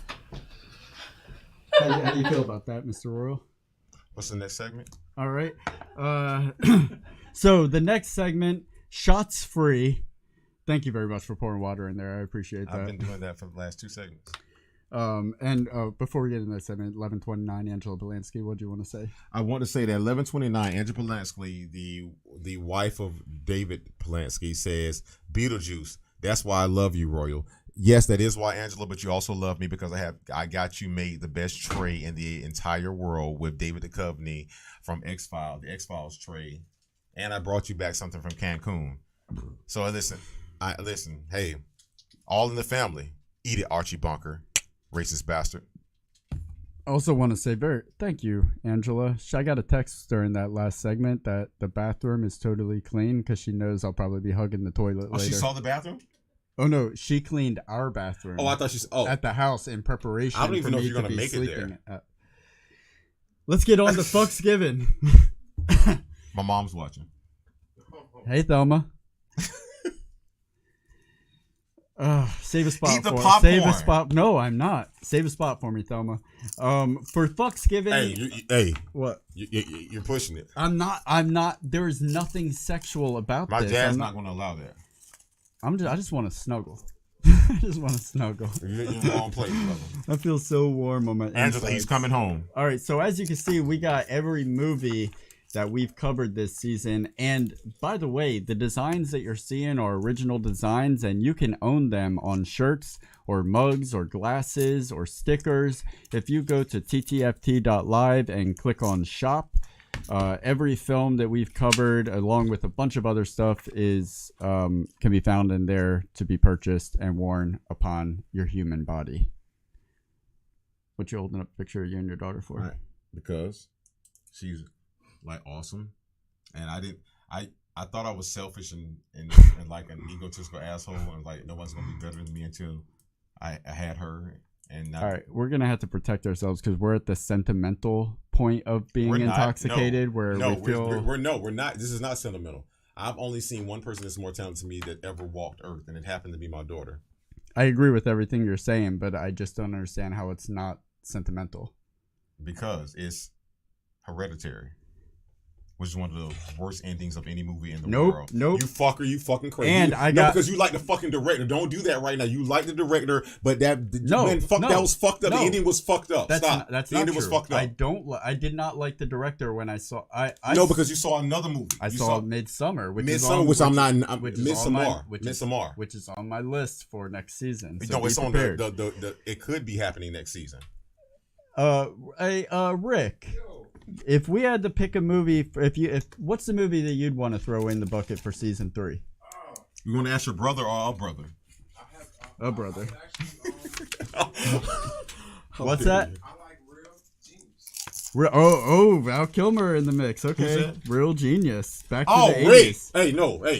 Hey, I like that. Let's do that. Fuck yeah. Hey, that's one. Hey, can we put our V together? That's a W. That's a win. That's real science. As far as like making that a pick. Yeah, because now I don't have to do Tombstone now. Oh, my mom says she likes your hair. Oh, and actually, stop let her finish. Actually, Mom, put in the comments one movie that you want. I think my mom does it because she became a badass motherfucker tonight. Can you let me finish? She became a badass motherfucker tonight, so I think she deserves a veto pick for season 3. Or does she deserve one of the wardrobe in season 3? Oh, she already got that. That was the $20 limit, but she went above and beyond to the $35. So, put in the comments what movie you want us to cover for season 3, Mom. All right, Fxxks Given. As you can see, we got all the movies on the board that we covered for season 2. That is Vanilla Sky, Tropic Thunder, Django Unchained, Reunited States, both of the Coming to Americas. And when we disqualify or not disqualify Coming to America, it is a combination of the two of them, not just one. Well, no, you said when we judge it, it's a combination of two. When we you've already disqualified. No, you saying we. I haven't disqualified anything. I said when we disqualify or not disqualify. Hello, Bevar. Lean on Me, Doctor Strange, Death to Smoochie, No Country for Old Men, The 10, and The Goonies. What is this? These are all the movies that are on the board. Okay, so what segment are we doing? This is Fxxks Given. Okay, go for it. What we're going to do for you out there in the World Wide Web and for my co-host here, Mr. Royal, who should not be pouring another shot, I'm being responsible. Witness this. This is what happens. This is what happens, folks. This is what happens. So Can we get hold on, Rick Cam right now. Something going on. Why do you need Rick Cam? Something's going on. Uh-oh. What's happening? No. Get back in there. I ain't talking to you, Rick. Alicia. Yes. You heard him. What happened? He said get back in there. Where's your shirt at? What's he talking to? Where's your shirt at? Oh! Mama Royal. Mama, come in. Mom, come in. Come on in, Mom. Here, come on, Mom. Come through the front door. Hey, guys, come through the front door. David, open the door. David, open the goddamn door. Hey, can you hand me that bucket right there? Oh, no, you got to go out. Get your ass I out. just asked her to hand me the bucket. I'll bring it out there if I need it. Mama, you just saw your saying. Come on. Yeah. You did an awesome job, David. Thank you. You really did. Thank you. Terri. Come in here. Terri, can you know she ain't got to come. We can't see you. You give me this thing. Oh, give me some. I want the world to see you complimenting me. I'm telling you. Can you come in here and say it? Don't put me on no. We won't. Okay. Oh, look, you can see it on there when you can see yourself. You can come down a little bit. There we go. So what were you saying? I said you did an excellent job with the singing on you and your mother did. Thank you. Whose hair do you think is better between mine and your son's? Yours. Exactly. All right. Thank you very much. It be your own people. Can I? Your own people. Is there a spot in that bed for me to snuggle by my? It's. Don't look at me. I'm just saying, if I want to crash here tonight. Yeah. You Thank always, you. but everybody else is, so you might as well be welcome too. Why not? Thank you. Am I right, Mr. Royal? Is she right, Mr. Royal? You know I am. You know she is. All right, guys. I don't speak when the queen speaks. I wait. I don't speak when the queen speaks. Exactly. You know what's right. I do. I'll see you later. Shit. All right. So what we're gonna do is we're going to decide what movie was the best film of this season by taking turns disqualifying one at a time until one remains. Leave in the comments right now what you think, what your favorite film of this. I'm not putting anything in my mouth. I'm glad you did. That is solid. There you go. There you go. Put in the comments. We're very interested to know what films that you enjoyed the most this season out of the movies we covered. As we take them down to 0 to 1. So you go first this time since I went first the last time. I would like to give an honorable mention to Andrea Rosen. Am I saying that wrong? No. Let's be honest, guys. I'm gonna be honest with you. Me and him we're definitely what they call blazing saddles. We go against the grain, and there are a lot of schools like Full Sail who will recruit you, and I don't care about going against the grain. I'll be honest with you. They'll teach you a lot of stuff. The best thing you do at Full Sail is network, man. It doesn't cost anything to network. Let me tell you something, guys. We can go to anybody's school. We just spend our own money, our own budget, and we're just super talented. But more than our talent, our work ethic is everything. So I want to thank Andrea Rosen for experiencing one of the worst technical interviews we've ever experienced. And from that worst interview we did, we got David Wayne. Mm-hmm. So no matter how many hours you put in editing, no matter how gift or gab I was, no matter how the great job me and you did together, it took our worst job. Thank you. It took our worst job to get David Wayne. And with that being said, I would like to shout out the book Behold a Pale Horse, William Cooper. Yes, I'm a conspiracy theorist. And guys, and so now we can get counseled. So, hold on a second. I must say, did you remove the 10? No, I didn't remove anything. So let's start removing. Not right Thank now. you. Thank you. No, I didn't do all that. And why didn't you just tell me that? They needed to hear that. Kids, that's where we're at. All right, so remove one. All right, remove one. Move your hand. And by the way, what the fuck? Angela said that your hair is better. Okay, she's just doing that to be nice because you've been getting beat up all night. She doesn't mean that. Actually, she does because I got the mullet now. Never mind. All right, whatever. So, Angela, you've made up for that time that you didn't see the color that I was through the atrium. Laughing Out Loud, Jack's Film Festival, their favorite movie of the season, Out of Madrid, Tropic Thunder. Angela's was, of course, the 10. You cannot pull her away from David Wayne. So let's start removing. Remove. Number 1, I'm going to remove the United States because of the Libertons. All right. Okay. So the Reunited States gets the finger. Sorry, Soul. I love you. No, Soul's cool, but the United States is not. I'm going to remove... if you do it, I'm going to fucking choke you. Coming to Americas.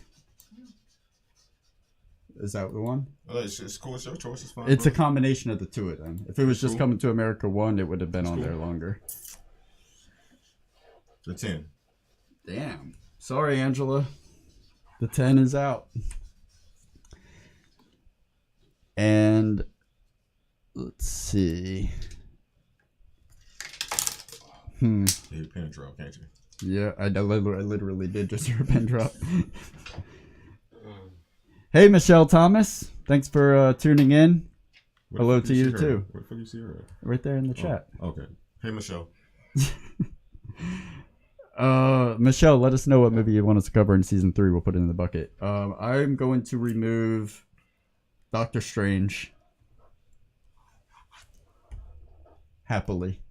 Bye, Tilda.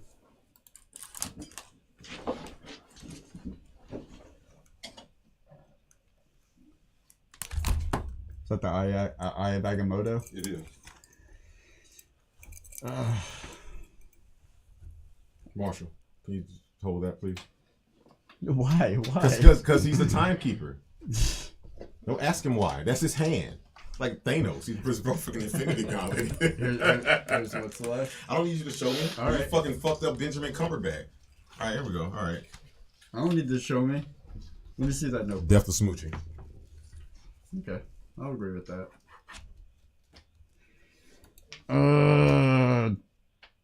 Be careful, kid. Be careful, man.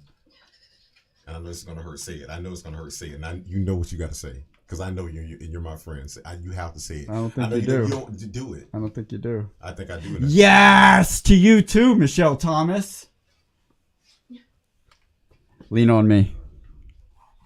As great of a movie as Lean on Me is, there's so many moments that relies on this, like, it's just overly sentimental, and a lot of the times they didn't give you the right character development to earn those overly sentimental moments. We'll talk later after this. If Okay. I have much to learn, and so do you. We'll talk after this. No, just chill out. I got it, kid. Easy now. Vanilla Sky, and you know, now, no, stop. Because be honest to the people, you know I came full circle on that. Yes, you did. You came around. I'm It's not surprised that it wasn't your first one off the list. District 51 or What's the Worst That Can Happen with Danny DeVito and Martin Lawrence. Those are the top two for the worst movies ever in time. Oh man, this I is can't blame you for any of this, but I think I know what you're gonna say. I saw where your eyes kept invert. You know what you got to do. Hold on, I'm gonna keep my finger on what I am gonna say, because I don't want to. Marshall. Hold on, I'm gonna show the audience what I am gonna say. Want some popcorn? I would like you to guess. You say yes. I'd like you to guess what I am gonna say. I think you're gonna say The Goonies. Because I mean, if I'm wrong, that's fine. I'm wrong. Oh shit, you can see it on screen. Nope, it's Tropic Thunder. The Goonies holds a lot of bank in my sentimental repertoire. Here's the thing: if I didn't know you, I'd say you were wrong. But because I know you, that's fine. And I already know what I'm not. Okay. We have 2 left. We have 3 left, which means you and then me. The Goonies. Okay. Django Unchained, because as I said when we did the episode for No Country for Old Men, if you would like an example for the perfect film, as far as pacing, as far as storytelling, as far as accomplishing an ending that is obscure and actually earning that ending and not letting the audience feel like they've been cheated when you get to this abrupt, non-explanatory ending, No Country for Old Men is a cinematically perfect film from beginning to end. Can I speak? I just want to make sure it's okay for me to speak. I don't want to cut you off. I'd also like to say before Mr. Royal speaks that everything that he is about to say, I wholeheartedly disagree with, because I know you're going to talk about the ending. No, man. Okay. Out of respect for you, I'm not. We've moved on from sentimental to we're going to help everybody out to defensive. I am bringing up my second veto. I am going to say that I want to go with Django Unchained, and I want no. There is it's my veto. There is no second veto. No, I have 3, and I've used 1. I get to use it. You can't tell me when to use the veto. I am vetoing now. I don't agree with you. I agree that it should have been in the top 2 or 3 films that we had. I'm saying Django Unchained was better than No Country for Old Men. The ending, the cast, the subject matter, the acting, the writing, the director. I'm sorry, I can't let you get away with that. So with that being said, hold on. I will hold on. We've got human beings in this room so that that's can. why I'm going to take a vote. I want the audience from Terri, Thelma, Alicia, whoever's watching this episode, Daniel. I need everybody's vote right now. Rick, I need everybody. Django Unchained versus No Country for Old Men. I need it now. I'm sorry, I'm not going to let down beat. All right, so while we're waiting for the chats to come in, Dan, Django Unchained or No Country for Old Men? What's the better movie? No, he's first. Daniel, please. You're gonna hate. No, bro, we're good. I'm not surprised. So No Country for Old Men. I'm not surprised. You owe me, motherfucker. I honestly started. Of course you wouldn't choose Django, you bigot. I fell asleep like 35 minutes in and haven't started it up again yet. Okay. He's writing notes now. But it's No, okay. I'm That's just fine. Yeah, that's cool. That's I'm cool. giving points. I want you to be Since honest. it's made the top two, I obviously need to go back and finish. It's okay. Adam Madrid with the film festival is thinking hard about this. So Angela Polanski says No Country, so that's 2. Rick.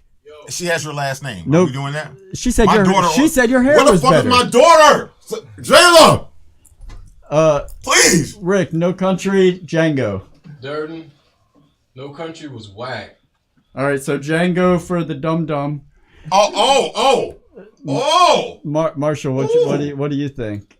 I'm just a producer. I don't have. Well, an producer opinion. answer, please. Well, producing, yeah, please. Yeah, thank you. I thought of this. I said Damn. Django was whack. No, we heard you. We were waiting on Marshall. You said Django was Marshall whack? doesn't want to Is that what I disappoint said? either one No of us. Country was whack. No Country for Old Men was dry. It was like watching. Rick, what when the I fuck watched are you saying? Do you want when I watched Django or No Country- Country? Who are you? When I watched No Country for Old Men, I felt like I was driving through the desert. Spit that shit out, The man. whole Which time. one? No Country for Old Men was whack. Okay, so Orange Django. Like, as why we- do we recircle? I don't know. I don't know why I went The back fact that. that me and him are here is a problem. Because I'm Rick D. This is all right. There it is. That's all I need. Yeah. All right, Marshall. Django. Okay, so fuck. Thanks. We're right back where we started. Film Festival. Jack's Film Festival. Django. Son of a bitch. No. Terry Miller. No Country for Old Men. We're still tied. 3-3. No, it's like this. 3-3. We need a tiebreaker. Thelma. Somebody Anybody. put in here. Where's my Django phone? or No I need a Country. phone. Somebody give me a phone. I need a phone. Oh, Rick, call man. Tarantino. Rick, call Tarantino. It should have been. Mom, no, we're past that. Damn it, Mom.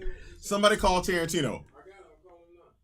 All right, Tarantino. Well, Are you gonna do that? Because you know I know you. Don't do that. No. Don't Carl Winslow right me now. What? No Carl Winslow me right now. What, to say the fact that a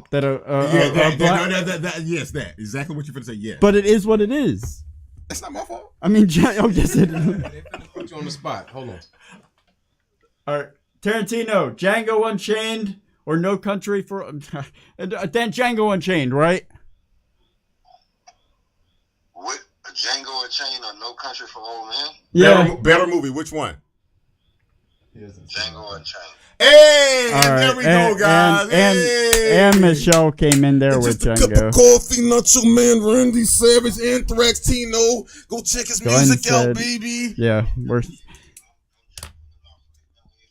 All right, You're giving us way too much information right now. my daughter came in with No Country to support me. Man, Thank that's you. Angela type of thing. Yeah, We both know that. But Michelle Thomas said Django. Glenn said No Country. But yeah. Oh, all right, fine. We need everybody in here right now. Hey, we need Look, everybody. in honor of Juneteenth.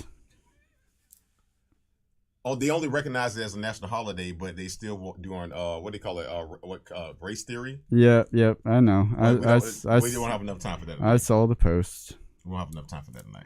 All right, Django Unchained. Congratulations, Michelle Thomas. Hey, 12 o'clock. How about that? How about that for being universal? We've given Man Doing Blackface the best scene stealer and Django Unchained the best film of the season. So we're a well-rounded group around here. Goonies is out. Yeah, Goonies went. So there we go. Django Unchained. I mean, Josh Brolin's he's Thanos. I mean, and he was fucking the fucking Cable from fucking Deadpool 2. And he was the guy from Goonies. Has he not done enough? Those are top 3 movies of fucking your decades. Goonies, Deadpool 2, and Avengers Endgame and Infinity War. All right, What guys. a resume. We're only 1 hour behind, which is pretty amazing, I think. I'm proud of you. I'm proud of you. And we are going into our last segment, Which is? coming attractions. I love it. Really quick, so we're going into our last segment, which is going to be coming attractions. So I want to say one thing about this here real quick. We do this show, and I'm not going to take a lot of time. This is going to be under 30 seconds. I promise you don't even need to put a display up. I want to say rest in peace to one Paul Mooney.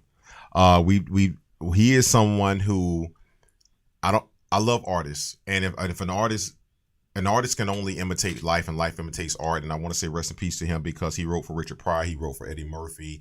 He is one of the people of our time that needs to be represented. So I want to say thank you, Paul Mooney, for everything you've done. I just tell you guys, go back and research it. 25 seconds. Good job, man. Hey, getting better.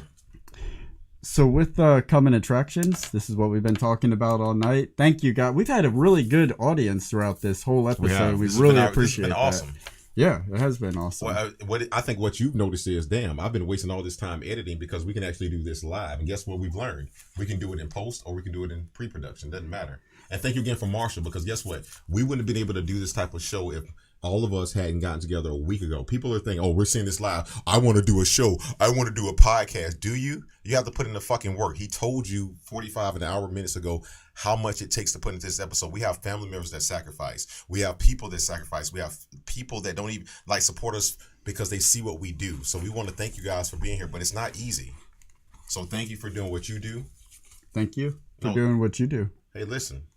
Mr. Royal gives it, like, you guys got to see unedited Mr. Royal. And as crazy as it is, this show would not be entertaining if it was just me sitting here being myself. So this reserved individual needs this totally unreserved, unhinged individual, and I think we create a nice balance for each other. So yes, I appreciate you too. And this motherfucker actually told me on the phone the other night, I think I might need to dial it back a little bit, let you run a little bit more. Where did that even come from? Because I knew that innately somewhere in your heart you knew that you told me you needed a drink and that would make me not drink. So somewhere deep inside you, for this show to come off tonight, you were like, I'm gonna tell him I'm gonna drink, and he won't. And we channeled everybody's chi and their energy to this is the version of Mortal Kombat that they wanted, not the bullshit that people gave us.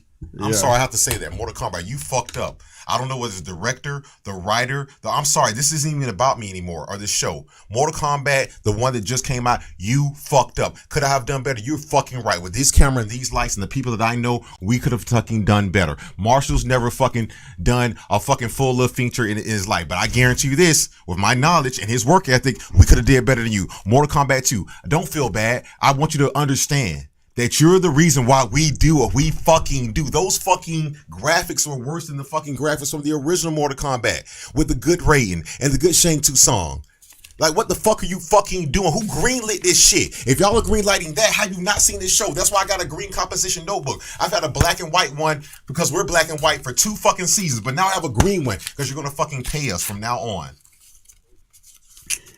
Par for the course, at the end of every single recording, the bleeps become far more abundant as World becomes far more passionate and this would have typically ended up in the bonus episodes. You guys are getting it all tonight. My mom said put Clue in the bucket. Oh, we're doing that's my Terri, that's mine. Terri's mentioned like 2 of my movies. So we'll put 2 clues in the bucket. I'm mad that Angela you're more technically savvy than my mom. Terri. Oh, Adam Madrid said you 2 are truly needed. This is a great show, guys. We are almost wrapped up here. We're gonna pull the from the films that we've had mentioned tonight, and we're actually at the most viewers right now than we've been at all evening after midnight. Fucking A, man. Thank you very much, guys. Stick around.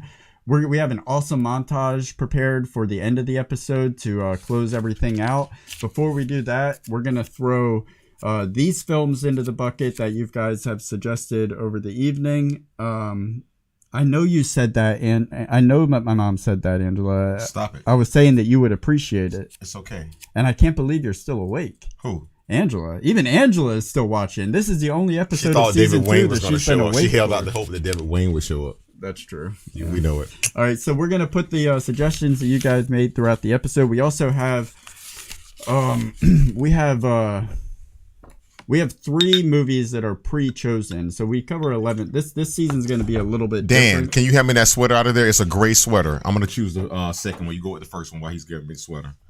It's a gray sweater in there. Choose the first one. The first movie. You don't choose the one I'm getting a sweater for. We only have a sweater for 1 movie, so choose one. Okay. I get where you're going with that. Yes, sir. That's okay. That's not on my list. That's mine. Okay. No, it has to be because that's why I put it outside our 10. We're having a meeting in front of everybody right now. You said there were pre-chosen films for season 3, and this is our December film. We got an October film, a December film, and another film. And our December film was supposed to be. That's true. I did say that. Thank you. I did say that. I appreciate you. So we're going to be pulling 7 films from the bucket. 4 films are pre-chosen. That's Damn, that's a great. You're fine. Bad. You see it right there. All right, so the four. That's it. Don't listen to me. I'm not going to name that film. The 4 films that we have that are coming up in season 3.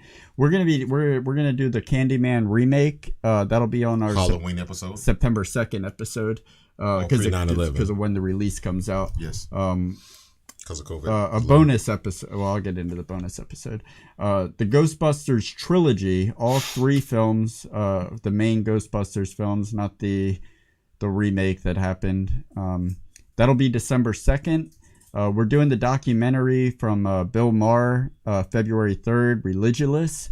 And beyond those episodes, because this next season we're going to be doing 1 episode a month. And on the months that have 5 Thursdays, we'll be doing bonus episodes. And those special episodes, July 29th, we'll be doing the films of Michael G. Kehoe. And he has a lot of Kehoe. He has a lot of insight as far as everything from productions to festivals. He has a few films right now that are making their rounds and doing very well in a lot of film festivals. So we'll get into that on July 29th. Our 1-year anniversary special will happen on September 17th. It'll be much like this episode tonight. Our Halloween special will be covering People Under the Stairs. That'll be on, of course, Halloween. On New Year's Eve, it's going to be nuts. We're going to do all 4 Matrix films after the 4th film is released in late December. So spend New Year's Eve with us, getting into the Matrix. David McGiffert's Best Seat in the House, the book that you heard about early on in the episode. We'll be talking to him as well as Nick McLean and some other folks that are mentioned in the stories. And for a segue from McLean. And then December. I got it. For our Christmas special. I got it. I'm going to keep talking. No. Just out of rebellion. You want to be a rebellion? I'm not actually saying anything, but he asked me to be quiet. Like the Quiet Place 2, John Krasinski, because you love him. Okay, go ahead, please. Sorry. First off, shout out to Creed Bratton from The Office. Got you, kid. One film that he did not mention. We got this sweater made 3 years ago for Christmas, and it is a Christmas movie because it's the most debated subject in film history. Is Die Hard a Christmas movie or not? Now I have a machine gun.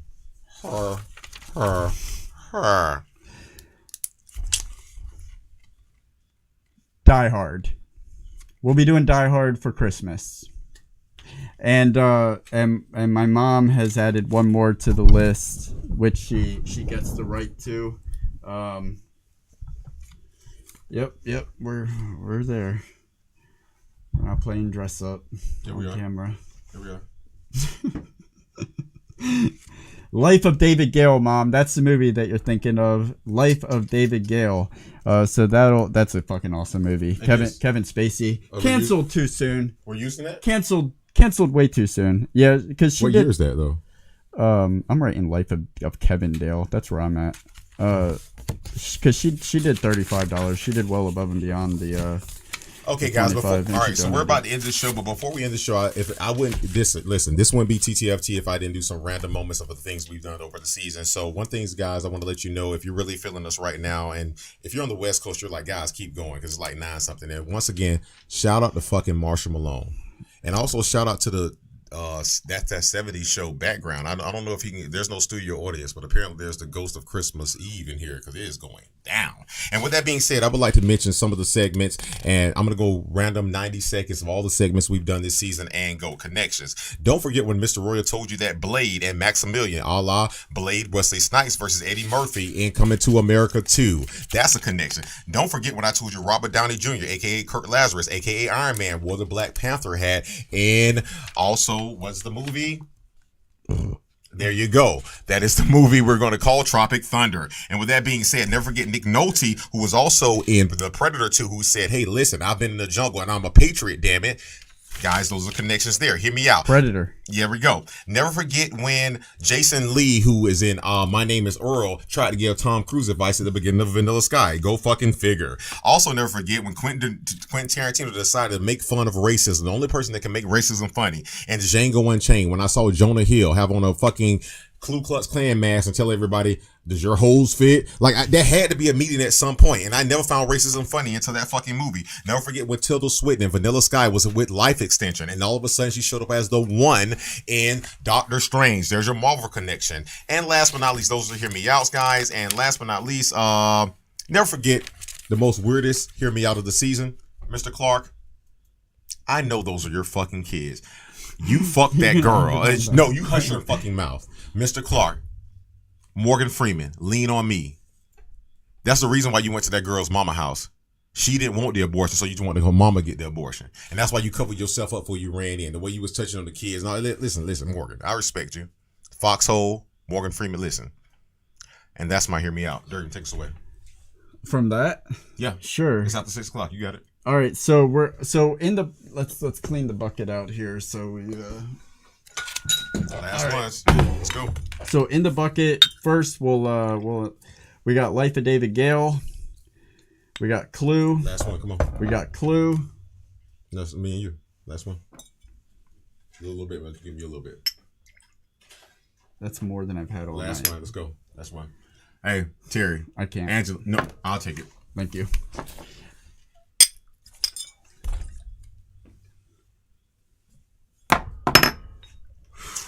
Real Genius. Thanks, Rick. Being There. He's running out of paint. After Hours. Weekend at Bernie's Part 2. Jesus Christ. I hope. I not. I Lost Time. Primal Fear. I hope. Jon Favreau's Chef. Old Nicolas Cage, the best performance as a priest, getting an erection ever. Face Off. We're going to get canceled. And She Wore a Yellow Ribbon. I'm picking David McGiffert's. So, no, we're not picking yet. We got to put our 10 in there. Okay, so you go first. All right, so the first one. No, let me do this. Guys, last season we fucked up really bad, and I lied to everybody. I was supposed to have 12, and I had 8, so I was 4 short. So this time, Mr. Rory I have 12. I only have 10. Okay, so with that being said, we're going to do David's 2 honorable mentions, and I'll start. We just got 10. We're just throwing 10 in the bucket. Okay. And 7 are going to come out. Okay. Thank you, Michelle. Michelle says she loves the chemistry. She loves our chemistry. Michelle says that? Michelle Thomas. Thank you, Michelle. Says she loves our chemistry. Yes, we love your comments. I'm going to kill someone this Friday. You want to cover? Yes, I want to do that. Who's pissing? Rick! You know what? Rick, where you at? How much have you had to drink? Because I can account for me and David. But that paint is wrong. That painting's looking good, Rick. That's that. Thank you, my brother. That's that urine. Are you peeing? You're European. So I'm gonna kill someone this Friday. I'm gonna kill someone this Friday. Thank you. All right, so I'm gonna kill someone this Friday is rules number 1 going into What's one of mine? 10. Going into the bucket right here. All right. Somebody saying anything? No, Michelle just Thomas. Michelle Thomas Who with is that? chemistry. Who is that? I honestly don't know, but thank you, Michelle. If I'm supposed to know who you are, please let me know. Number 1 for me. No numbers. We're doing. I'm numbering them. Okay. No, I've got 10, so I've got them numbered. 10. Go from the bottom up. All right, number 10 for me is Life. I've tried this every season. I try to get this one because I really want you to watch it. Life Aquatic with Steve Zissou. My favorite Wes Anderson movie. My favorite Bill Murray film. Into the bucket it goes. What's your number 9? Boys in the Hood. Boys in the Hood. John Singleton. I know who fucking made it. Oh, they didn't know until you said that. Marshall, did you know?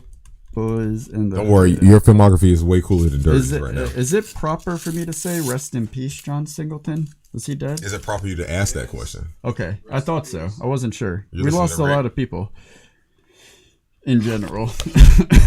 My phone fucked up. All right, number 8. My favorite Michael Cera film. A weird ass movie. Youth in Revolt. You have mentioned that. I tried it. We have to do times. it now. We have to do it. Yes. Youth in Revolt. Okay, I'm going to go with something I mentioned here. I guess my number 8, ironically, was 7 pounds.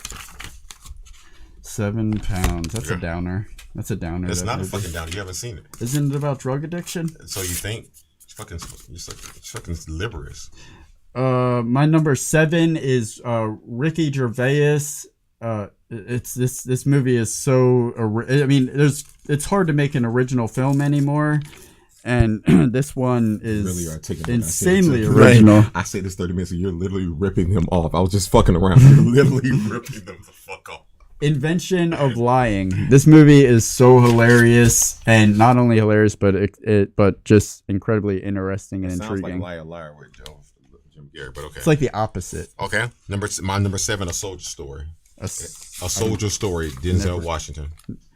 Is that one of his straight to DVDs? Fuck no, that's one of those straight to Not Know Me. All right, so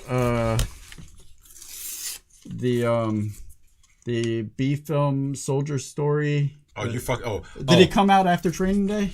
No, it came out like fucking 20 years before Training Day. We were fucking 3 years old when this movie came out. Show some respect. All right, Soldier Story. No, A Soldier Story. Show some Soldier respect. Story. You're laughing now. You're gonna show some fucking respect when we're there. Ricky. Mos Def and 8 blocks, 16 blocks, and Mr. What the fuck is his name from Black Panther? Martin Freeman. My nickname. Yep. Right that's how fucked up I am. I can't think of my own nickname. Yes. Edward K. Ross in Hitchhiker's Guide to the Galaxy. Oh, that was him? Yeah.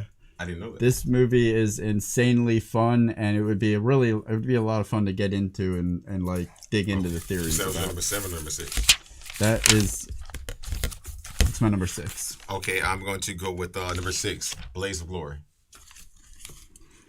All right, we haven't gotten Will Ferrell in fucking 3 seasons. Come on, we gotta get Will Ferrell just do, and we get fucking Michelle Thomas said to look at your phone. And The Office. Blaze of Royal. No, the Blaze of Glory. I know what it is. Oh, there you go, fucking go. We're gonna go ice skating for that with Emerson. We can do Marshall. Will you film us in Emerson?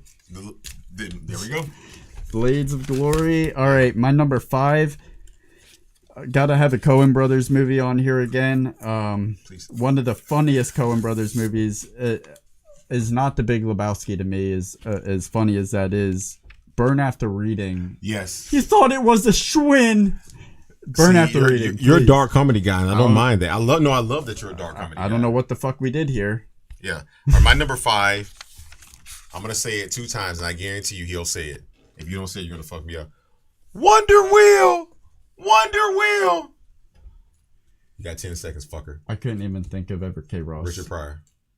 The kid? No, almost there. The toy. There you go. That's what I meant 10 to seconds. say. That's my motherfucker. Hey, I was about to replace you with your brother.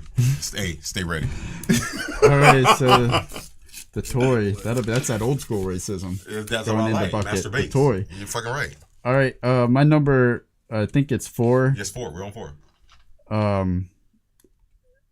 Fuck this movie. Don't explain again. it. Most of these movies are on my list because I want you. Why to do you see keep them. ripping them off? I was just Because fucking I'm with you putting an them hour in the. ago. How else am I gonna put one at a Because I time? haven't put any movie in here on mine. I've been putting them all in there. I'm gonna rip them up at the end. Have you not seen me writing yours down and putting them in there? I did not. I have been. Thank you, then. Thank you. Did you see it from over there? He hasn't seen Then why it did from you right tell here. me? But Then- you saw it from over there. You're looking like Tom Hanks and fucking Wilson. Castaway. Thank you. Yes, go ahead. All right, I Heart Huckabees. Is your number what? 4? That's my number 4. Yeah. Oh, dude, hilarious movie. Hey Rick, watch me fuck him up. He said, "Hey Rick, watch this. I'm doing. I'm doing this for. This for Rosewood right here." He said that was number. What he said was number 4. He said, "What? Say your number 4 again." I Heart Huckabees. My number 4. Shout out Juneteenth. Dead Presidents. I watch that at least twice a year. And where you at on the Man, on the fuck painting? that. Don't ask him what he painting. Ask him what he living. You heard him. Because he's here to paint, not to be a yes man for you over there. Oh, yes a man? Yes man. Oh, yes a man. No, yes man. That's an honest opinion. I watch Dead Presidents all the time. Yeah, you're on Steven over here. Oh, you're showing out tonight, soldier. Go ahead. Number 3. Go ahead. Number 3. Yeah, shit. We're in a new day. We're technically before 6 p.m. at this point. All right, number 3. You go. Number 3. Oh, you're gonna love this one. You love it. Oh, you ought to love each other. Midsommar. I'm not going to be mad at you because as long as you didn't say Hereditary, I'm willing to watch Midsommar. Trust me, if Hereditary fucked you up on the inside, Midsommar is about to. I'm going to stab you in your neck when I'm 39. So there's Midsommar. All right, and my number 3, Heat. Al Pacino, Robert De Niro. There's a flip side of that coin. How many years have we been saying that? Heat. Val Kilmer. Hey, Rick motherfucking B8. Shout. Hey guys, listen. Even my friends that didn't. Hey, I'm gonna tell you something, Rick. I love you, brother. I've been fucked up at times, and you've been fucked up at times. I'm gonna tell you something. I couldn't have did Coming to America without you, brother, and I love you for that, man. That skit don't make it without you. Boom! Bang! All right, my number 7. I ain't got eyes in the back of my head. Is from Mr. Royal's favorite director of all time. No, this is my number. It should be 2 because we just did. I thought we were counting down. Go ahead. Yeah, we are counting down. It's my number 3. Okay, go ahead. My number 3. I went before you. You're right. This is your number because I went before you. You're correct. You're right. I know. I know. Who's your favorite director? And by favorite, I mean least favorite. I mean somebody that you want to cancel, that you've advocated for their cancellation, which I agree with, but in this case, I have to separate the art from the artist. Somebody that you have advocated the cancellation of. There is a snippet video on YouTube, on the TTFT channel, of you. This is from the Black Panther episode? Yes. Him. Yes. Yeah, him. Him. I'm not saying his fucking name. It's a fucking bastard. But can you agree that 12 Monkeys would be an amazing movie to dissect? It is, but I can agree that he had nothing to fucking do with it. Unless it was the other racism, than hatred direct part. Yeah, what the fuck does that mean? He didn't. Yeah, you know he didn't. As a director, I take insult to that statement. But I'm a director, and I take insult to it because as a director, I know it's my responsibility to take care of everybody on my crew. And if I'm a fucking racist piece of shit, then I didn't take care of everybody on my crew. Well, if you are going to insinuate that, I'm going to have to insinuate in the opposite direction. I'm telling you what's true. Okay. I'm not insinuating. I'm telling you what's been proven. Either way, all right. So yeah, whatever. Fuck that director. He's an asshole. Fuck that director. Yeah, no doubt the about movie is good. I'm not talking. The movie is good. Yeah. You can be an asshole and still be an artist. And 12 Monkeys is one of those movies you can come up with a different theory. My point, you're best known for 12 Monkeys. So even when I want to appreciate you, it's still fucking satire. Monkeys and 12 of them? That's what I'm saying. This ain't the fucking zoo. This ain't in Madagascar. So we're insinuating that the director. No, he was insinuating. He was the one doing it. His name is honestly. He's best known for that movie. And you don't think that's his proudest moment? But seriously, what do you remember his name at the moment? I don't fucking remember. I remember he made 12 Monkeys. We're insinuating that the director. I'm not insinuating. Well. You are. We're alluding to. I'm telling you that he was fucking a racist Mr. piece of shit. Mr. Royal is saying he's a racist. I am piece saying of that shit. he's a racist piece of and shit. I co-sign. Because I respect your identity. Well, thank you. I identify as somebody I was born as. Thank you. 12 Monkeys going into, because it would be a fucking fun movie to dissect and try to figure out. My number 3 is we're gonna do Heat. I say Heat, right? My number 2 is going to be, now each season we only do one superhero film, but to me this is not a superhero film because I respect it so much. We're doing Joker with Joaquin Phoenix. We're gonna try that again, huh? We've been trying that since for 3 seasons, so we got to do it. We got to do Joaquin Phoenix. All right, Joker's going in the bucket. No, it's not in the bucket. It's my last veto. So happy. I'm doing it. Oh, Joker is because I want Jared and Tango in the same episode. All right, so we're down to 6 movies that are going to be pulled from the bucket because you've pulled an unprecedented amount of vetoes in one episode. Because I'm making up for earlier. I haven't pulled. Was that season 1 when I fucked up and I told you I had like so many that I didn't have? I overcompensated. When I left early and said I had to do something for my mom, I didn't. I left early to reconfine my notes for tonight. This one's for you. This is number 2. Actually, this is my number 2. Okay. Adams, I promised you I'd put it on here. Mm-hmm. Adam Sandler. Pixels. But that's because you want to fuck it apart. But you know what? I do want to fuck it apart. You know what, guys? Unprotected. If you listen, we're doing that episode. I'm gonna tell you why. You'll decide who you love. Because let me tell you something. He's gonna try to destroy this movie, and I won't let it be destroyed. Okay. I'll see you there, brother. What's your number 2? Deuce. Poop. Primal Fear. That's so. But that's already been. That's why I said your mom said it earlier. I thought that was Clue. No. That was my number. That was my number. Was Adam that's my number 1. Clue's my number 1. My mom said that's a great movie, Royal. Which one? Primal Fear. Yeah, thank you. Hey, Terry, thank you. Terry Miller. Man, I'm proud of you, Mom. You're up. I just want you to know. Listen, I know you love dirt. I just want you to know Daniel is back here with his legs crossed and 1 shorts on with Spanx on under that with more tattoos than I have, and he's looking like Jesus from Game of Thrones right now. Like I thought Durden was cool, but Daniel is looking super cool. I'm not gonna lie. And listen, shout out to Maybach Music once again, Marshall Malone for making this whole thing happen. Maybach Music. Yeah. Terri Gilliam is the director. Terri Gilliam. Thank you. Yes. Not Mayor Gilliam, Terri Gilliam. Which he also directed Heath Ledger's last film, which is another great movie. Shout out to A Knight's Tale with Heath Ledger. You wanna fuck It's like the worst Heath Ledger movie. Are you fucking wrong? No, you're wrong. A Knight's Tale was awesome because it also had Paul Bettany who played in WandaVision. Who played? I know. No, you didn't. You did not know that. No, I'm you're wrong. aware of who's in listen, it. I know I've never looked at you like that before. I wasn't mad at you. I was mad at your opinion because I'm telling you that, bro. I'm half you. You know my memory is my strongest. My mind is my strongest muscle. You know what? Coming from a fan of Pixels, I'd expect this much. Coming from a friend of yours, I expect you not to say that. Damn. Okay. Is this live? No, we're fine. Okay. He hasn't said anything. Marshall's fine. Fuck He's you, like, Marshall. Shit. I only got one. You know what Marshall's saying right now? Press the I button work with at all. motherfuckers who don't even want to get up and do pre-production meetings. This is awesome. All right, so my number one. Okay. And I'll just let you know right now, if this one gets picked, the segment for You're Gonna Need a Bigger Boat is just going to be non-existent because this movie has nearly any dialogue and it's still one of the most powerful films I've ever seen. Gus Van Sant. He did Good Will Hunting. That's a director? Yeah. But he did a series of films in the early 2000s that were really, really experimental. Very long shots that were just on Jerry, Last Days with like a loose interpretation of Kurt Cobain's autobiography. But the film that I want to do from that era of films that he put out is a movie called Elephant that came out uncomfortably close to the time of like the Columbine school shootings, and it mirrored it in a lot of ways those events. But it's such a captivating film, and the way that it would just be, filmmakers should see this movie because it's a very original film. The way he pulls it off. That was my number one. You each have one more piece of paper for my number one. All right, I'll make it quick, or I'll make it 15 seconds. School Days, Spike Lee. Okay. Because of the fact that it touched on so many subjects. It had Lawrence Fishburne. It had one of my favorite actors from Godfather, Harlem. It had so many subjects that would not be touched, and it had one of my favorite actors. I'm fucked. I'm mad. Can't remember your name right now. You were in Transformers. You played in the New York TV series as far as one of the coaches for the New York Yankees. You were in Rounders. You were in Mr. Deeds as the butler. You were in the Transformers one. I respect you so much. And you were also in School Days. So let's go. What do we choose now? Three of the fans? Uh-huh. We're choosing 3 of the fans? We're just choosing 6 out of this bucket. Oh, no, stop it. No, stop. Marshall chooses the first. Marshall.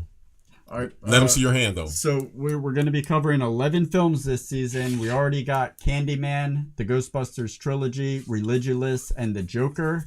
So that's 4. Marshall chooses the 5th No, film. Marshall. No, Marshall does it. Marshall says it. Just say it. I'll say it. I'll say it. Yes! Congratulations, Glenn. Stepdaddy.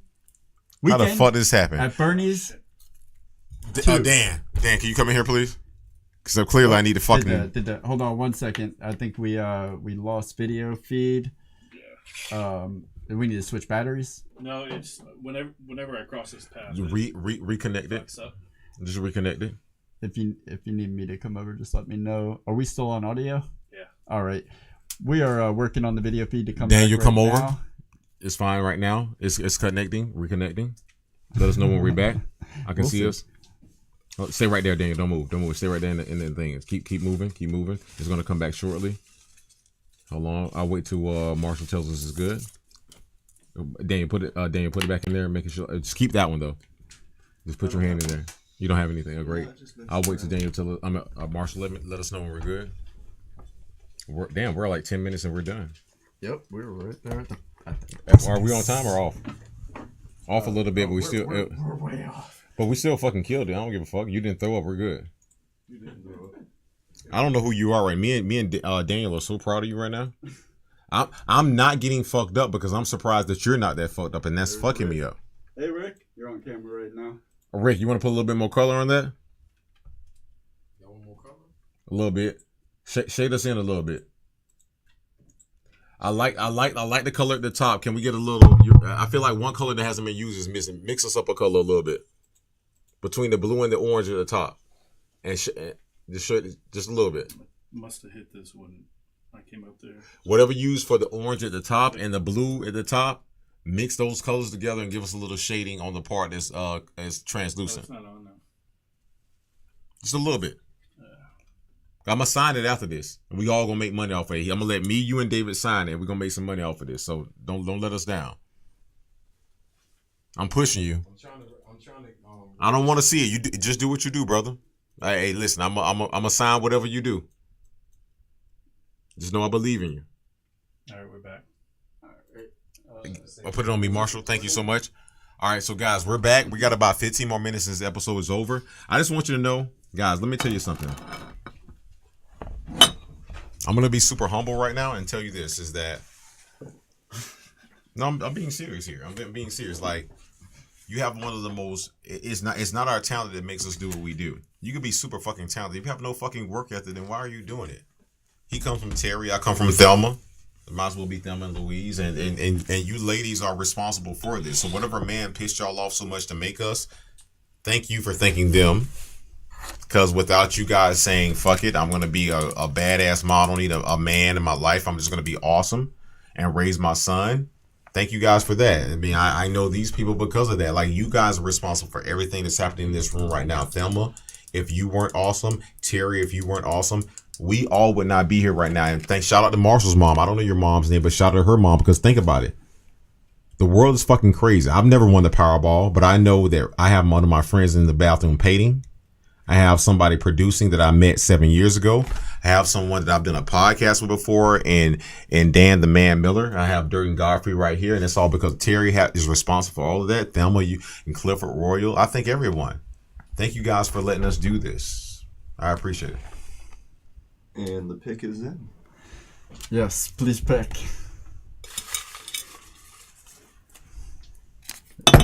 So number 7 is going to be. It ain't gonna be focused if you hold it right there. I don't care. Say it. 12 Monkeys. Oh, damn! I apologize. I don't. Why would you apologize? I'm happy to get into it. So number 7 is 12 Monkeys. You don't owe me anything. So far we have Candyman, the Ghostbusters trilogy, Religulous, Joker, Weekend at Bernie's Part 2, and 12 Monkeys. That's Die number Hard. 6. Die Hard is happening. And 7 is Die Hard. So we only have 5 more or 4 more. 4 more. I'm coming in right now. And I put Rubber in there for Angela. Oh, no. You only have 4 more votes, so you sure want to do that for her? My mom said she's proud of us. Thank you, Mom. Love you. Thank you. Good night. She's proud that we made it this far. That's why she's proud. It this long. Okay, we're almost done. Okay, no. You sure you want to use Angela's vote right now? What are you going into there for? Because I'm prepared. We already have them all in the bucket. We just got to pull. Oh no, fuck them. They haven't put in the work that we have. I'm making a decision right now. You've exhausted 3 vetoes during this episode, and I'm going 1 more. Go ahead. Let's see. We will be doing. Let's see if anybody disagrees with me. We'll be doing Heat with Robert De Niro, Al Pacino, and Val Kilmer. You put that in the bucket. I don't give a fuck. I'm picking it out. We're doing Heat. All right, give us 1 second. The battery's there. We are doing Heat. We're doing Heat. I don't care what happens out. We're doing Heat.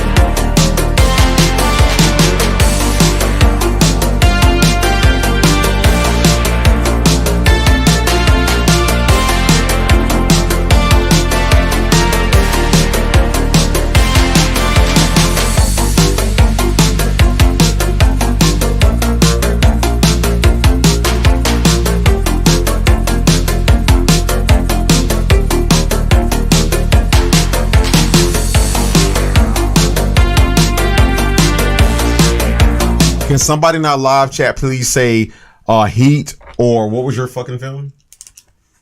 Oh, are you talking about 12 Monkeys? Yeah, I am talking about 12 Monkeys. So we'll do this. We're going to pick the rest out of them. Because I saw one monkey and it was called Outbreak. If somebody responds in here and says 12 Monkeys Heat over 12 Monkeys. Can I get 12 Monkeys or Heat? Can somebody say something, please? Anybody in that live chat. 12 Monkeys or Heat? Somebody with film intelligence respond, please. I'm going to pick the number 8 film now. Here we go. Face Off. All right. Hey! All right, so I will scratch out Adam. When I make it, I'm calling him first, but right after him, I'm calling you. Was that Adam? Who? Yeah, that was Adam. LOL Jackson. Oh, and then Rick. What the fuck you? How the fuck you? Thanks, Rick. All right. This motherfucker. Hey, Rick. Hey, Rick. Like, hey, listen. That's my nigga though. So we've got damn, Candyman, Ghostbusters Trilogy, Religulous, Joker, Die Hard, Weekend at Bernie's, Face Off, and Heat. So how that's many 8. we have left? We got 3 more. Pick one. All right. You want one? I'll pick. Have you picked one? He did. Marshall picked one? He did. Rick picked one? Rick picked Heat.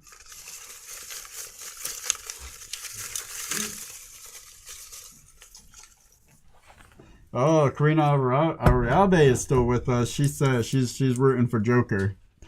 Me too. No, it's Invention of Lying.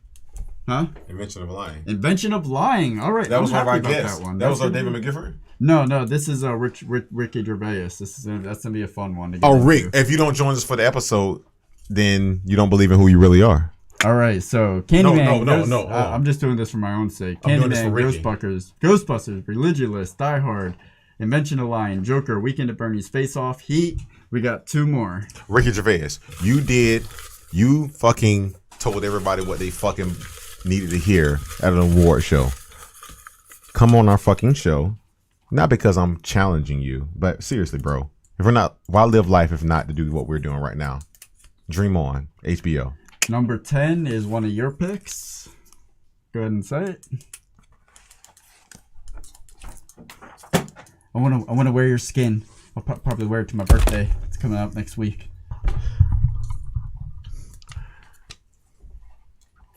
Spit that shit out, man. I know we couldn't do Talladega Nights, and I know we could not do what's my movie what's the movie Rico? What's my movie with Rico? Paid in Full? No, not that Rico. The other Rico. I don't know another Rico. I feel like the dance at the end. The dance. He rolled over. Chip rolled over the fucking Tupperware. Come on, man. Fucking The Pope. Thank you. Jesus Christ. Thank you. I know we can't do both. So what we're gonna do? How much you want to bet I could throw this football over the mountains over there? There you go. So what we're gonna do? So we already did Blaze of Glory, right? Yep. I just pulled it. Yep. Blades of Glory. That's our number 10. So we got 1 more left. Who's pulling it? I'm gonna drop it. Let's do it together. I'm gonna drop it. No, we gotta do it together. Grab one out of thin air. No, we gotta do it together. Grab one out of thin air. Bro, we've done so much. Let's do it Just together. grab one out of thin air. Let's do it together. I don't want to do it without you. Put it down. Let's do it. We're gonna show. Put it down. I can't back down at this point. All right, we're doing it together. Come on, put your hand down.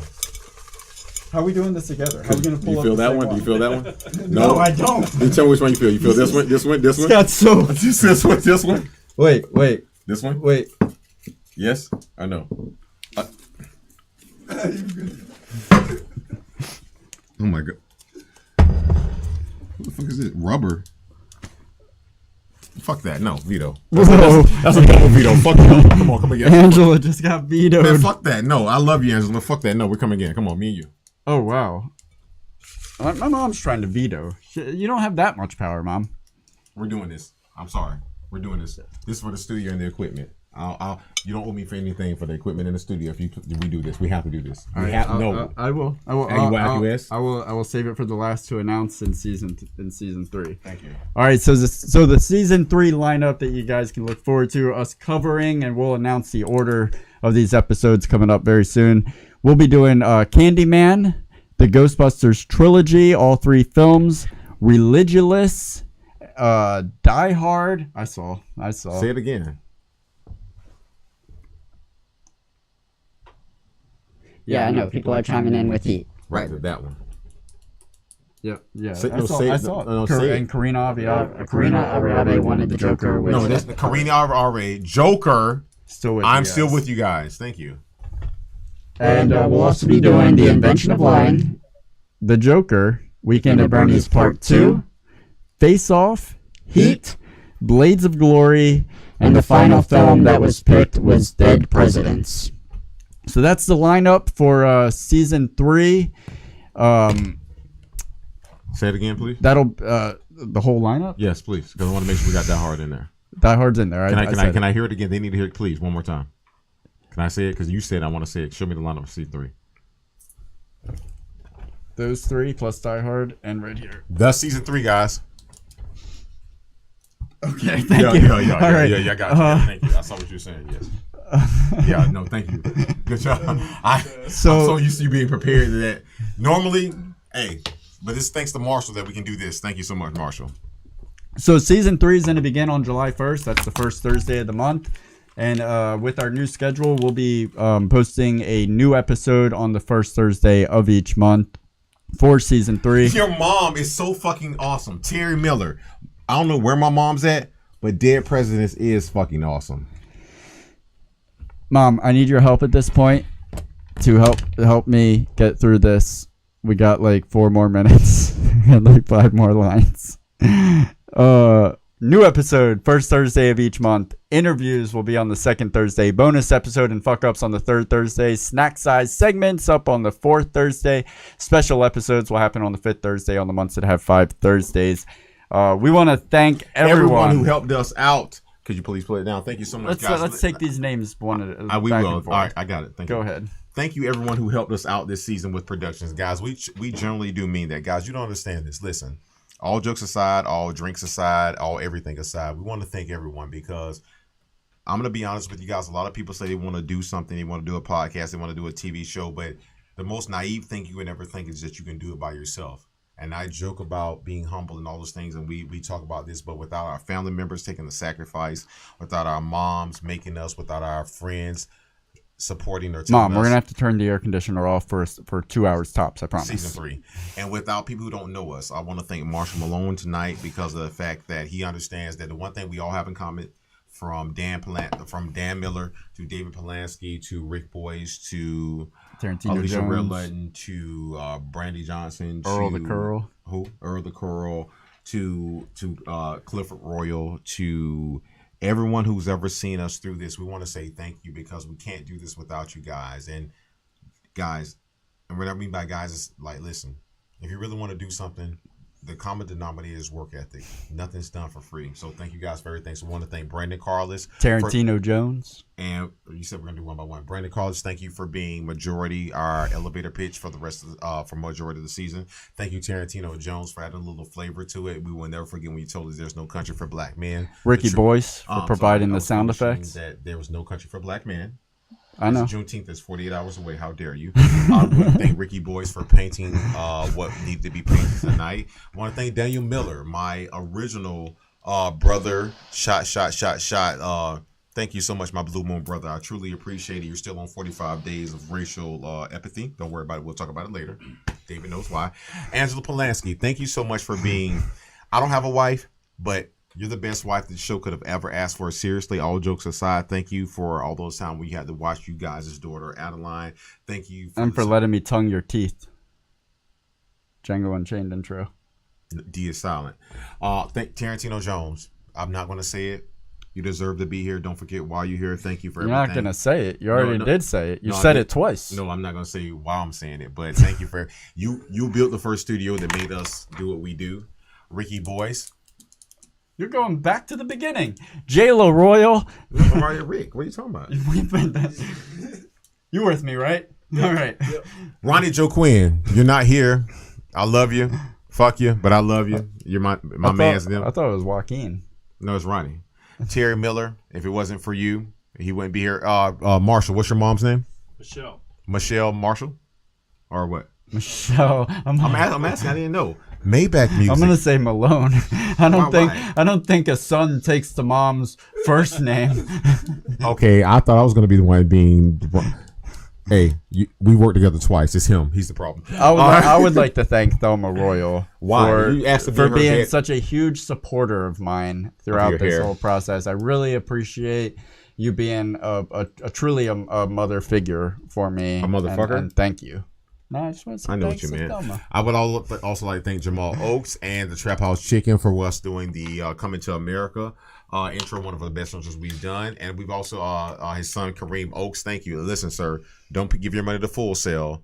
They're full of shit. And guess what? We challenge any motherfucker that went there to challenge us, bitches. And with that being said, last but not least, James Fairley, my Christian brother from church. I don't go to church anymore. And last but not least, Marley Glover, we thank you for always being there for us. And also Margot Glover, thank you. Man, Margot Williams, thank you so much for everything. And guys, go ahead. I just want to say thank you to our Patreon subscribers, Mr. David McGiffert, Mr. Andrew Hens. We want to say thank you to the newest Patreon subscriber, Miss Terri Miller, my mommy. Thank you to our studio audience that hung out tonight. I guess it's his money too. Thanks to my stepdaddy and my mommy. The folks that hung out with us tonight here in the studio. Thank you to them. All of our subscribers. One last time, thank you to Brandon. We joked with you all season for 2 seasons, but thank you because you've been with us since I'm Gonna Kill Someone this Friday. You've been with us. You brought us on your podcast. And last but not least, again, I want to say this so much, guys, and I truly do mean this. Thank you to Marshall Malone. Because again, guys, you don't understand this. Like, it takes a lot of. You don't understand the intelligence it takes. You don't understand the time it takes. Even after we do this, there's going to be meetings and things that we can do better. So we didn't reach out to him. He reached out to us, and he didn't have to do this. Love you too, Angela. Good night. Sorry, she just texted me. Well, I know she just texted you. I was talking to Marshall though. Okay. Can I get my man love for a second? I don't have so much man love to give. Please continue. Thank you, Angel. I'll text you later. But Marshall, thank you again so much. Thank you again, Dan. Thank you for pulling me across the pavement in the Django Unchained scene. I'll talk to you later, my nigga. Exactly. Hey, see, I told you I ain't got 30 minutes. I had 30. I told you I was gonna be there. 30 minutes left. Okay. But again, Marshall, seriously, all jokes aside, thank you so much, guys. You don't understand what he's doing right now. He is literally operating 4 or 5 cameras, making sure people do audio is correct. And you guys don't understand what it takes to be behind the camera. It takes just that much talent. Tamagotchi. I'm giving you credit. Yeah. It's too much producer credit. Really uncomfortable. I don't give a fuck if it's making you comfortable. You're awesome, man. So thank you. So Dirk, take us away. UDCMcomedy.com. Check it out. And before we go for the evening, Rick.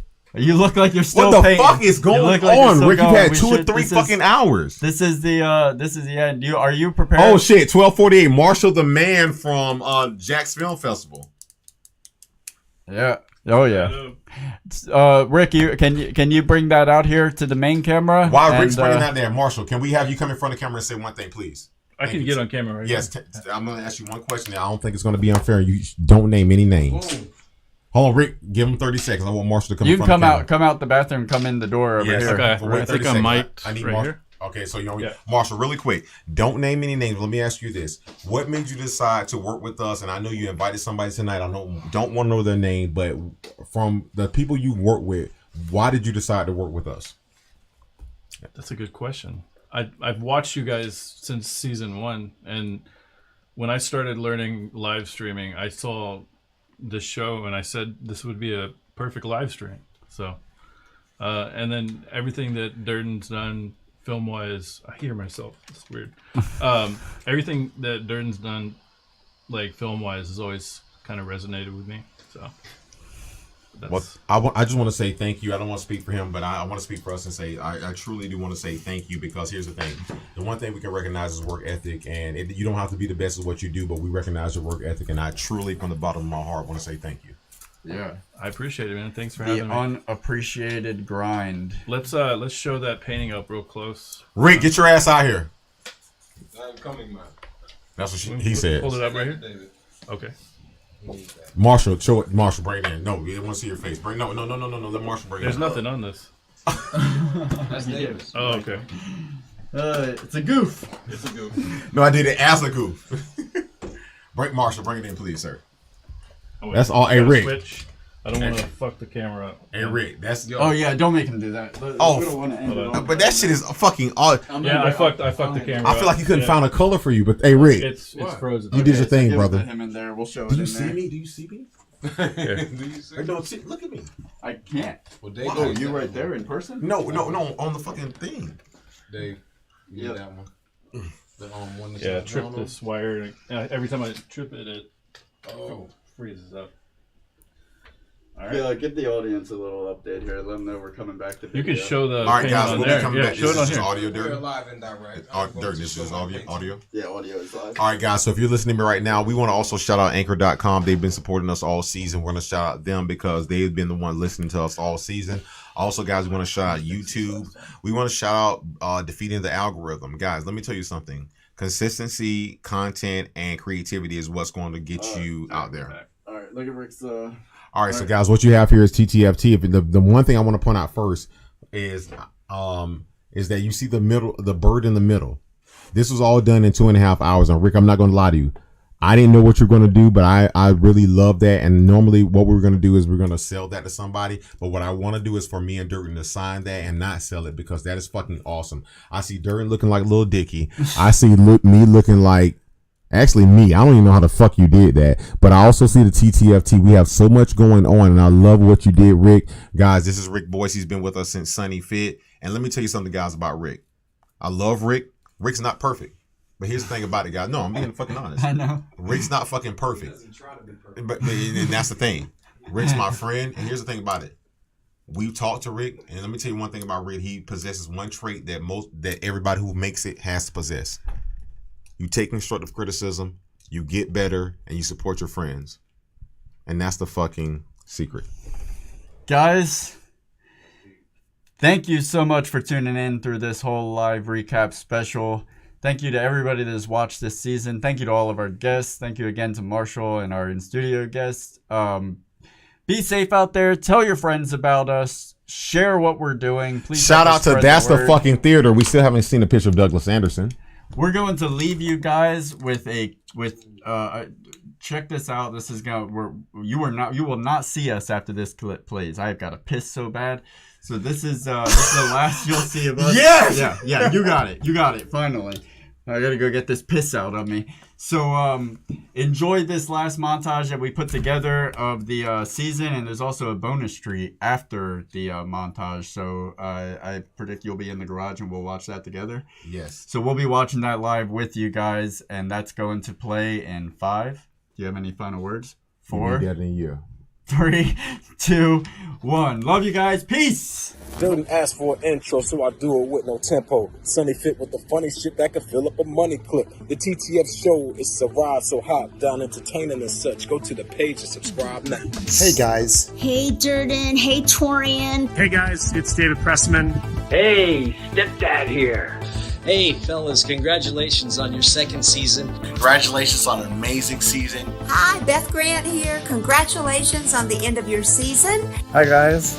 The Chickens and I wish you hearty congratulations on completing another season. I just want to say congratulations to those crazy sons of bitches down there at TTFT. Congratulations on season 2, man. And looking forward to the next. Hope you have a wonderful celebration. Great job. Great, amazing job. I wanted to say congrats, guys, on another awesome season. Congratulations on your season 2 wrap. Torian, I finally got your name right. Torian. Ooh. You guys are killing it. Well, I just want to thank you for including me. Season 2 was amazing. Can't wait for season 3. Huge congratulations on a successful season 2 of your show. But also, you guys hit over 600 subscribers. That is absolutely insane. I want to congratulate you guys. You've had an awesome 2nd season.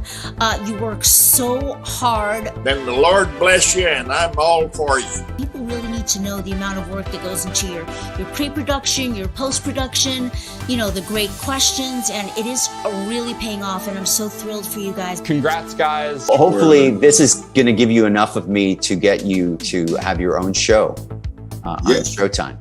And hopefully it doesn't suck. I really appreciate you guys including me, and thank you so much. Also, I have a question. Was I the least watched episode on season 2? You had very interesting questions. These were new ones for me. Actually, don't answer that. I'm fragile.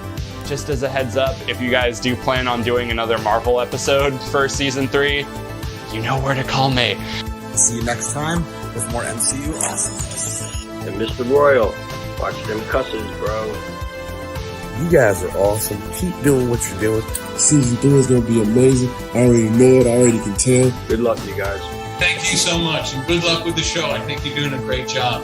I look forward to the next one, and thanks for your help. So nice of you guys to appreciate all the layers. It means a lot to me. Thank you so much. Keep up the great work, you guys. Congratulations.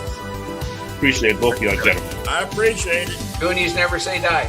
And I'm sure your second season movie fans will really sink their fangs into. Good luck.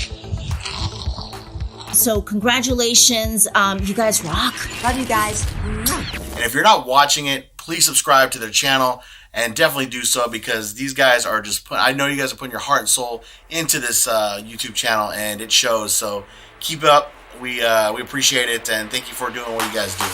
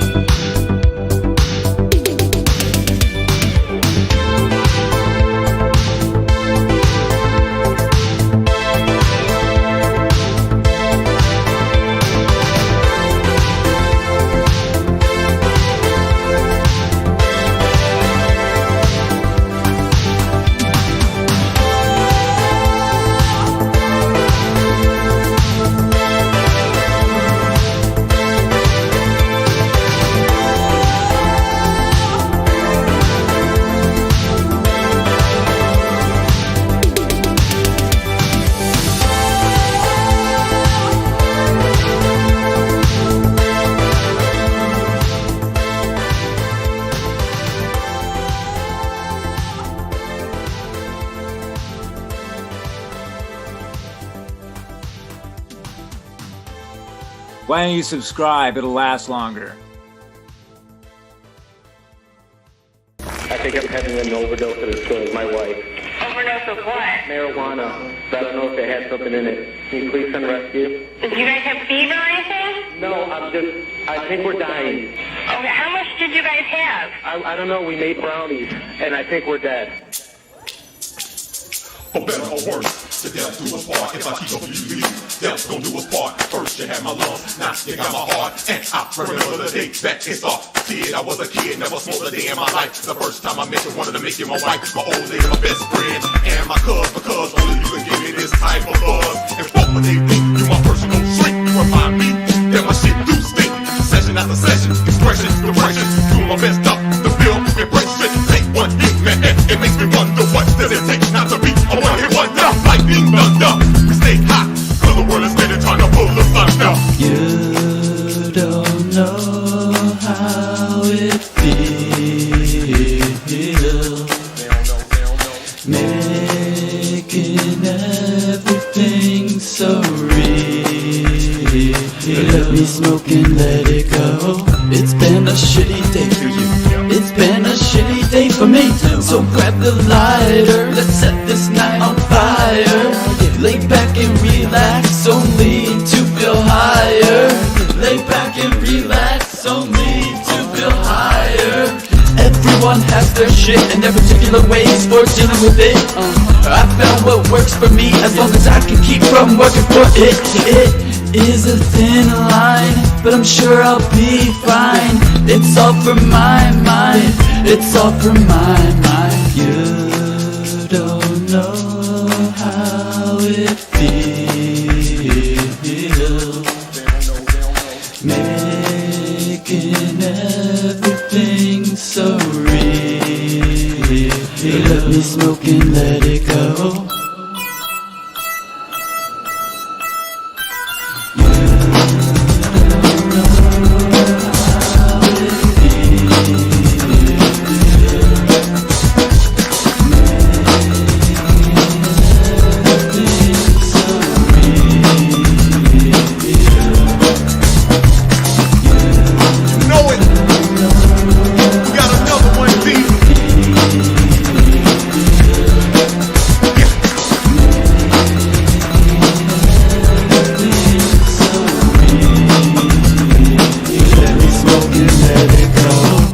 Time is going by really slow. That was for all my smokers right there.